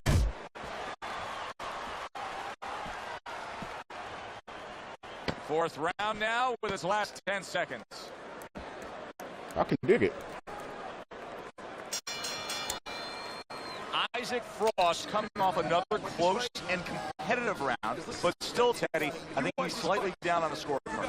Yeah, the key is not what you think, Joe. I'm in the blue out there. I love what you think. I forgot to play with Titch with what he thinks. He has to know that. It's very important for him. And a lot of times, a guy under pressure wants to know what he wants to know. He wants to maybe think in his mind and his head. And it's important that somebody gives him the news.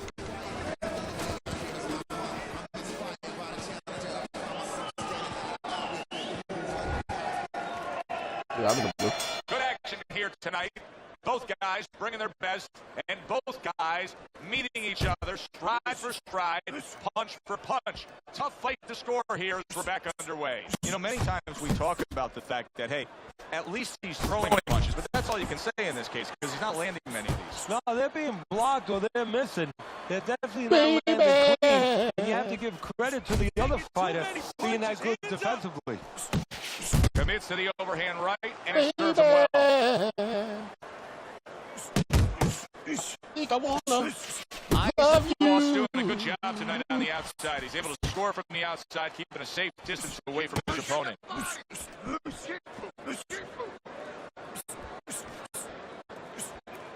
This is where his opponent could use a construction hard hat. If Isaac Frost is throwing a right hand like that, it could be lights out. Chill out, little buddy. I'm trying to carry this fight for a few more rounds. Number 5 here. If there's one thing Isaac Frost can do, it's generate power. Boy, did he just deliver some power with that uppercut. Baby! I think I wanna love you. Left hand.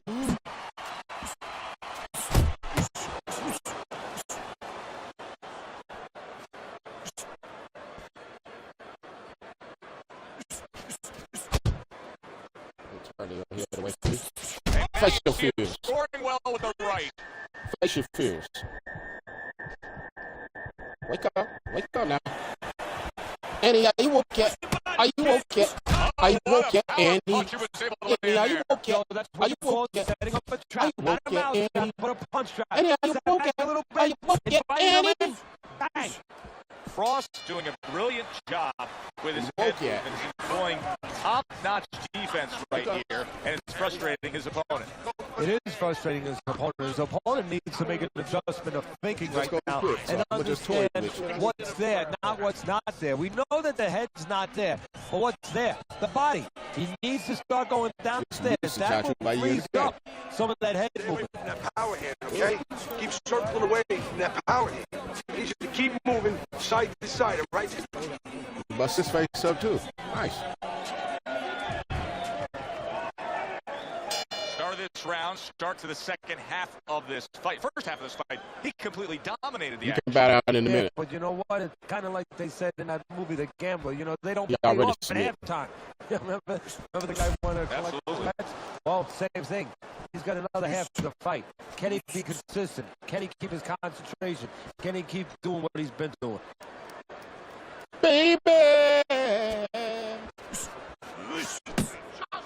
I think I wanna love you.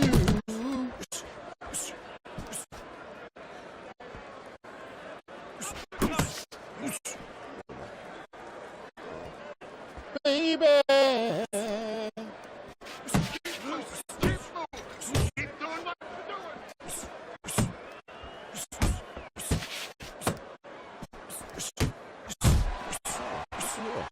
Frost finding out right now that this counter-punching style is not getting the results he needs in these middle rounds. What is the answer? Well, when a guy's not coming in and walking in, you can't counterpunch. I mean, he's not giving you the kind of turn that you need.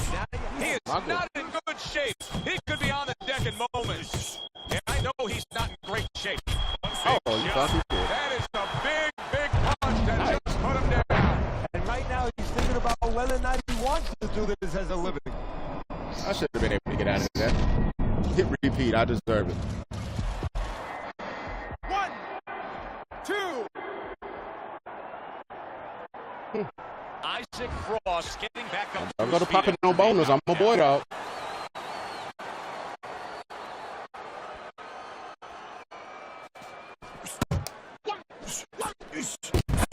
You see what happens when he commits to the uppercut? Look at that. Great work there. Got to spam together. Okay.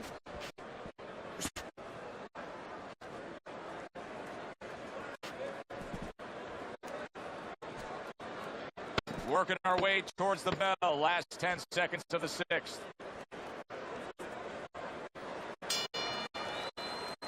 And the bell rings, signifying the end of the round. Come on. Isaac Frost is doing what he's been doing all night long. We've seen it throughout. He's been scoring well on the inside. He's been hitting those headshots. Don't worry. I don't know what the answer is on the other side, Teddy, but there's got to be something they can do different. Well, one thing is he has to notice that, yeah, he's staying on the outside, but he's pulling back straight every once in a while. So what you got to do is make believe you're an NFL quarterback. Everybody wanted to be an NFL quarterback, you know, where you lead the receiver. So what you do is you anticipate that he's going to go back and you aim a punch behind him. Let him walk right into that punch. Let him pull into that punch. I'm ready, Roger Rabbit.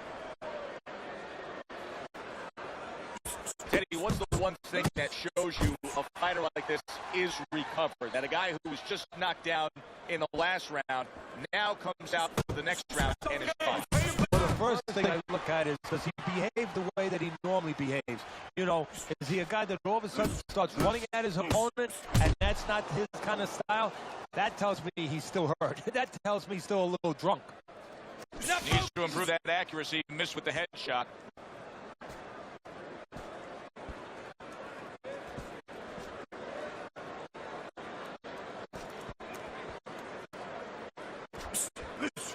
Get out of the way from those punches. Move your head.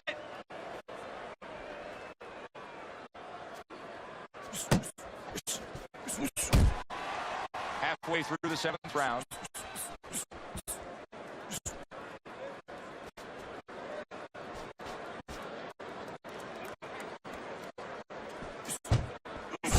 He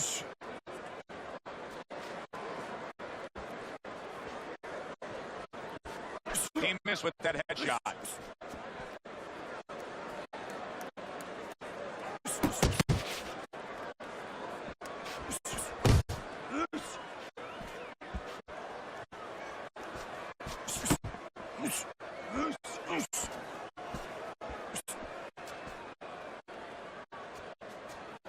Commits to the straight right.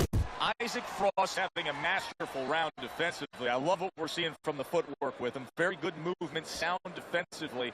Is there anything he should be considering adding to that arsenal, though, right now? Well, he's got to find spots for offense. You know, he's making his opponent miss. He's getting them off bounds. He's frustrating them a little bit. You know, pop at the right time. You know, let it fly a little bit in the right spot. You keep your guy off balance. When you got him off balance, you make him miss, make him pay.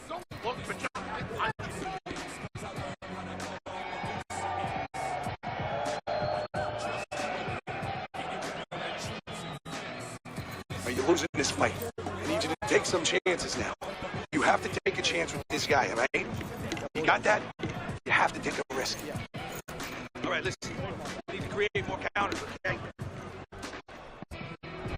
Start of round number 8 here. Teddy has him down through 7 rounds, but keep in mind, he has scored a knockdown. Folks would be saying, if it happened once, it can happen again. Well, that's exactly right. And you just said folks could be saying, well, the only folks that need to be saying it in his corner, they need to be saying that. Get in his ear a little.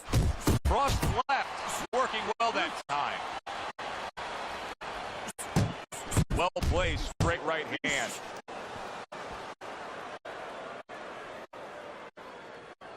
I know that's the only thing holding me up. Keep your crutch.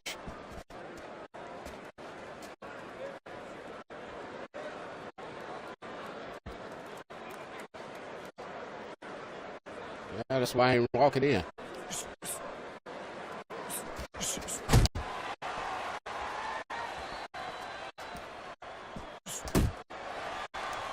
Seconds to go, halfway through round 8. You caught me once, Copper, but you'll never catch me again.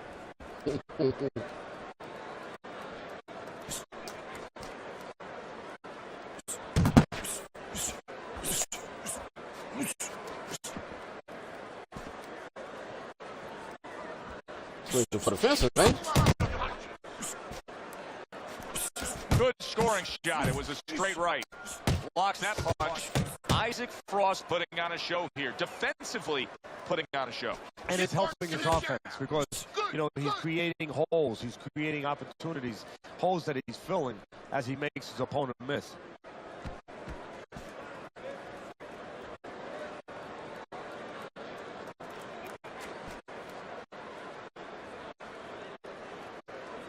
Just 10 seconds to go in this round.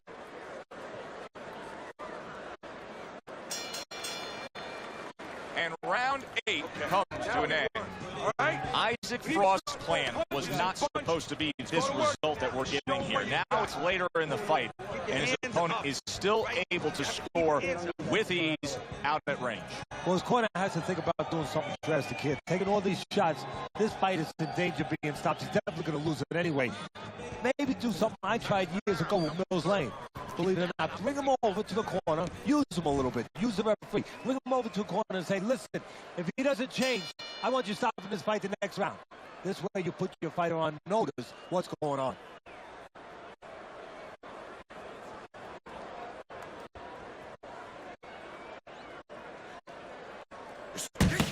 Keep moving.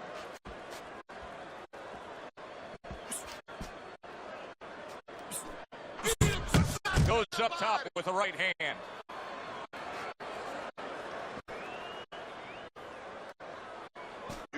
Frost got to be careful here, Teddy, because he can't stay like this. Yes, he's throwing punches, but not being effective at all. No, he's not. He's not landing. And that's bad for the scorecards, but as he continues doing this, it's going to be bad for his chin because he's going to start now getting counted. As time goes by, the more he misses, now his opponent's going to start doing the other part. He's going to come back and take advantage of those misses. Teddy, he did a smart thing right there. Just created enough space and then landed the counter punch. Looked like the will of the wisps, the old great Willie Pep. Made him miss, made him pay.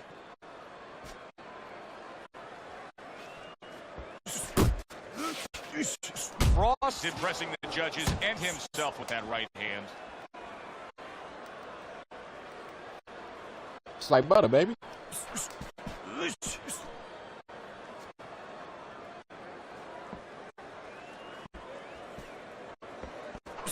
And you see what he can do when he sends that right to the head.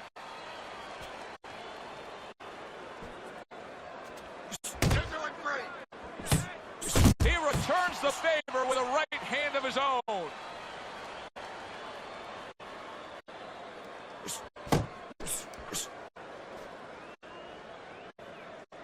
Last 10 seconds of the 9th round.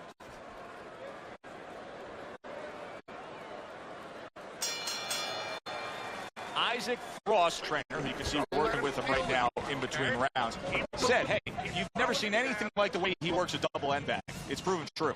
Yeah, it has. You know, part of why he's so accurate is he's calm, but part of it is he works on it like you just said. He gets on that crazy bag, that double end bag, and he makes sure that those punches are right on the mark. Throw more punches. You're not throwing enough punches.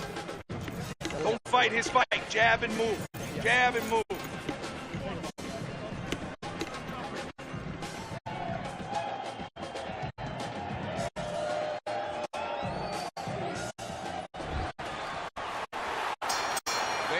Forth a good effort throughout. Now one more meeting. The final round is here.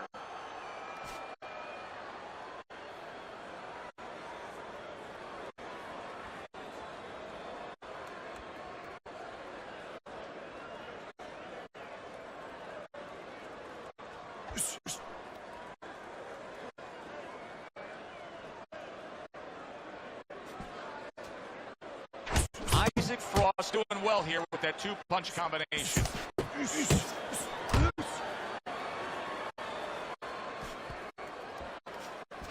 Really frustrating his opponent now, as he's so defensively sound, it doesn't make for an easy target. No, it doesn't, and it makes for a very frustrating night for his opponent. I see his opponent now, if you notice, he's getting a little tentative. He's afraid to let the punches go because when he misses, he's worried he's going to leave an opening. Halfway through this 10th and final round.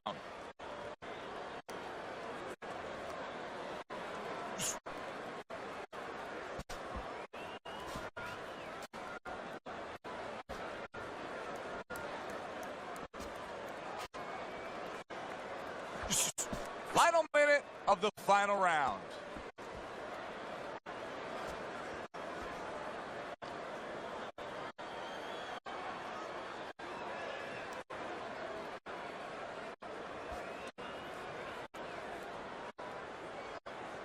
Computer aid. Oh, and he's got something for himself, and it's a left hand. Computer aid. That cool, refreshing green. Head hunting never hurt, does it with the hook. Okay. Last 10 seconds of the fight.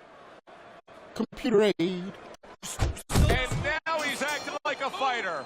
Coming back with the right hand after getting scored upon. Well, you should have your judge's license taken away if you don't see this one the obvious way, Teddy. If one of these judges dare go another direction with this, I want their picture up on a post office board. Most wanted poster. Yes, sir. Now, right now, what we want is to hear those obvious scorecards, so let's send it up to the ring.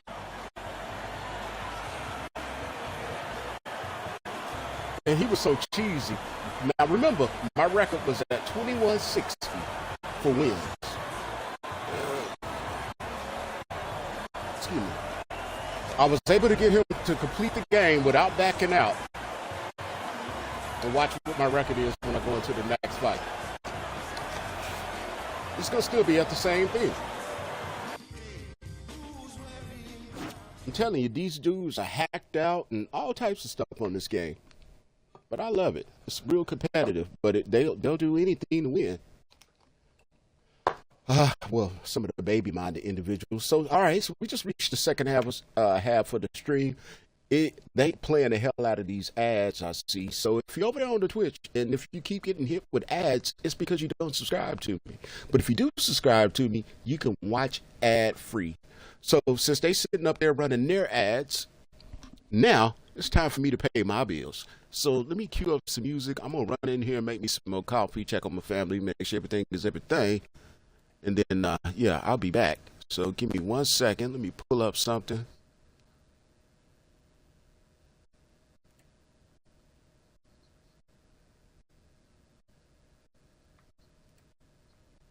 Work today is broken.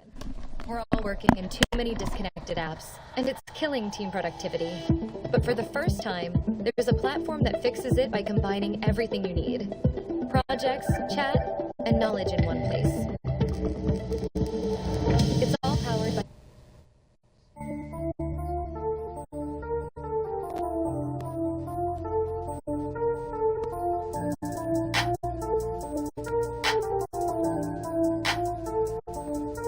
They told me I was not amounted.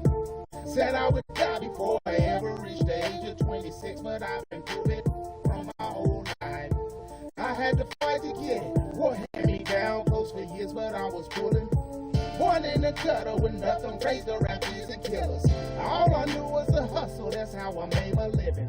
You see my city first 48, a true struggle just to survive on a day-to-day. The streets are talking and they can't keep quiet. Them white walkers that caused the great divide. Worldwide pandemic and Trump and damn near started a race ride. Republican Party got played like a funky piano. We don't reach a point of no return. Next mention event, even the fire marshal say I let this fucking burn. City to city and country to country. I ain't scared no more when you can't pump me. They told me I would not amount to. Said I would die before I ever reached the age of 26, but I've been proving from my whole life. I had to fight to get it. War had me down close for years, but I was pulling. Born in the gutter with nothing, raised around thieves and killers. All I knew was a hustle, that's how I made my living. You see my city first 48, a true struggle just to survive on a day-to-day. Streets is talking and they can't keep quiet. What y'all call rapping, woke us leave a jive.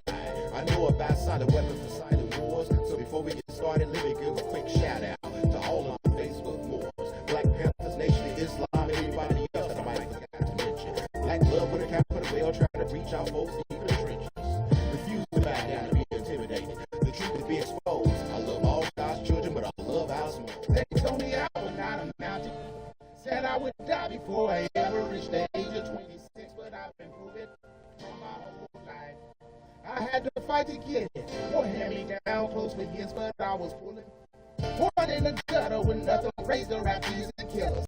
All I knew was a hustle, that's how I made my living. You see my city first 48, a true struggle just to survive on a day-to-day. The streets is talking and they can't keep quiet. Yo, with everything that was formed against me is still I rise. That little stimulus check and unemployment can never be used to gain my compliance. It don't matter to me who's president, Trump or Biden. Birds of a feather fly together and they all tell lies. Broadcasting live from the middle of the U.S. now. Rolls in the concrete land of the gap. I no longer introduce myself as Waba. I'm your captain. I would not amount to. Said I would die before I ever reached the age of 26, but I've been through it from my whole life. I had to fight to get it. War had me down close for years, but I was pulling. Born in the gutter with nothing, raised around thieves and killers. All I knew was a hustle, that's how I made my living. You see my city first 48, a true struggle just to survive on a day-to-day.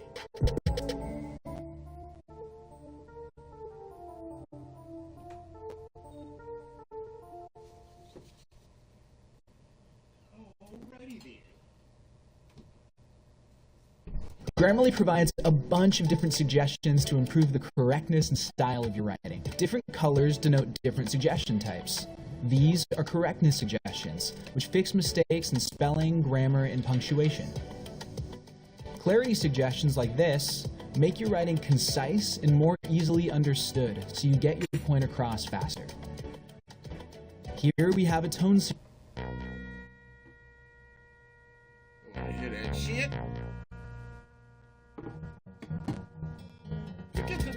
sing the blues.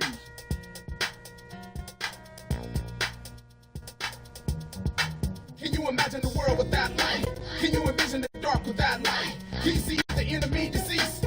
Will you chant and cry tears at night? Cry tears. Can you imagine the world without us? Can you envision a freak without us? Can you stand and take a stance and bust for a cause that don't amount to much?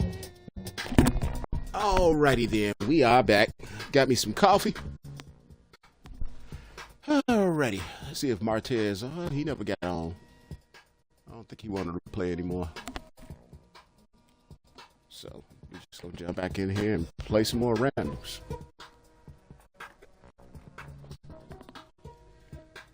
See what we can run up against. I'm still working on people that spam, especially with the straight. Mike Tyson, oh my gosh.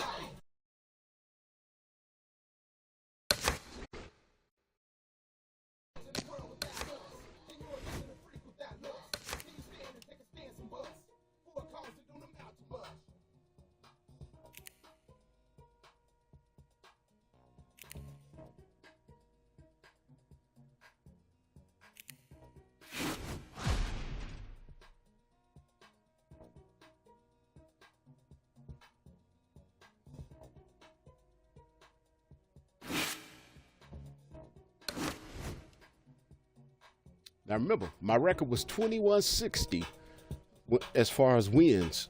I beat that guy a while ago, right? Let's see whether or not it's going to count it.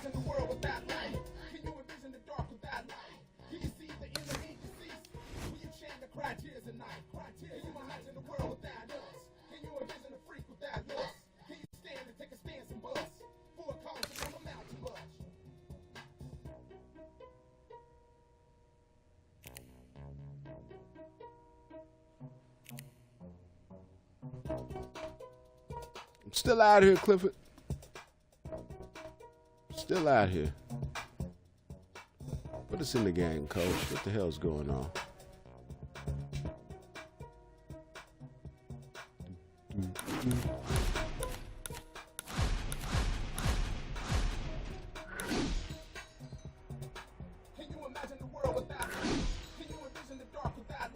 Yeah, hell come.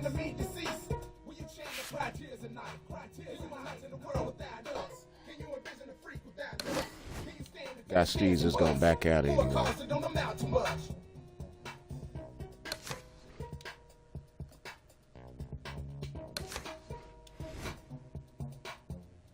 Regardless. He's gonna back out regardless.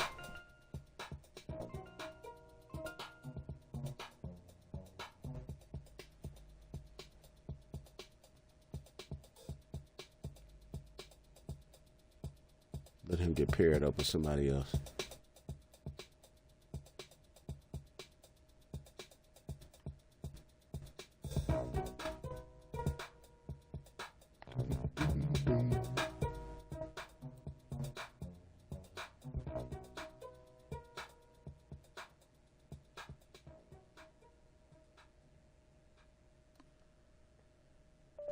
Need better internet than 5G? Your search is over. Get Cox Internet for just $40 a month when you add Cox Mobile. It has faster, more reliable speeds. I think I'm gonna let that commercial play. Cox very pretty good.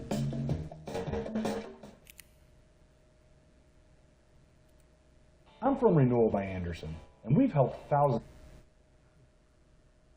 Nah, I ain't even gonna be able to get a freaking game.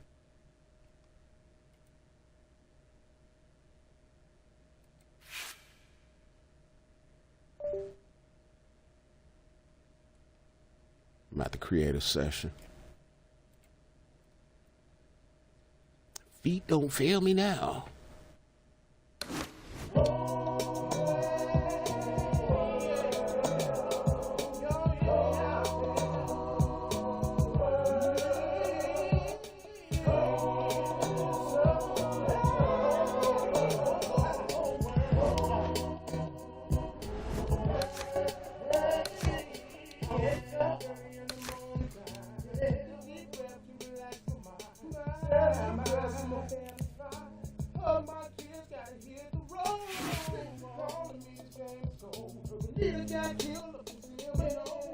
booty for a nigga with a cutthroat.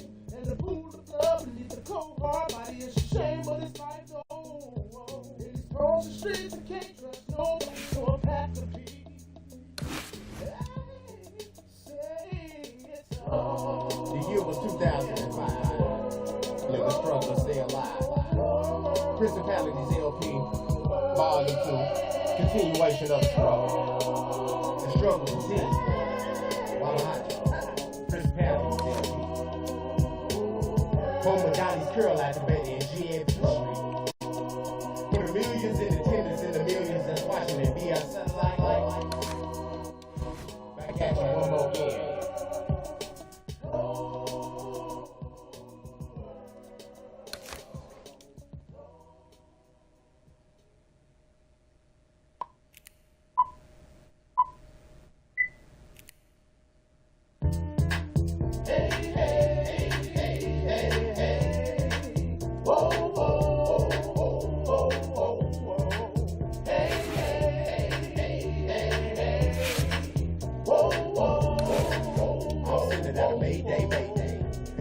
They say, thank God it's Friday. Oh,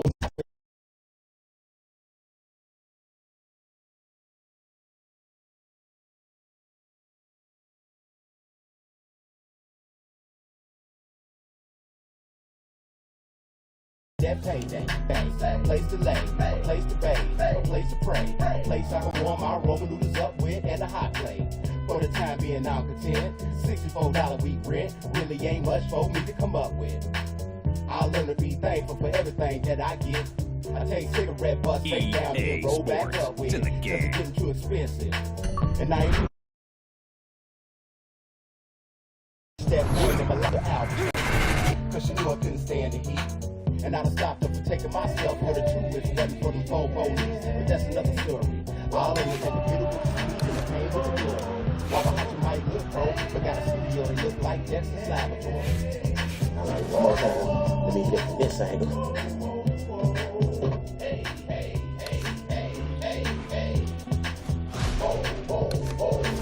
Oh, I went to the wrong menu. Well, head to head. I got a billboard that don't bite. I got a multi-million-dollar type of artist in my game, but he won't write. WabaHacha for president. This year be the year, no procrastinating. 10 years in the game, concentrating. Hard times coming, but I can't be waiting. Northside peoples, T-town peoples, superfly peoples, all my peoples. Can't be duplicated, can't be changed. Sometimes complicated, sometimes vain. Countrified, living on the edge of fame. One quick hit and we in the game. WabaHacha tennis shoes, WabaHacha socks, WabaHacha backpack, WabaHacha watch. Avoid the po-pos cause the hood is hot. They think I'm selling narcotics when I'm not. Hey, hey, hey, hey, hey. Whoa, whoa, whoa, whoa, whoa. Hey, hey, hey, hey, hey. Whoa, whoa, whoa, whoa, whoa. Hey, hey, hey, hey, hey. Whoa, whoa, whoa, whoa, whoa. Hey, hey, hey, hey, hey. Whoa, whoa, whoa, whoa, whoa. Hey. You are now boarding flight number 918, destination Waba City. In the event of an emergency, please remain. Am I gonna be able to get in the game?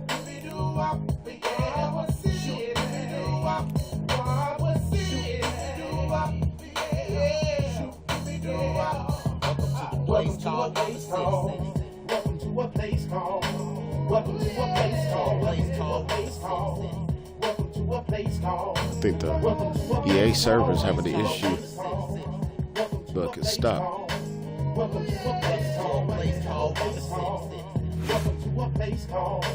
Welcome to a place called. I think EA servers having the issue. Daddy know a place where the people still party like it's 1999. All day, every day, standing in the line. Came up and got the neon sign right above the door to say, welcome to a place called Waba City. But for security reasons, you can't get in unless you know somebody.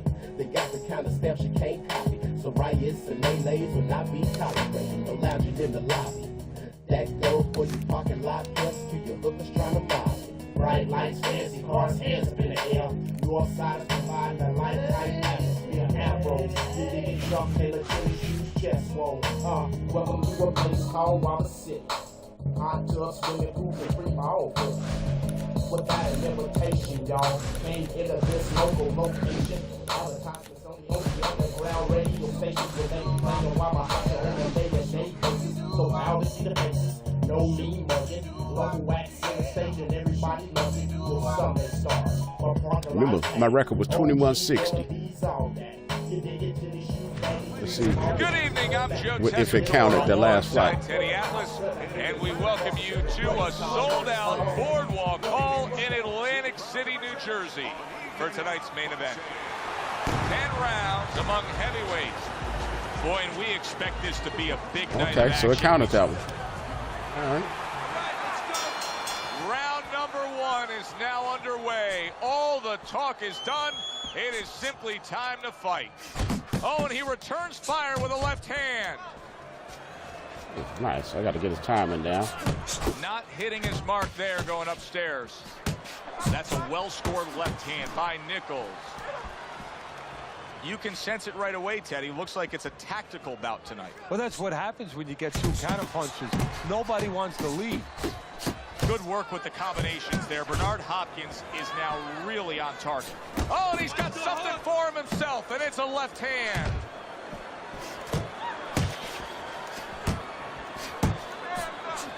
Hopkins is so dangerous with that accuracy. A 2-punch combination landing. Nice block by Nichols.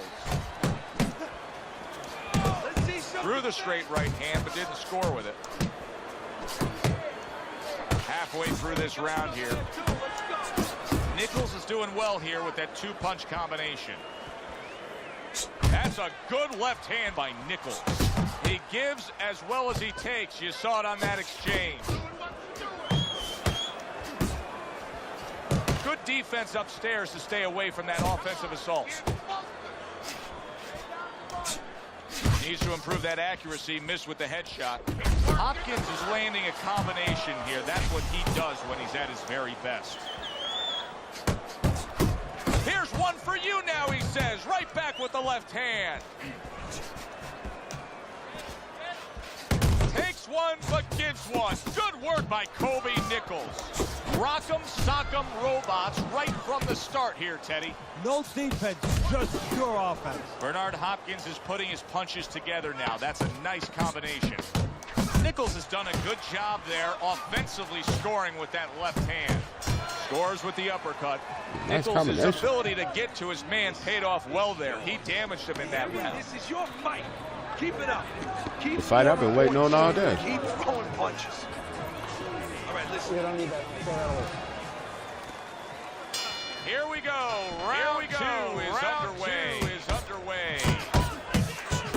Teddy, he did a smart thing right there. Just created enough space and then landed the counter punch. Looked like the Will of the Wisps, the old great Willie Pep. Made him miss, made him pay.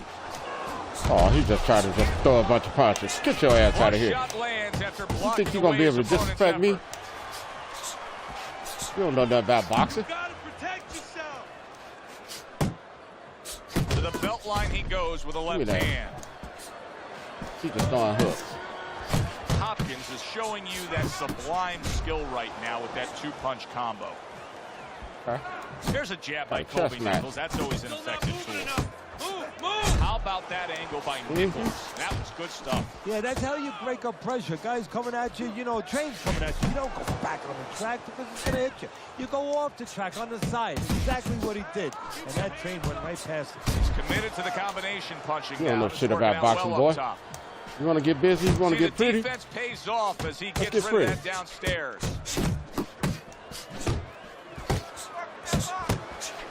Goes up. Come on, let's get pretty. Right hand. Let's get pretty. Hopkins' combination punching is working well here. Final minute of this round that has been nothing but 2 straight minutes of non-stop fury. I've been waiting on the nerve. Seatbelt, more turbulence ahead. Zoning in on that gut combination punch downstairs. I've been waiting on one. It's like a karate match. Come on. Shit. Huh? It is Saturday.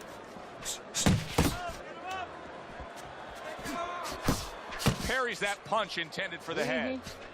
Just 10 seconds to go here in the second round. Hopkins is putting a smile on his corner man's face right there and frustrating his opponent with that jab. End of the round here as we're ringside at our fight night venue. Of course, we're on the road with you every step of the way with a fine crew. We got to give credit to the crew there. Robbie and Rick back in the production truck doing a nice job, all cramped up in a tractor trailer. Yeah, they do a great job. They allow us to go on the air and allow us to do the fun part while they're doing the grunt work. They're doing all the difficult things back there. Of course, Mike, Brian, all those guys. We appreciate you very much. Glad to please my coach. We're not taking you out to dinner tonight. Well, you could see what he wanted to do there, but unable to land that body shot.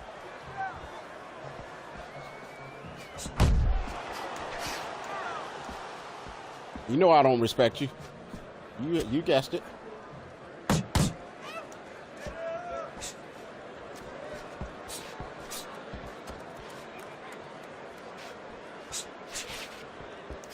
Bernard Hopkins is putting forth that hard work he did in training camp there, landing a crisp combination. Got the same three-piece combination. That's some fine defense right there. I love that block by Kobe Nichols.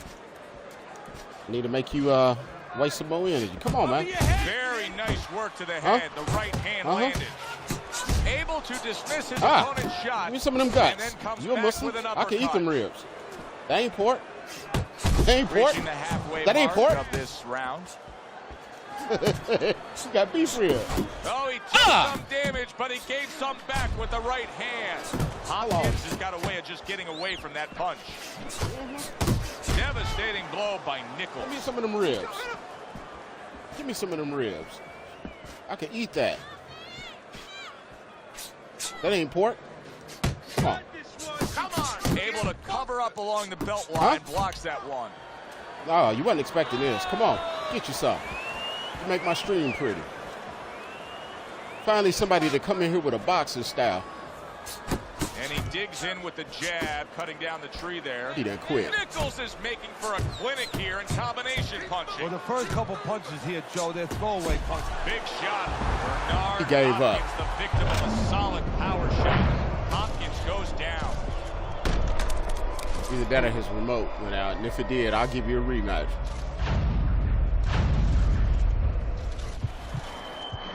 One, two, three, 4, 5. I like that type of style. I'll play him anytime. I'm going to put him down as a preferred player. That's it. The fight is over.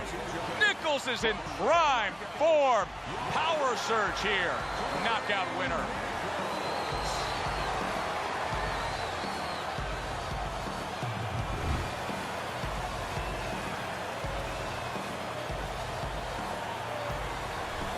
Boxing writers are going to have a field day with this early knockout, Teddy. Praising one guy and tons of criticism is going to be targeted on his opponent. Yeah, two ways you could criticize his opponent. One is that obviously his technique was not right, and that came from training camp. But the other is more directed to his corner, that they didn't warm him up right. I mean, he came out cold. There was no sweat on him, and he got starched. For Teddy Atlas, I'm Joe Tessitore. Have yourself a great evening. Teddy Atlas don't want to give me no credit, does he? Or did he? I don't know. I guess he gave me credit.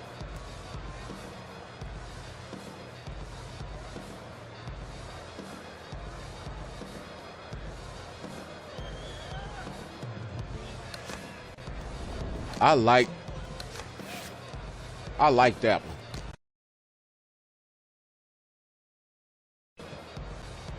I'm going to put him down as a preferred player.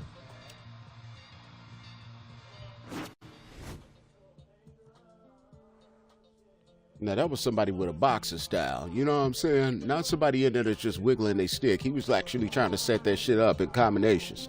I'll be right back. I got to use the restroom.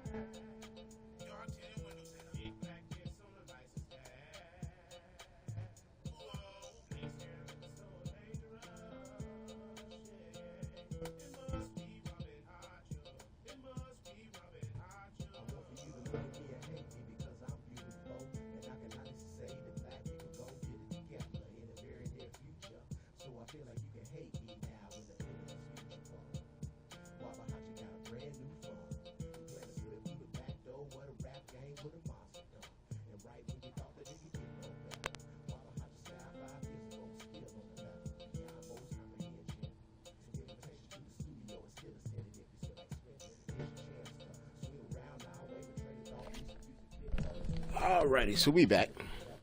Try my hand. I like those kind of games. I need to meet more people like that.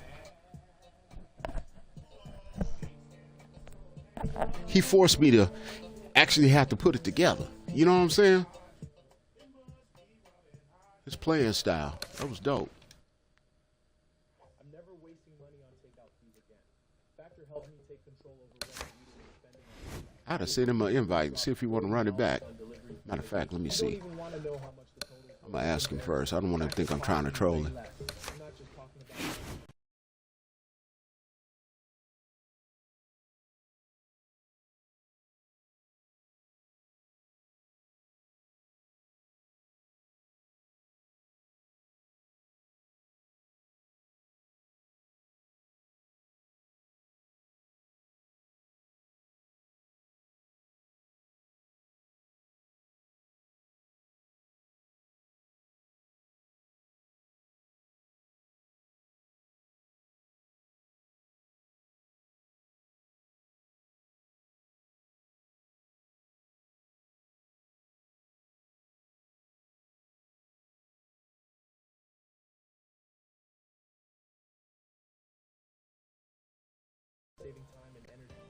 Okay, I found him. I'm gonna send him a message real quick.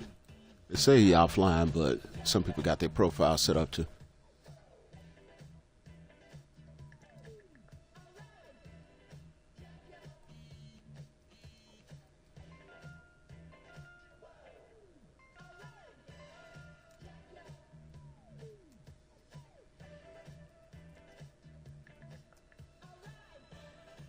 Send him a message, ask him did he want to run another one.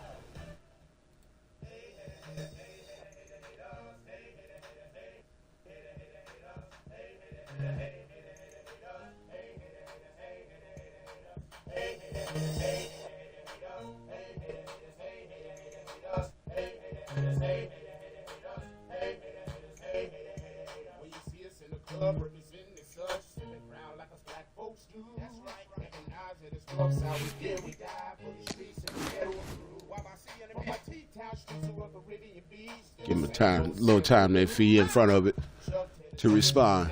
I told him GG. Asked him, do you want to run it back? He was fun.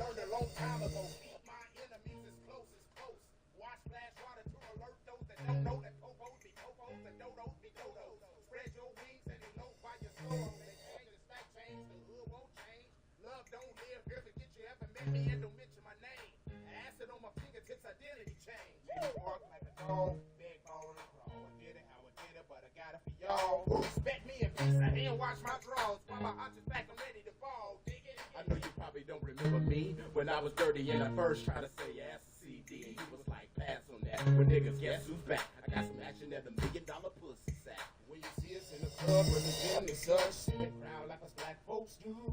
Recognize that it's rough side. We did, we died for the streets and we ghetto approved. From my T-town streets to Upper Vivian Beach, still the same old simple dude. Chuck Taylor tennis shoes, afros, and WabaHacha salad. I just got to move.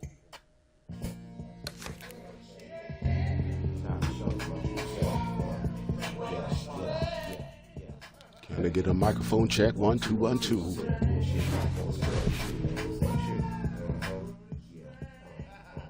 Can I get a?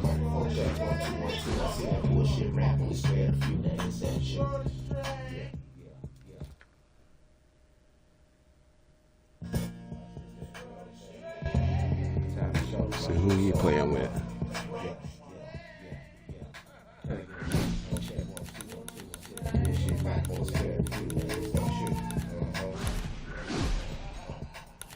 Microphone check 1 2 1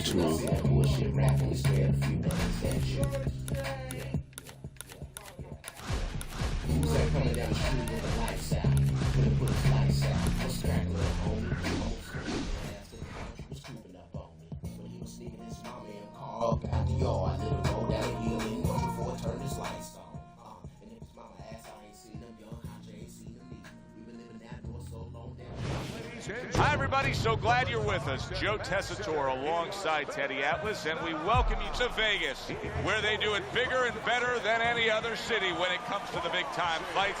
We're at the Thomas & Mack Center for tonight's main event. 10 rounds of heavyweight action. Great atmosphere here tonight. You talk to everybody ringside, and they expect this one to be a barn burner. Frost. Hold on, Martez said something in the chat. Let me see what he had to say. Reception as he is completely focused in on his goal tonight. Martez said, I just faced someone online. He kept taunting me during a ring walk. Totally focused. He ticked you off? Yeah, it can happen. It can happen with the taunts.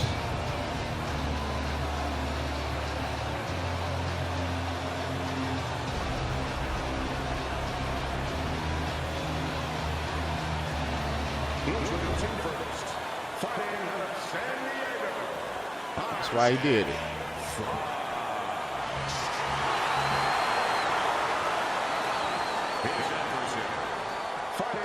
Yeah, that's why they do it. Pretty nice record. Might have a little trouble with this one. He's gonna be hiding behind some power too. Touch him up and let's go.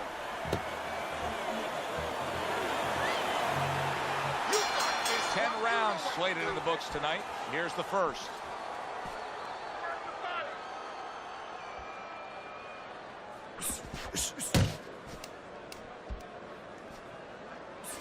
Frost impressing the judges and himself with that right hand.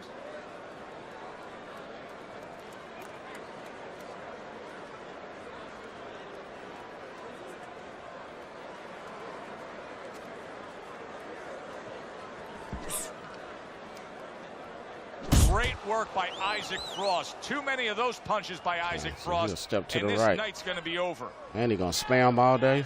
God damn.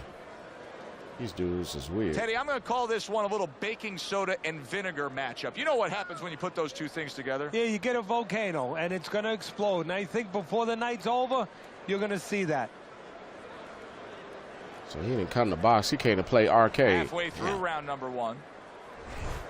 I ain't gonna play it. Fuck it. He playing with Isaac Frost too? Man, that's stupid. He's wanting to play in the arcade game fashion. Forget all that. You know how that. It might turn into what the homie just said. He said he just faced someone. He kept taunting me. And he said, man, F this game. This guy peed me off so effing bad. Like I say, man, there's all types on this game. There's all types. You know what I'm saying? And unfortunately, there's the weirdos. Playing online video games, man, is almost as bad as being on Facebook, Instagram, or something like that, where you just got the weirdos that just look for something to disagree with you on.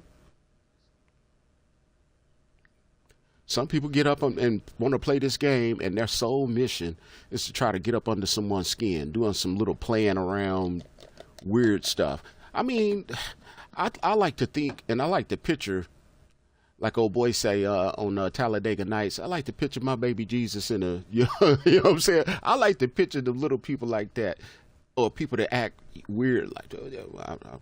That's not a politically correct word to use. I like to picture those kind of people as young, with some big teeth. Just, you know what I mean?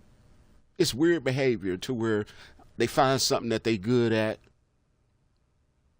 probably suck at everything else. Like everybody at some point, we suck at everything. Some shit you just naturally good at. But for the most part, you just keep doing it until you like it. I mean, until you get better, if you take an interest in it. Some of these people don't. Man, I'm telling you. It just warps their mind, I guess. I don't know how to picture it. I mean, I don't know how to explain it. I'll just try to give them the benefit of the doubt. They're weird. That guy was going to sit up there. He wants to play me with using Isaac Frost. A heavy-hitting, hard-punching guy. But then he want to stand there and not move. Stand in the same spot. See, here's where you go wrong at. On this game, at the beginning of the game, I don't even have to have my controller in my hand. And it's like a magnet. You ever see take two magnets and got the same polarity, and then you try to push them together, and it's like a little force field that's pushing you backwards? That's how it is on this game, because in order to make it three-dimensional, they had to kind of put it at an angle. So what happens is that if he doesn't move, all he got to do is stand right there, and then no matter what, you can't hit him.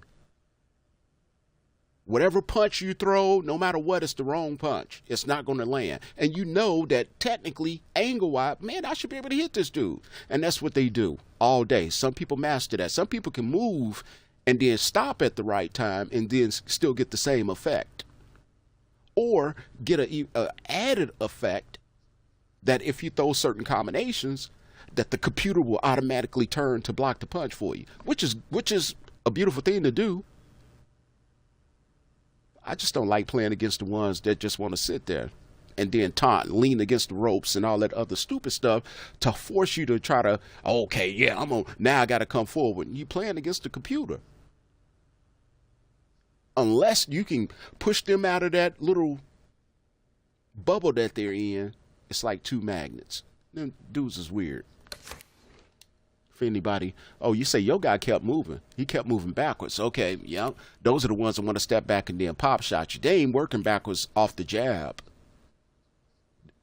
Yeah, that's even more frustrating, Kim, bro. I can dig that one. Well, whenever you get snack hungry, now I got a couple of belts over here that you can fight for. I got a heavyweight belt, a lightweight belt, and a middleweight belt. No, I don't think I have a fighter for the lightweight class. I know I got one for middleweight and heavyweight though. So if you want a shot at the title, you can damn sure get it. Let me get an eye for this guy. Since he going in that weight class, I go in this one.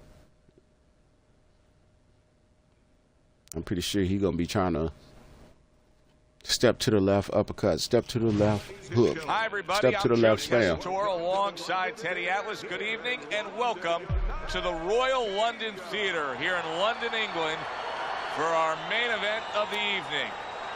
10 rounds in the heavyweight division between Joe Calzaghe and Bernard Hopkins.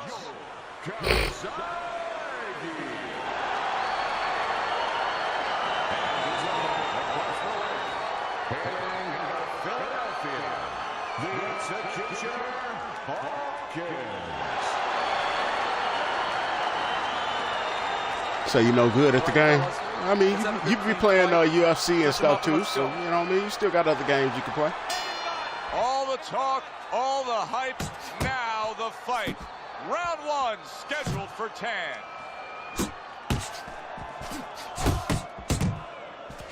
What does the orthodox fighter have to be conscious of guarding against that right hook from the southpaw? I mean, he's got his left hand out there, but a non-traditional defensive structure for him being set up like that. Yeah, absolutely. He has to remember that that punch will come from that angle, and usually he has no danger coming from that angle. So he has to make sure when he jabs, that shoulder is up against his chin. So if the hook does come, it hits the shoulder, not the chin.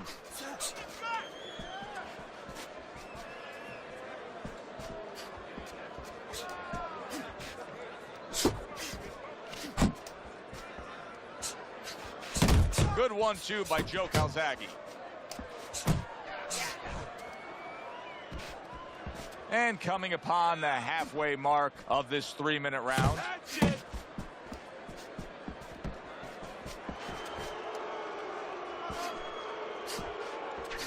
A little something for his opponent after getting tagged. Comes right back at him with a left hand.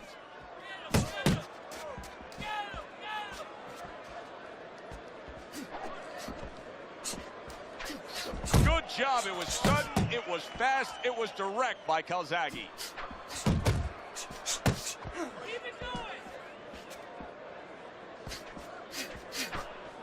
Very nice defensive guard there.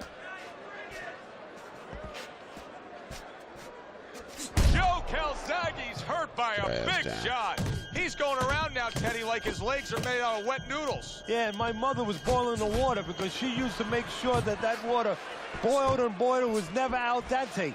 These legs are not al dente. Hopkins has got things going his way right now. He just got to his man in that last round, but he'd love to score a knockdown coming up here. Well, what he has to do is continue along the line that he started now. He's starting to find him with the jab, and he's putting things behind it. Keep searching. Don't fight his fight. Jab more, jab more, jab more. You're right, caught Coach. up. You're getting caught up and fighting his wave. You're fighting his fight. Focus for me.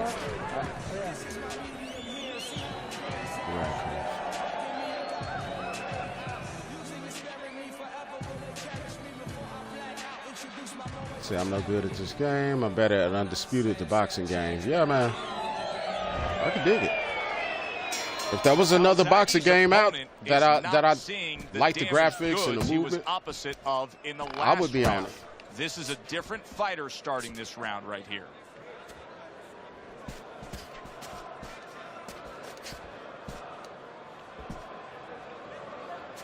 See, it keeps lagging.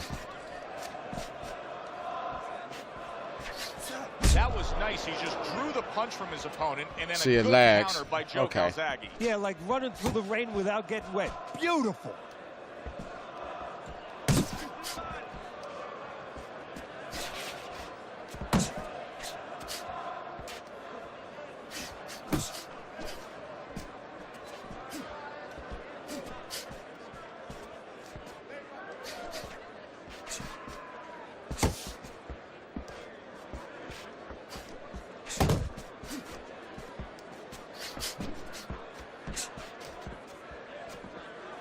Halfway through round number 2.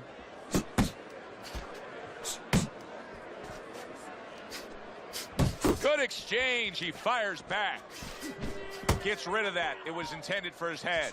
Calzaghe's just looking to get it done on the back end here, Teddy. Yeah, he is. He's just waiting to set a trap. You know, he's trying to get his opponent to walk in where he can make I don't a like miss, how it lagged and when bang, we get close. Bring it on him. Some of these dudes shouldn't even be playing this shit. Catching one by Joe Calzaghe. Knowing their internet is there at McDonald's. Calzaghe's at his best when the combinations are landing. He scored well there with that combo.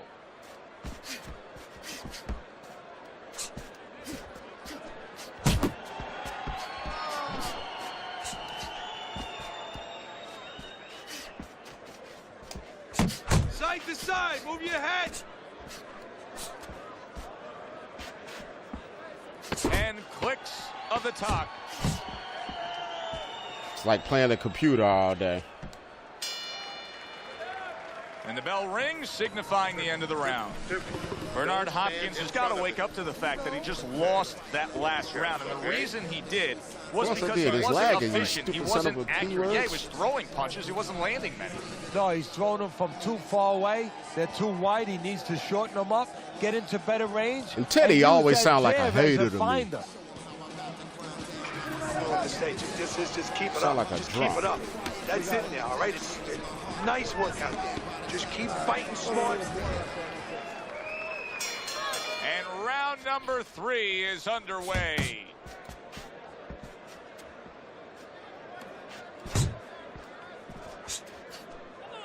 Blocks away that headshot.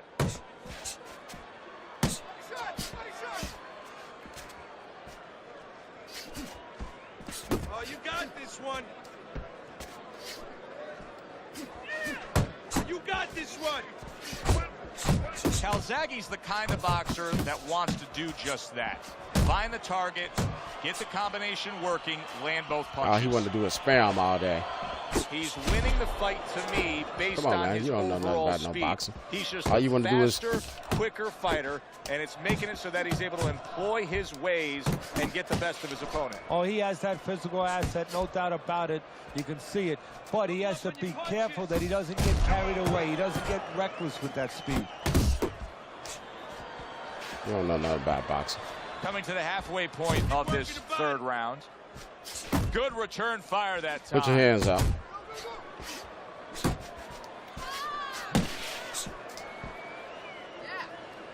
See what he's trying to do. Hopkins is left, working well that time. Joe Calzaghe's opponent knows exactly what the game plan can be now. That counter punch landed with some success. Trying to time that straight left hand, and he does so with ease. Right to the belt line. A little defense turns to offense by Joe Calzaghe.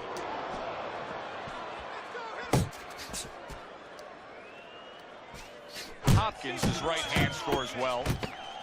Last 10 Come on, seconds. Spammy Tammy. I'm not going to walk into that shit.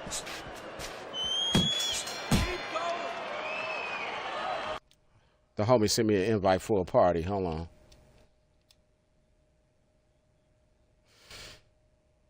Let me in, coach. Let me in.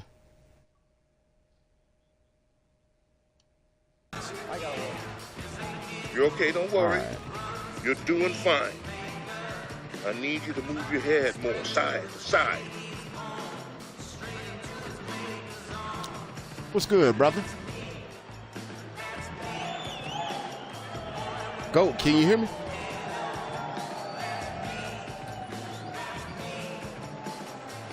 Sammy. Calzaghe's out in front as we take a look at Teddy's scorecard for the first time tonight, but they're still in a mode of just feeling each other out. Neither man has taken control of this bout so far. Good accurate work there. I'm playing after the he computer aided too. A solid uppercut by Joe Calzaghe. Well, I don't know if he's hip to the idea of becoming a counter puncher, but I get the sense you'd agree with it. Yeah, definitely. I mean, you think he got a rhythm going, but he playing off the computer. The guy's walking in right now, not moving his head much. He can time him. He can counter him. And he counters back with a big shot. It's computer aided. Like whenever I get close to him, it lag out. In the midst of the straight right.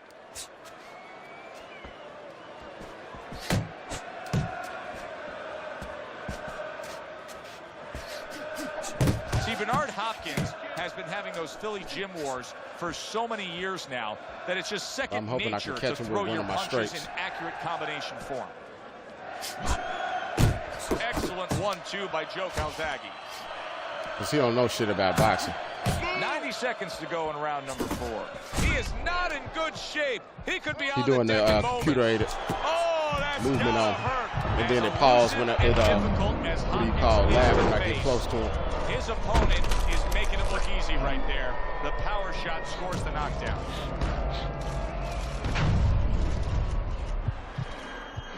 One, two, Even lag when you try to get up. Some of these dudes are so hacked out. Bernard Hopkins, especially in the heavyweight division. To dig deep into that reservoir of will and energy and strength, getting up, beating the count.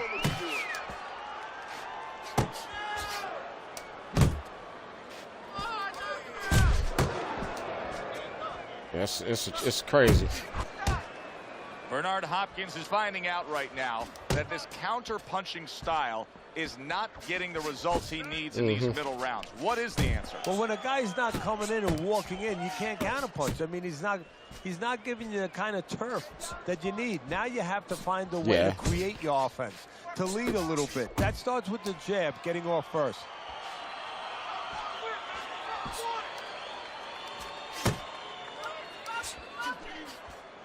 Fourth round now with its last 10 seconds.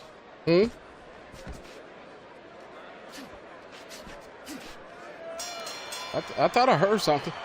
Hopkins has to prove that he's a deep stretch runner here right now. I think he's slightly trailing as this fight comes to the later stages, but you can see his corner imploring him to go out and win it.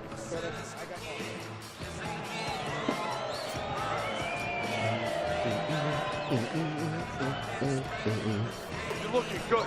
Looking good. He's tired. Is Dig still online? He's got nothing left. Yeah, man. See if he's trying to run some. Oh, he already playing. Nice. Is he in the party?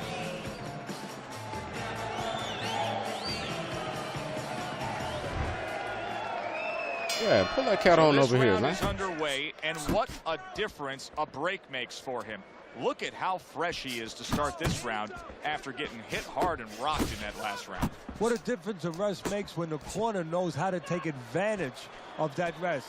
They got water on him. They revived him. They massaged his legs a little bit, gave him some encouragement. Good to go. See, all he trying to do is spam.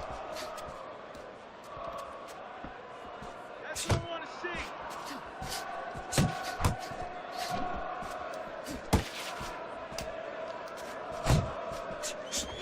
There's another left hand from him.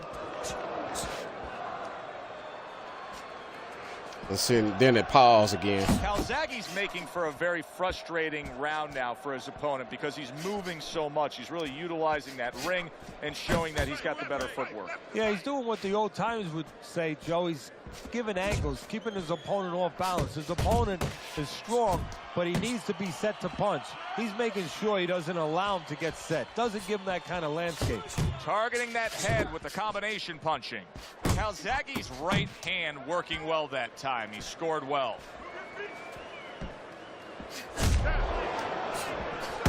He missed with that headshot.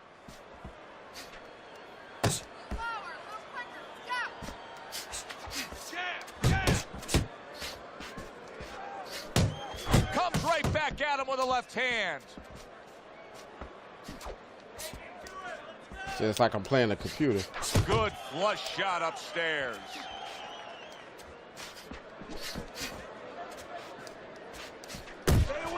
Well-targeted left hand by Calzaghe. Off to the side, a little swing and a miss going upstairs. Little head knocking with that right hand. Final 10 seconds of this fifth round.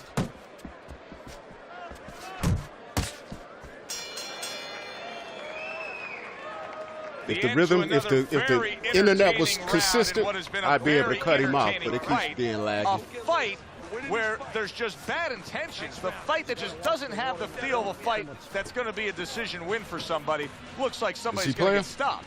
Right from the beginning, they've been fighting with desperation. Going What to he signed up decision, for as OT? you just touched on, has not been in their minds at all. Listen, I need to see more competitions, okay? Whenever he misses, count.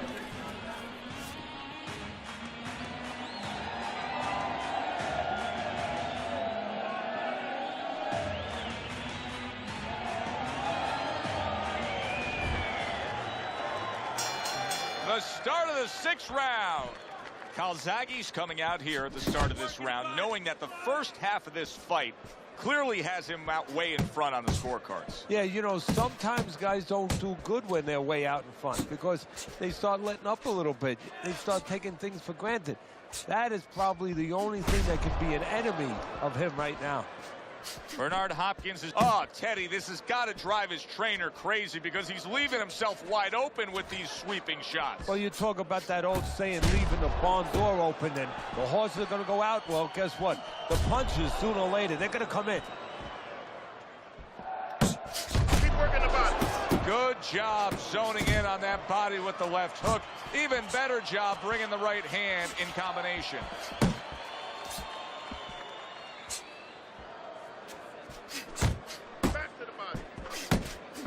Now you see the southpaw pulling the trigger with the straight left. Reaching the halfway point of round number 6. Hopkins is well off the mark that time.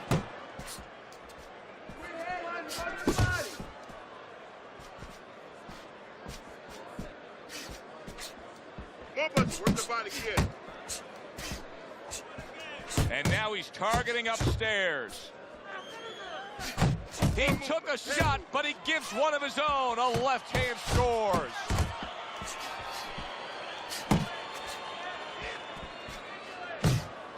Good job. It was sudden, it was fast, it was direct by Calzaghe.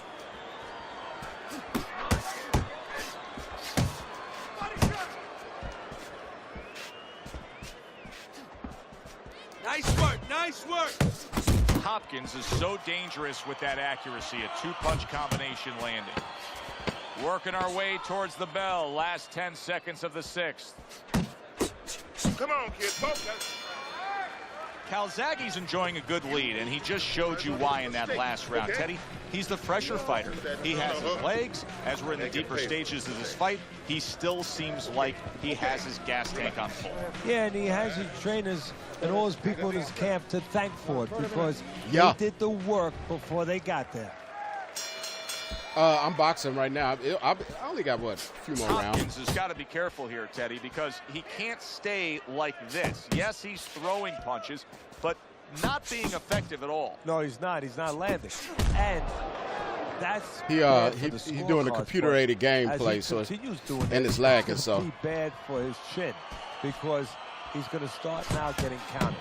As time goes by, the more he misses, now his opponent's going to start doing the other part. He's going to come back and take advantage of those misses. And he returns on that exchange.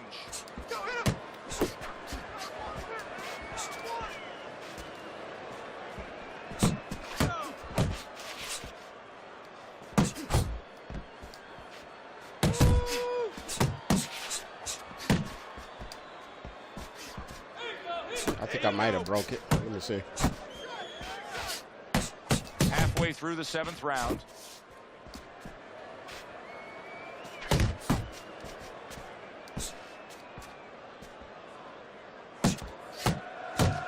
Accurate shot. Straight right hand comes in. Oh, a nice 2-punch combo by Calzaghe.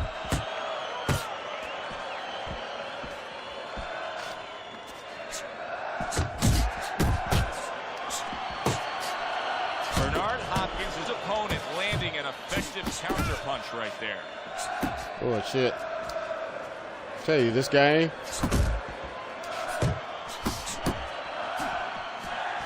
Calzaghe's putting on a show here, defensively putting on a show, and it's helping his offense, because you know he's creating holes, he's creating opportunities.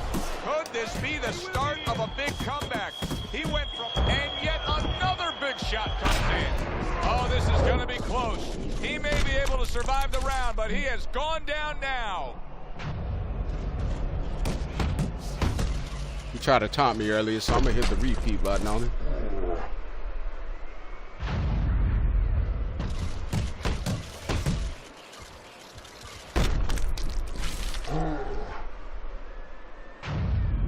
I got a knockdown on him. 1, 2, 3, 4, 5, 6, 7, 8.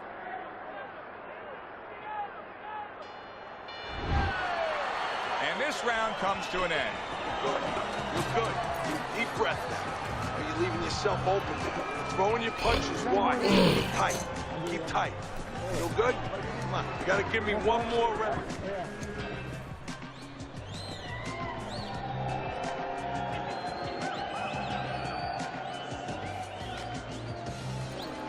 If you're standing straight up, move that body.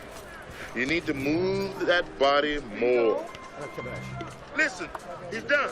He's done. I want you to double up on that jab, then finish off with a hook.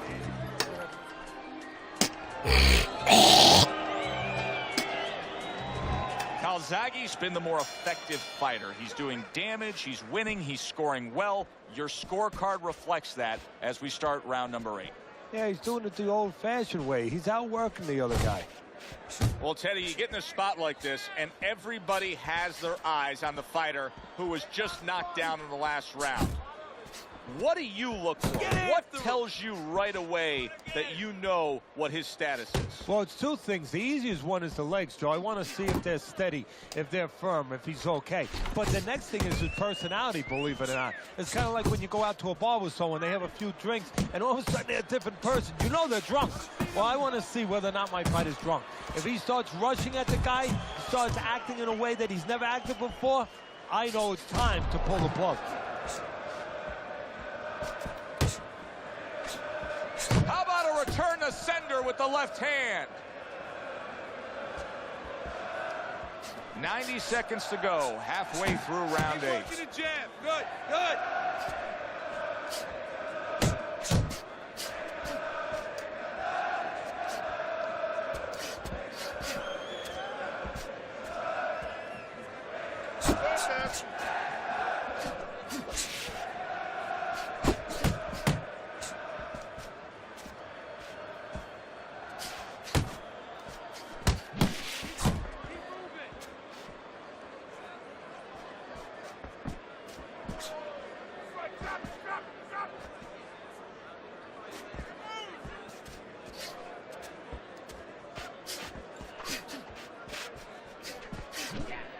Bernard Hopkins with some rare defensive flaws. His defense not tight, his hands not up, his movement not as good as we've seen it in the past. And the ref's not going to tolerate the headbutt there. He hands out the warning. Tried to land that upstairs and was off the mark. You know how these dudes do anything to win. And that does it for this round. Calzaghe's in control of this fight, Teddy. Sometimes you can just look at it and see it as clear as day. He's ahead on the scorecards. Yeah, I have my head on my scorecard too. But right now, he can't afford to coast because this guy is still dangerous. He has to still stay on his P's and Q's. Nice work doubling up that jab. He returns the favor with a right hand of his own. Keep those hands up. Step to the side and then lands the counter. Yeah, disappear on him and then all of a sudden appear on him.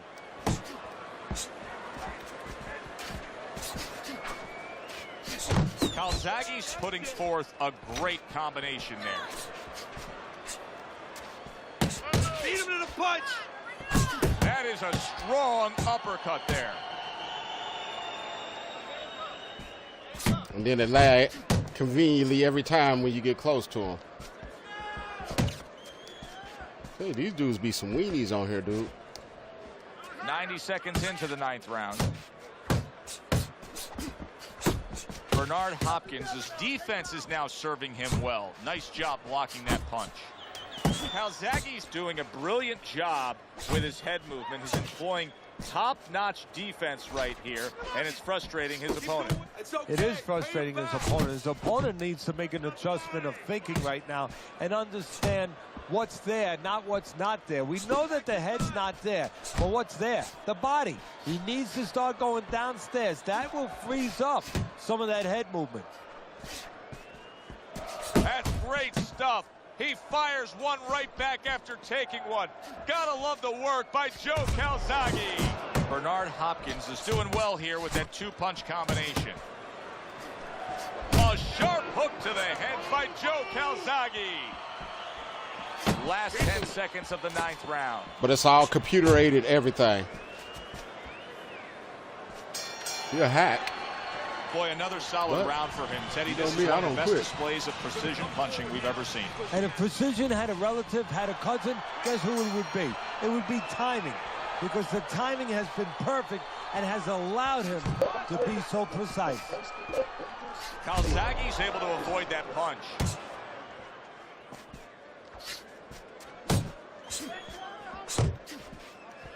I'm just not including my audio.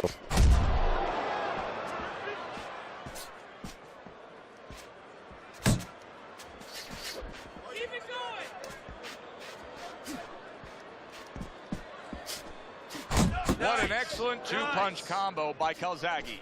Joe Calzaghe's doing good damage with the combination punching. Well, right there's a good example of the benefit of combination punching. You miss the first or the second, the third and the fourth, they land. And now he scores with that left to the body. Bernard Hopkins is landing a combination here. That's what he does when he's at his very best. I'll tell you what, boy, country range. Halfway He do through not this miss when it 10th comes to and girls final in the round. audition. Country Wayne. And now he's On this- acting on like this- a fighter. Good God. But back with the right hand after getting scored upon. You got something on there? Man, do it all the time. Hopkins' combination punching is just perfect there. I'll 3 come punches out. landing. All of them don't miss.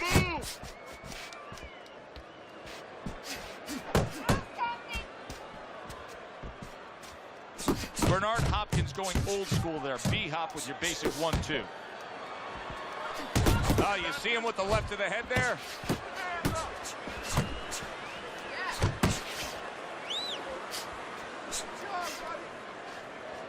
Comes right back with some offense of his own. Pulls the trigger right away with the left hand after getting tagged himself.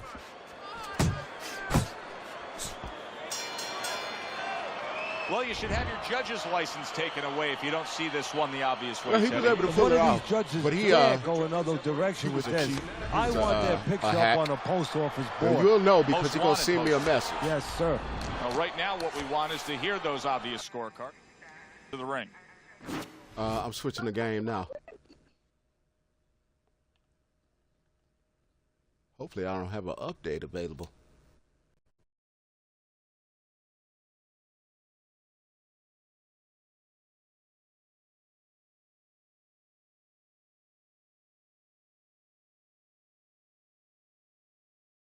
Quick.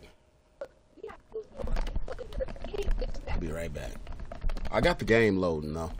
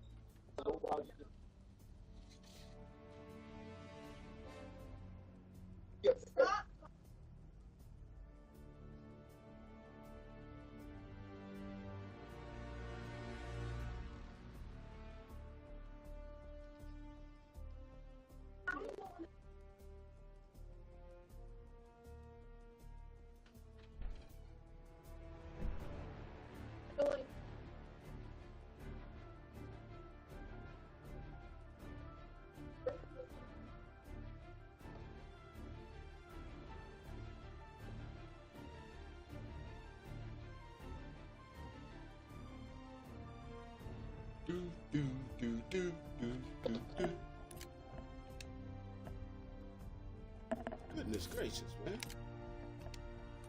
You better come on and play this game, bro.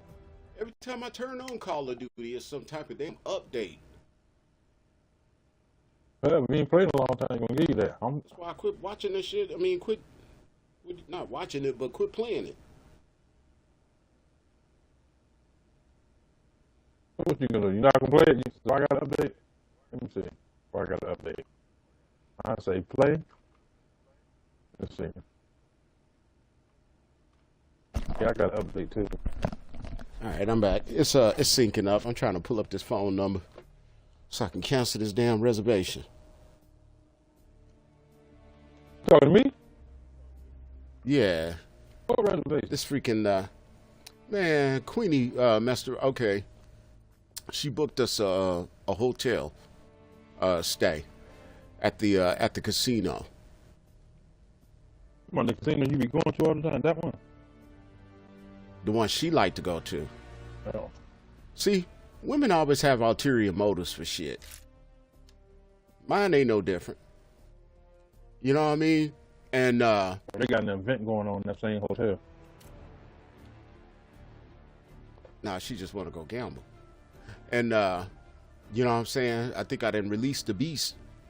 turn the old to the shit, right? And but you know, when you feel it, which is cool.